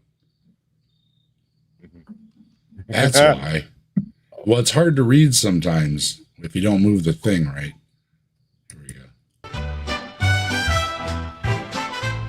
Just sit right back and you'll hear the tale of a righteous float that started out in ancient times upon a magic zoo boat. There we go. You get the taste of the Magic Zoo boat. And don't forget, I've got the video. You can watch it as many times as you want to. And now I got to get back to where I was here. That's the only thing we've been asking StreamYard. Please put the videos on the StreamYard so you don't have to switch between. Oh, you got it fucked up now. Yeah, you got to switch around. And, I appreciate the things you've been doing, but if you could fix that, I would really appreciate it. No, that isn't evidence for Noah's flood. These are well understood natural phenomena that you apparently don't understand, and no way it could be caused by a global flood. So, sorry. You may think you got a gotcha there, but you don't, and you could have saved yourself going out in the cold and windy shoreline there. It doesn't look very pleasant. Yeah, just look up some answers in Genesis stuff. And well, actually, don't do that because it's all wrong. I know what I'm saying. Don't do that. Look up some real stuff from real geologists, and they will explain it to you. And don't take my word for it. Whatever you do, don't take my word for it. But these things are explained. Nobody explained them to you, but they can be explained. All right. Oh, I like this one. Here we go. Either he was deliberately wrong and evil, or mistakenly wrong and really insane. Or was Jesus evil, insane, or the Messiah? So we've already determined that he was deliberately wrong and evil. Deliberately wrong. Well, no, I wouldn't say that. If you believe something, I don't think you can be deliberately wrong. So we'll give him that one. Evil or mistakenly wrong. Was he evil? Well, if he does a lot of the bad things as God, then yes. Was he mistakenly wrong? Yeah. Because they thought Jesus was the Messiah, and he wasn't, because he didn't fulfill the prophecies and ended up on a stick. And really insane. Or was he insane? See, I don't know. If he believed things, you be perfectly sane and believe things. I don't think that you can make that determination, and it wouldn't be fair on a dude that was, dead 2,000 years ago. So I don't think that's a fair one to put. I think that's just a shock value thing. You know what I mean? Or he was right. Or he was right. Well, we know he wasn't right because he wasn't the Messiah. So, yeah. Really, there's three options. Only the three options. Thought you gave more than three, but okay, he really was. I'll grant you he existed, but he couldn't have done all the things that are in the Bible because a bunch of nonsense. He was insane. Well, that's not fair to pick on the dude. He really believed the things. Sure, he could really believe the things, and sure, I'll give you that. And we'll call that 3. I don't know what the other one was, but there was another one in there. And it seems to me that the evidence shows that it's well worth and right to put faith in Jesus Christ. Okay, yeah, you're not going to give us any evidence. And at best, I can grant you a Jesus existed because he shows up in writings and, I don't know what, coins or whatever. And there's mentions of Jesus. I really don't have a problem acknowledging a Jesus. There's been a lot of people that have spoken out. There's been a lot of prophets. There's been all kinds of people all around the world. I don't think Jesus was any different from any of them. The biggest thing with Jesus is there was supposed to be a prophecy for the Messiah. Jesus didn't fulfill it. He wasn't a great military leader, political leader. He never sat on the throne. He didn't reunite the tribes. He sure didn't bring peace to the earth. And then it all got twisted to be some kind of atonement for our sin or something, which, as far as I know, that's not the prophecy either.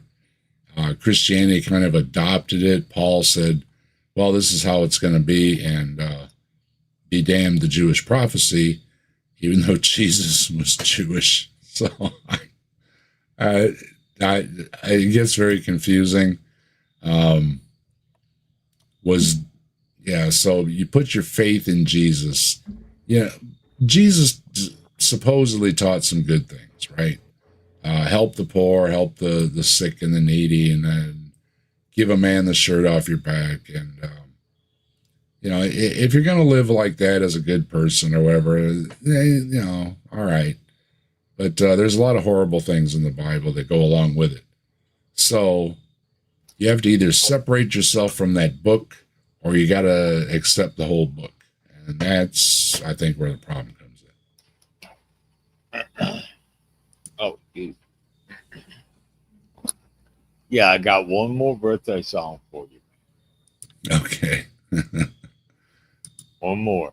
Hold on, I got to take this off it's here. 11:30 here. I don't know what time it is there.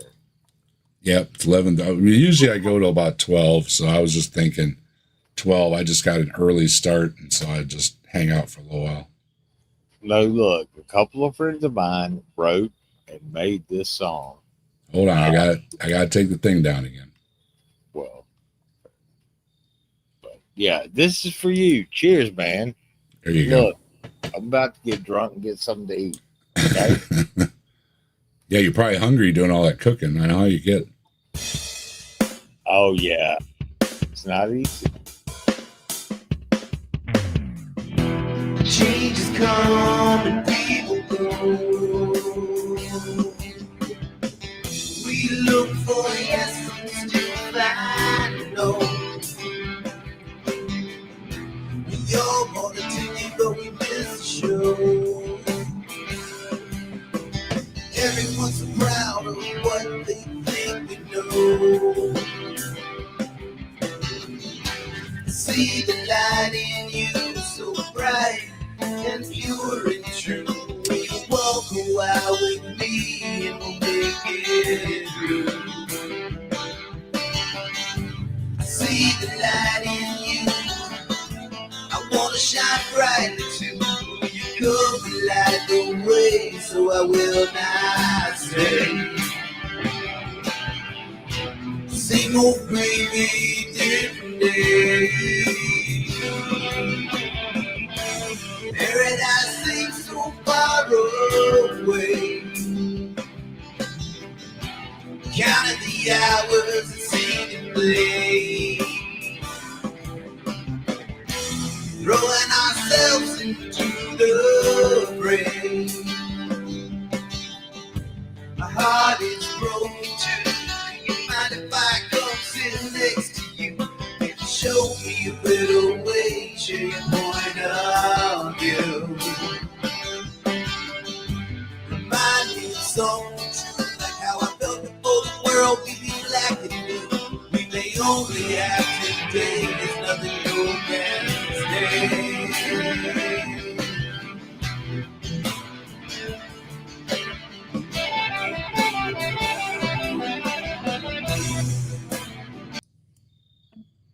I don't want to steal the whole song.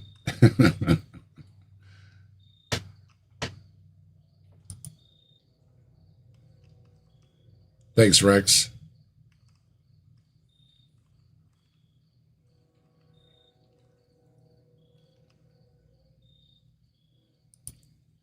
I think Rex is still there. I will go with the latter. Oh.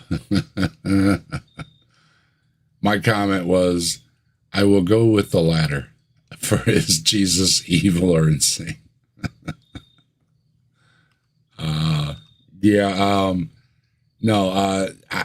I don't really care. I mean, if Jesus existed or not, I don't think it matters. They could have built a story around any martyr. Martyrs make great stories. Jesus was a perfect martyr. He had a following and everything, and they're easily swayed, and grief and all those things that come into play. I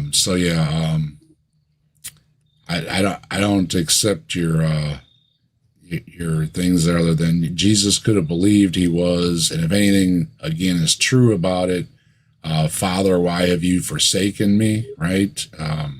Seems to be a plea of, I thought I was going to be the Messiah, and he wasn't. So how they get around that is interesting, saying he's going to do all these things when he comes back, which again isn't in the prophecy, and it takes away from the Messiah. When the Messiah appears, I guess there's always one in waiting. It's going to be a man, not a supernatural being. So you take away Jesus coming back to fulfill the prophecies, and I don't know.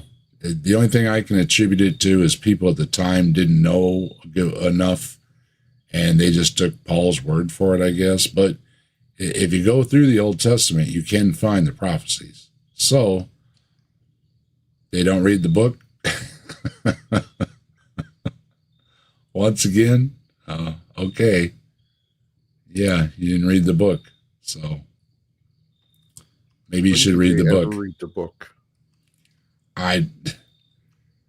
It's my conclusion they don't read the book. They haven't read the book. It's just So, was Jesus evil, insane, or the Messiah? Well, again, if Jesus is God, then yes, he did evil things. Insane, I don't know.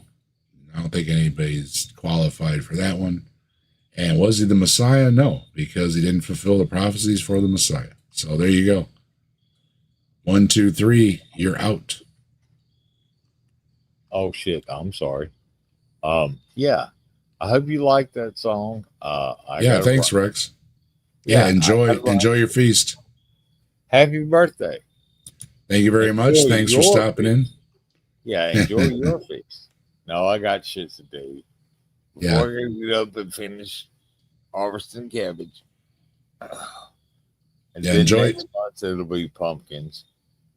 Oh yeah, that'll be coming up. Yeah. Enjoy your feast, and we'll talk to you soon. All right, man. Like I said, cheers and happy birthday. Thank you very much. I'll catch up with you. All righty. I'm pretty close to dropping too, dude. It's 12:30 here almost. Yeah, 12:35. That's all right. Like I say, I'm gonna be wrapping up pretty soon here, anyways. So yeah, it's late for you guys. That's fine.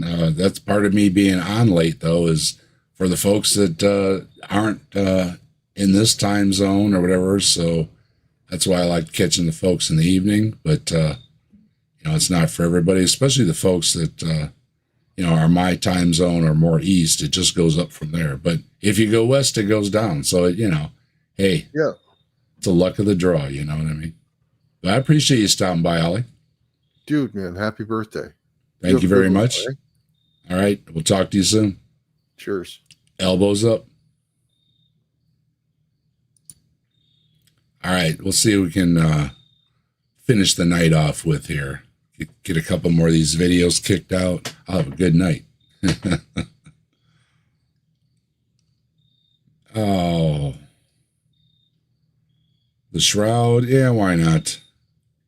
What do you got to say about the Shroud? Thinking back to 1978 and his time in the room with the Shroud, Barry Schwartz remembers one moment in particular. Especially my friend Don Lynn from JPL. I remember asking him, I think a day into it or so, in the evening, it was quiet. So I said, so what are you feeling, Don? What are you feeling? First of all, Barry's all in on the Shroud. He believes the Shroud and everything, and rejects all the testing done on it that he was involved in. And he said, and there's a photo of him sort of leaning over the Shroud, looking at it that I made of just him looking at it. Looking at it, yeah. Let's all look at it. Okay. All right, we looked at it. I understand that the Shroud has a lot of meaning for people and everything. But even the church rejects that's from Jesus. So, I got to side with the church. And he said, what moved me is the tortured body and the peacefulness of his face. Yeah, and there's a big problem with the Shroud is it's too perfect. The blood is perfectly placed, just like the story and all this stuff. And I don't know if you've ever wrapped a body in a cloth, but it's not going to look like that. It's going to be a big bloody mess. Bloody-o in Minecraft. Because here's a man who was, beaten and speared, and scourged, and stabbed, and all these terrible things done to him. And then he was taken down by a person, which I don't understand how that was done. But he was taken down, and he was wrapped, and he was carried. It doesn't show up on the Shroud. So everything else aside, it just doesn't match anything. It doesn't match the Bible story. It doesn't match the early fathers. It doesn't match the early stories. It just doesn't match anywhere.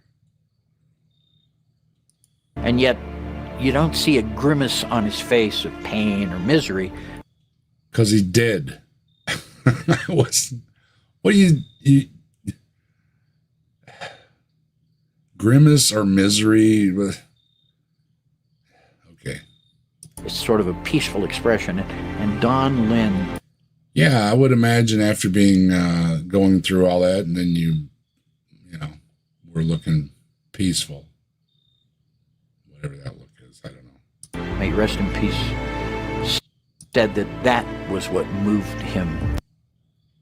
That's what moved him. Well, I guess I have many problems with the shroud, not just the dating methods and everything else, and no mention of it that kind of seems to align with the dating methods. The Bible stories don't seem to align with it, including that where's Otangelo? Yeah. We had a couple of exchanges on the shroud, and he gave up. I think it was too much for him. Although, yeah, he did go viral with his video. You know, hey, way to go, Otangelo, right? But no, I don't see it biblically. I don't see it through the church. I don't see it scientifically. I don't see it historically. It seems to not exist, and in the form it did exist at the time, doesn't make any sense other than when they say something about switching the shrouds and that. But that would go against the Jewish customs of not getting rid of the blood, right? You keep the blood there. So where did the other wrappings go? There's just so many problems. Jesus loves me. I didn't know. Thank you very much.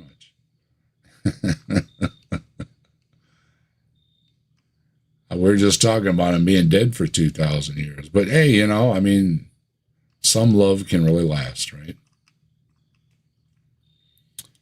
Oh, yeah, I know he loves the shroud. He'd talk about the shroud. He was on SJ's channel talking about the shroud when his video, and I guess he wrote a book on it too or something. And but Barry here is another, I'm sure Otangelo loves Barry here because he swears by the shroud. And they had a moving experience. Okay, fine. So do lots of people from lots of things. This is no different than anything else. You were moved by it. But it just doesn't seem to line up with anything. Like, again, doesn't line up with the Bible stories, doesn't line up with history, doesn't line up with the dating methods. And if you want to know more about it, you can check out my video that I did on the shroud and get that information, including the citations from the people who actually worked on the shroud, not these people making all kind of speculations from photographs.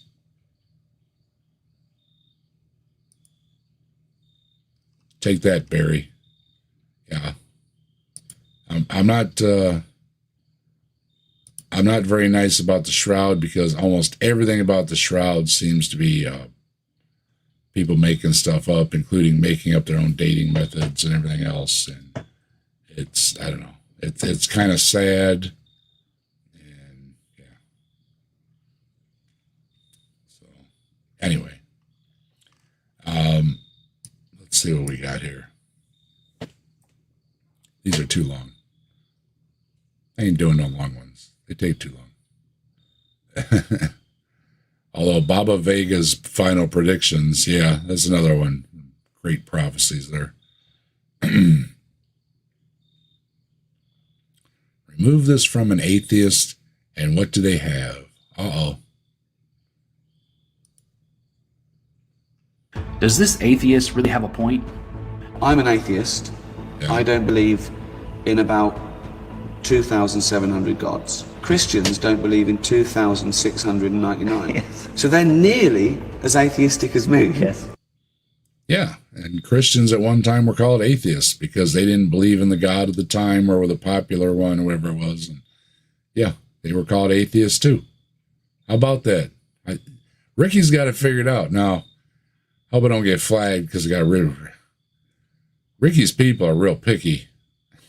So we're going to wait a minute here. But Ricky's got it right. There's been a lot of religions, and yes, you are an atheist if you don't believe in those religions, at least somewhat, right?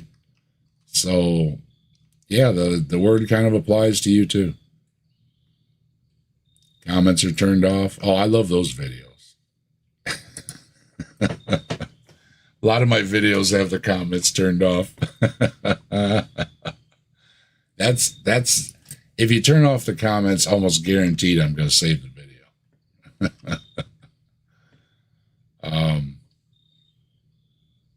Yeah, I like Ricky too. I just don't like his people because I use a tiny little thing in one of my videos and they flagged me on it. I mean, it was really, really, really short.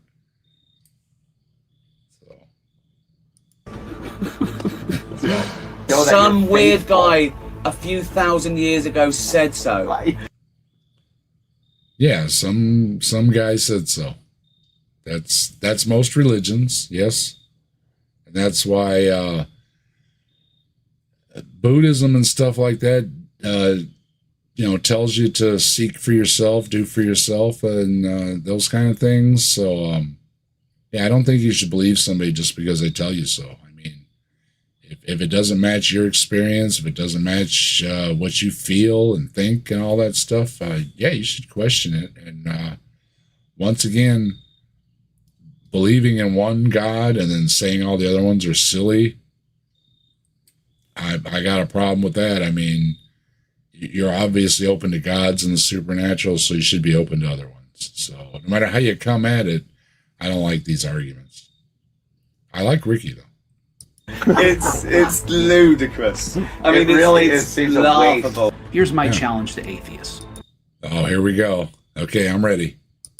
When you decide to tackle these subjects, such as God's existence or the validity of Scripture, so on and so forth, try doing it without the dripping sarcasm and the absolute self-righteousness. Boy, are you in for a disappointment.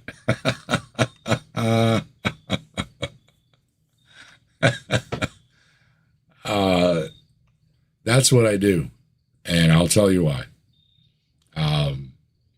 As I said, it's my birthday. Still my birthday. Yeah, a few more minutes, still my birthday. At least here, it's still my birthday. And the reason that I throw the sarcasm and the jokes and the funny little cartoons and everything around is because your arguments have gotten so old they've gotten to be laughable. I mean, I'm just being honest, okay? We brought up the Magic Zoo boat, right?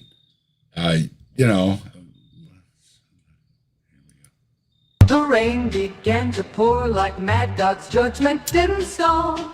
If not for Noah's floating crate, there'd be no life at all. No life at all. Okay, now see, yeah, you're going to tell me about these silly things, and then you're going to say, don't do it with laughter, condescension, sarcasm, etc. No, I'm going to, okay? And I think somebody should have a long time ago, really. You believe in some silly things. I'm just, I don't know what you want me to do. You're going to try and have a serious conversation about these things. Now, I can be civil, but, certain discussions they're just funny, and I don't think you should hold it against somebody for thinking something is funny.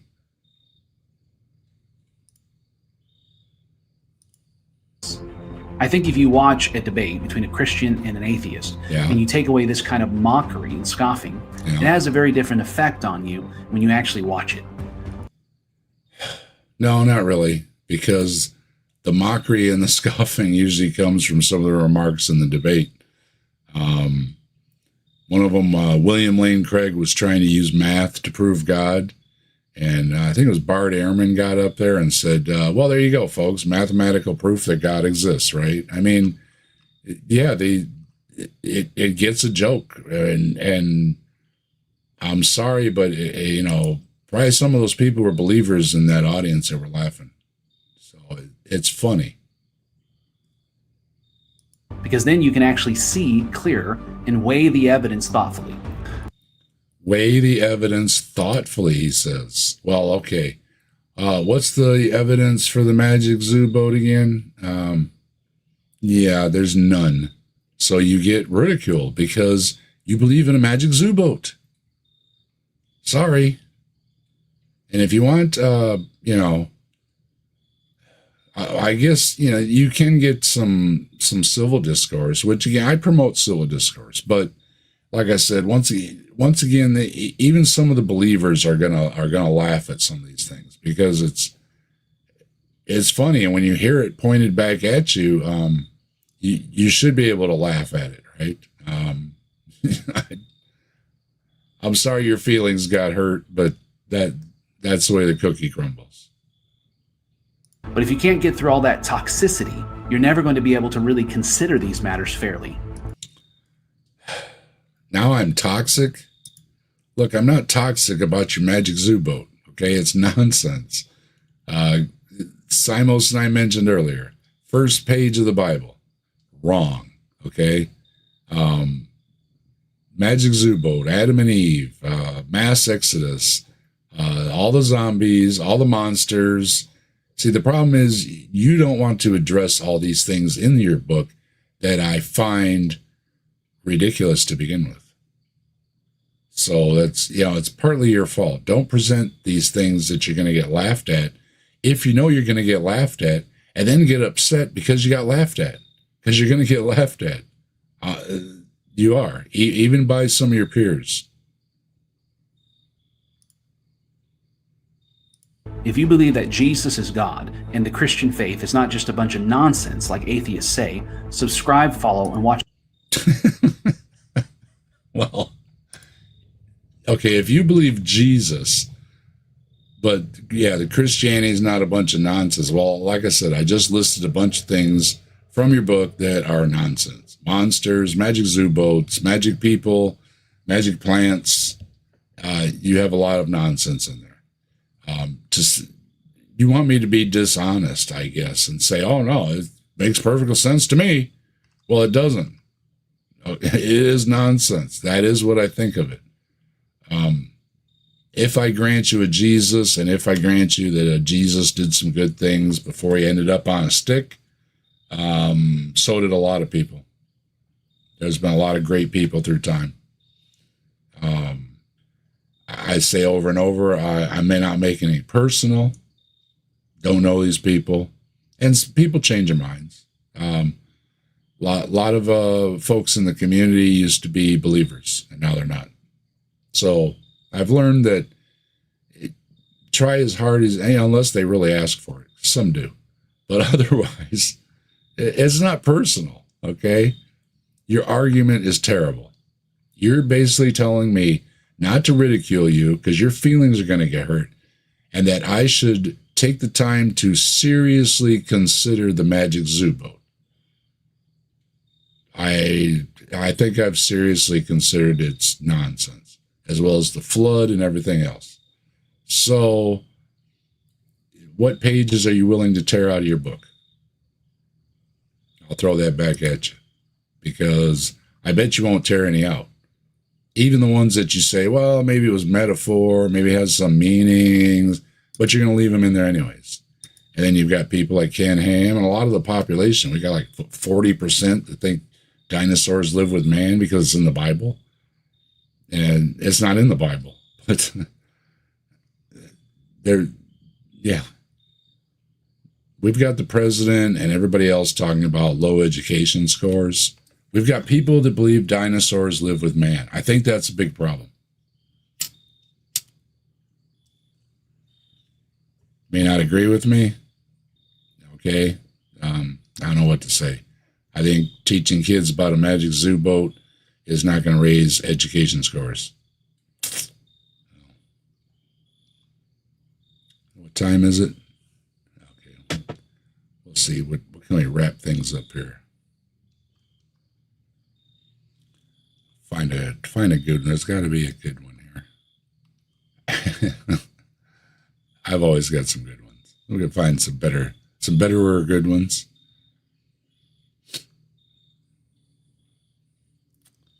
I already did Noah's Ark. I'll save that for I think skeptical. We'll save that for skeptical. let's see. What's a good one? Yeah, let me take a minute. Tilting Windmill, I always appreciate you helping out. Everybody else that's in the chat tonight, hey, thanks a lot. Even the Jesus loves me person, that's all fine. Just don't tell me that in jail. Yeah, thanks, Ollie, for being on. Elbows up, Ollie. Hey, Jackie, if I didn't see you, hi, Jackie. It's hard to remember. I see the names, and I want to say hi to everybody though. And Hill Hugger from Down Under. Good to see you.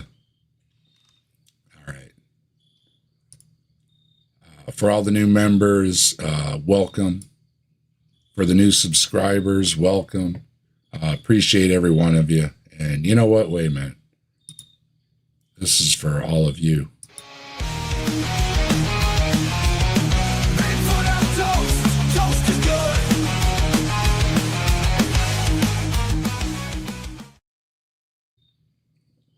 Yeah, we need more of those. You guys rock. You ladies do. Everybody else. Oh boy. Tough. All right. We'll go with the prophecy guy. All right, we're going to do the prophecy guy, and then we're going to say goodnight. And once again, thanks to everybody joining, and thanks for sharing my birthday stream with me. And yeah, we've still got a few minutes, so it's still technically my birthday. So tell me happy birthday. Thank you very much. And Jesus gave us the details, the prophecies. Jesus did?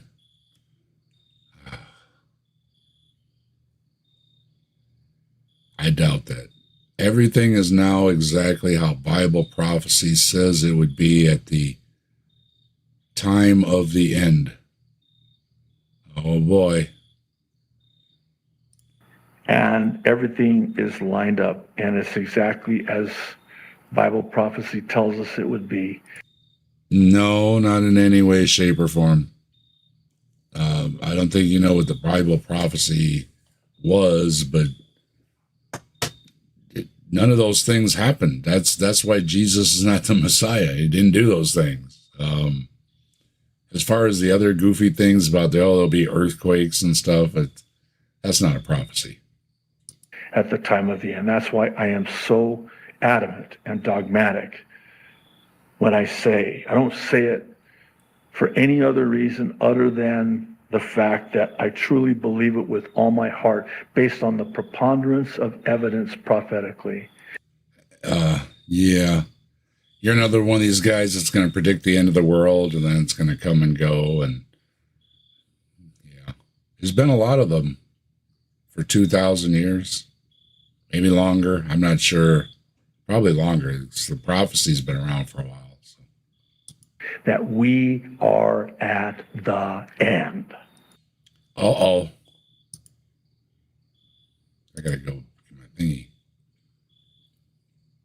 We're at the end, folks. This is the end. He's predicting the end any day now. Just you wait and see. It's coming. He knows it. I just saw the thing on, was it around the turn of the last century where they had a bunch of people sold their farms and everything and waited in the field, and the end didn't come. Then they didn't have their farms. Don't do that. Don't do that. Now. What does he mean by now? This was made 10 months ago. 10 months, that's coming up on a year. So what is now? Didn't happen, did it? No, it didn't happen. So now is not my now. Maybe your now is not my now.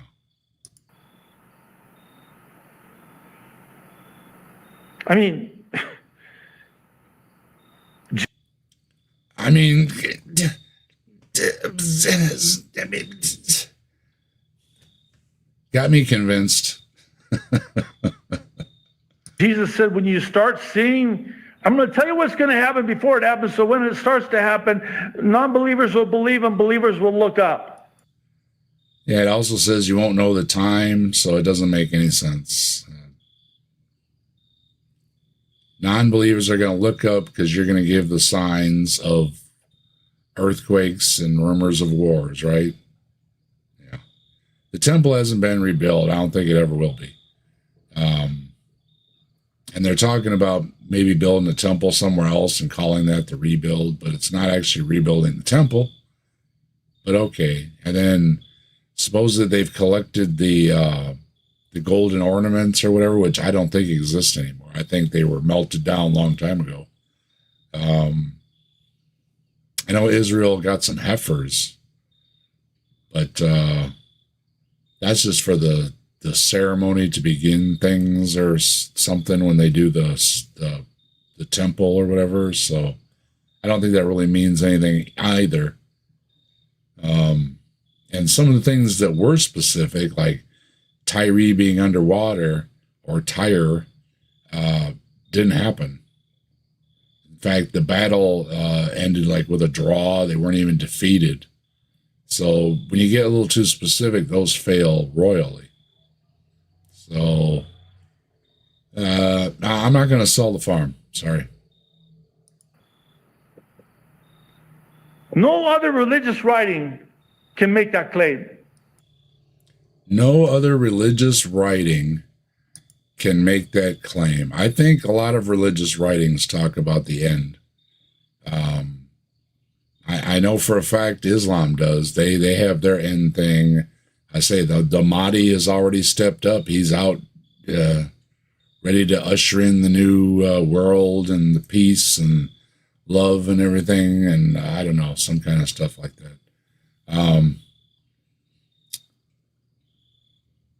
And yeah, ultimately, Jesus also said, you will not know the time and place, but he said it will happen before some of you take the last breath.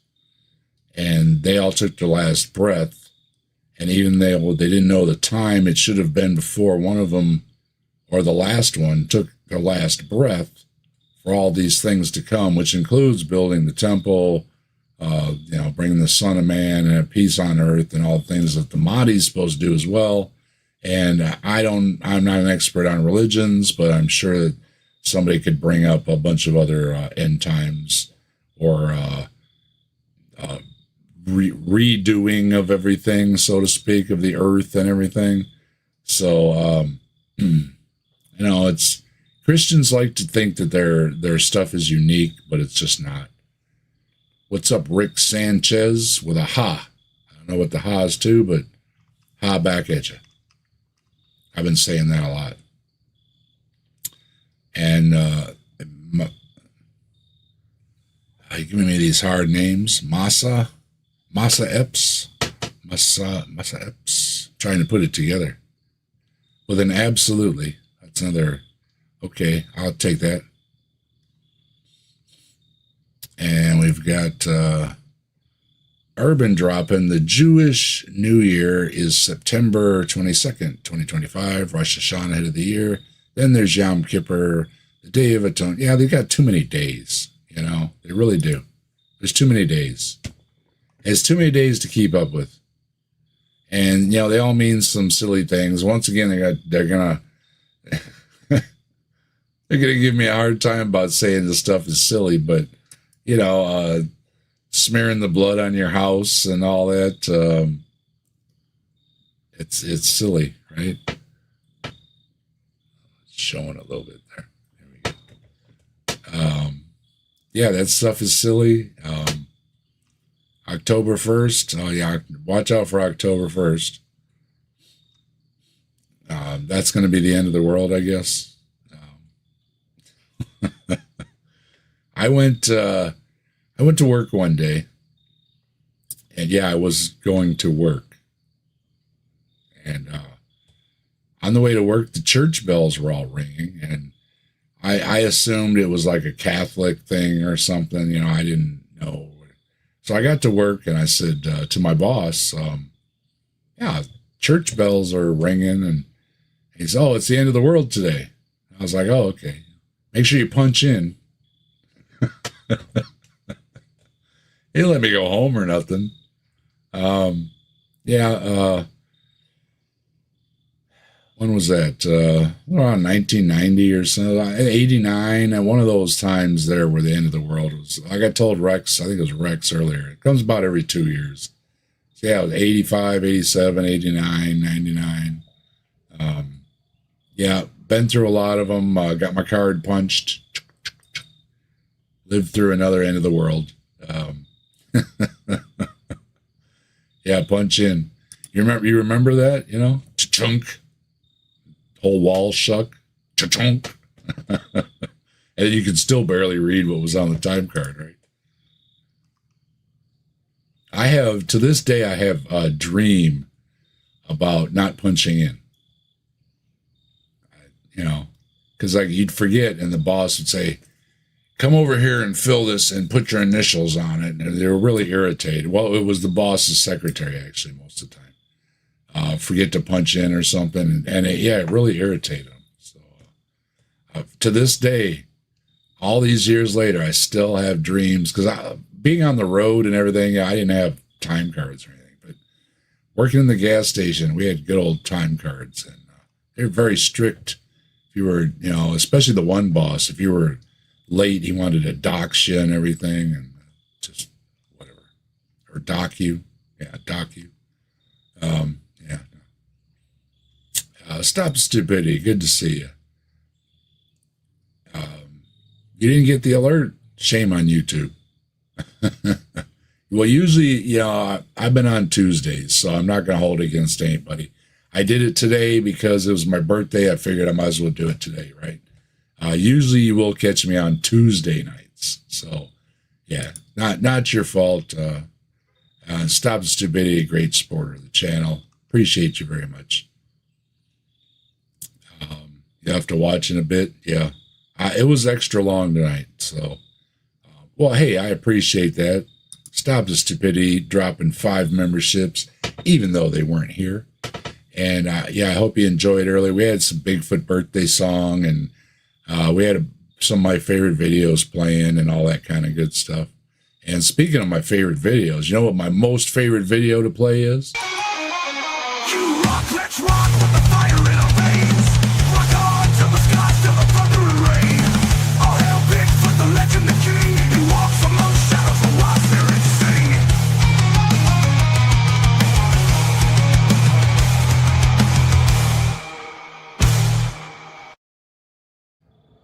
Hey, Stop the Stupidity, you rock. I think Stop Stupidity gave me my first membership, got things kicked off on my channel.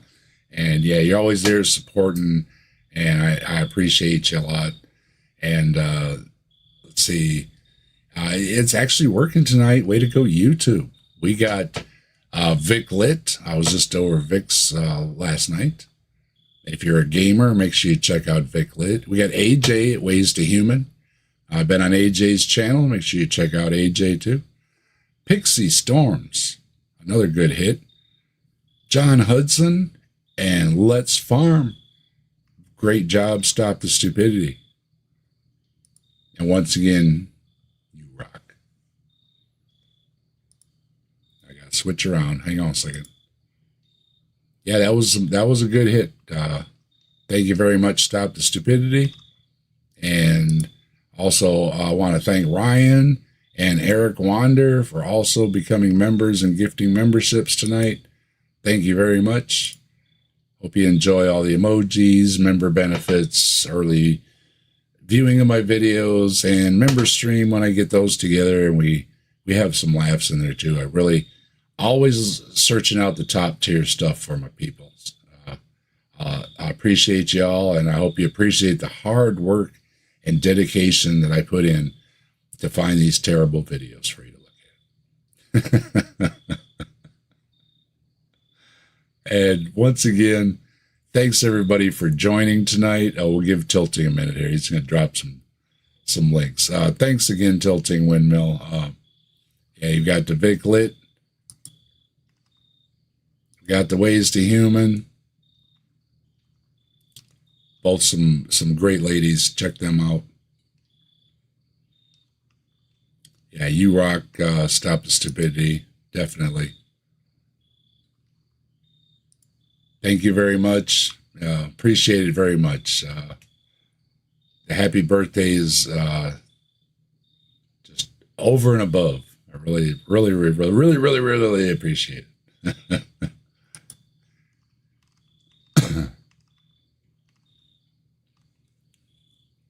And hey, Y, good to see you. Y stopping in, saying happy birthday. And thank you very much, Y. We've got Let's Debate or Let's Farm. Make sure you're checking that out as well. Who else we got? We got Pixie in here. There's Pixie's link. We got the best emojis dropping over here. The Bigfoot. Those are awesome. And okay, you got those dropped. All right. Okay, well, with that, we're going to wrap it up. Thank you for all the birthday wishes. Hope you enjoyed the stream. Thanks everybody that stopped through tonight. There were so many folks that stopped. Mike and Scott and Rex and Mark was here, and who else was here? Simos was here, and Brainless was here, and Scott and Mike. I think I said them. Yeah, it's hard to remember. If I forgot anybody, I'm sorry. I appreciate everybody that stopped. Al was here. Yeah, it was good to hear from Al. Good to see, or good to hear from Al. I saw him for a minute. He was on his camera for a minute.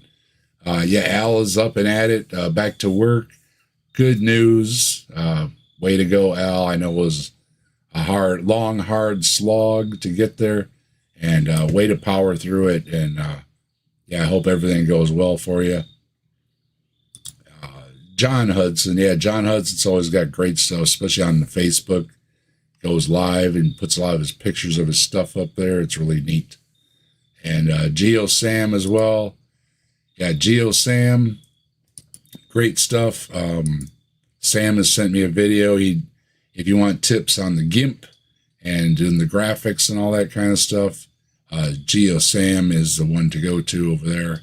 Another great channel. So many great channels. Make sure you check out everybody in the chat and the links that our great tilting windmill has been dropping. Appreciate it very much.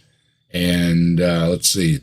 Tomorrow, Simos, 5 o'clock Eastern, State of the Onion. Saturday is Saturday Night at the Atheist. I don't know what we're covering yet. It's usually a surprise to me. So we'll see. And hope to see you all then. And with that, we're going to say good night. Under the moon where shadows play, a channel lights the calm relay. Stories unfold in the softest sound. In the night watch, we're tightly bound. A cozy vibe whispers through the stream, like drifting slow inside a dream. Conversations linger late and free. The night watch is the place to be. Hang out here beneath the glow,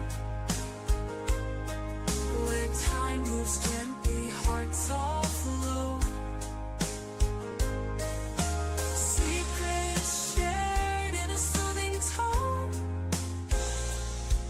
The night watch feels like home.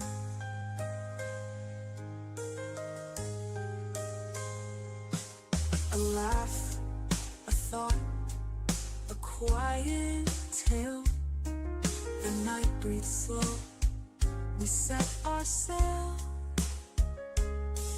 Through every chat and every laugh, we weave a stream, a timeless path.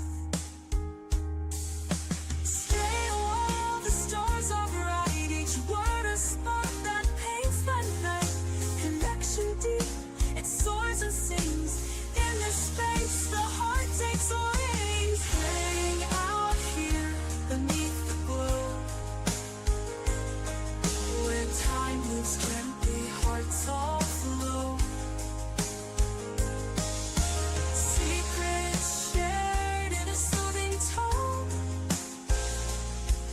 The night watch feels like home.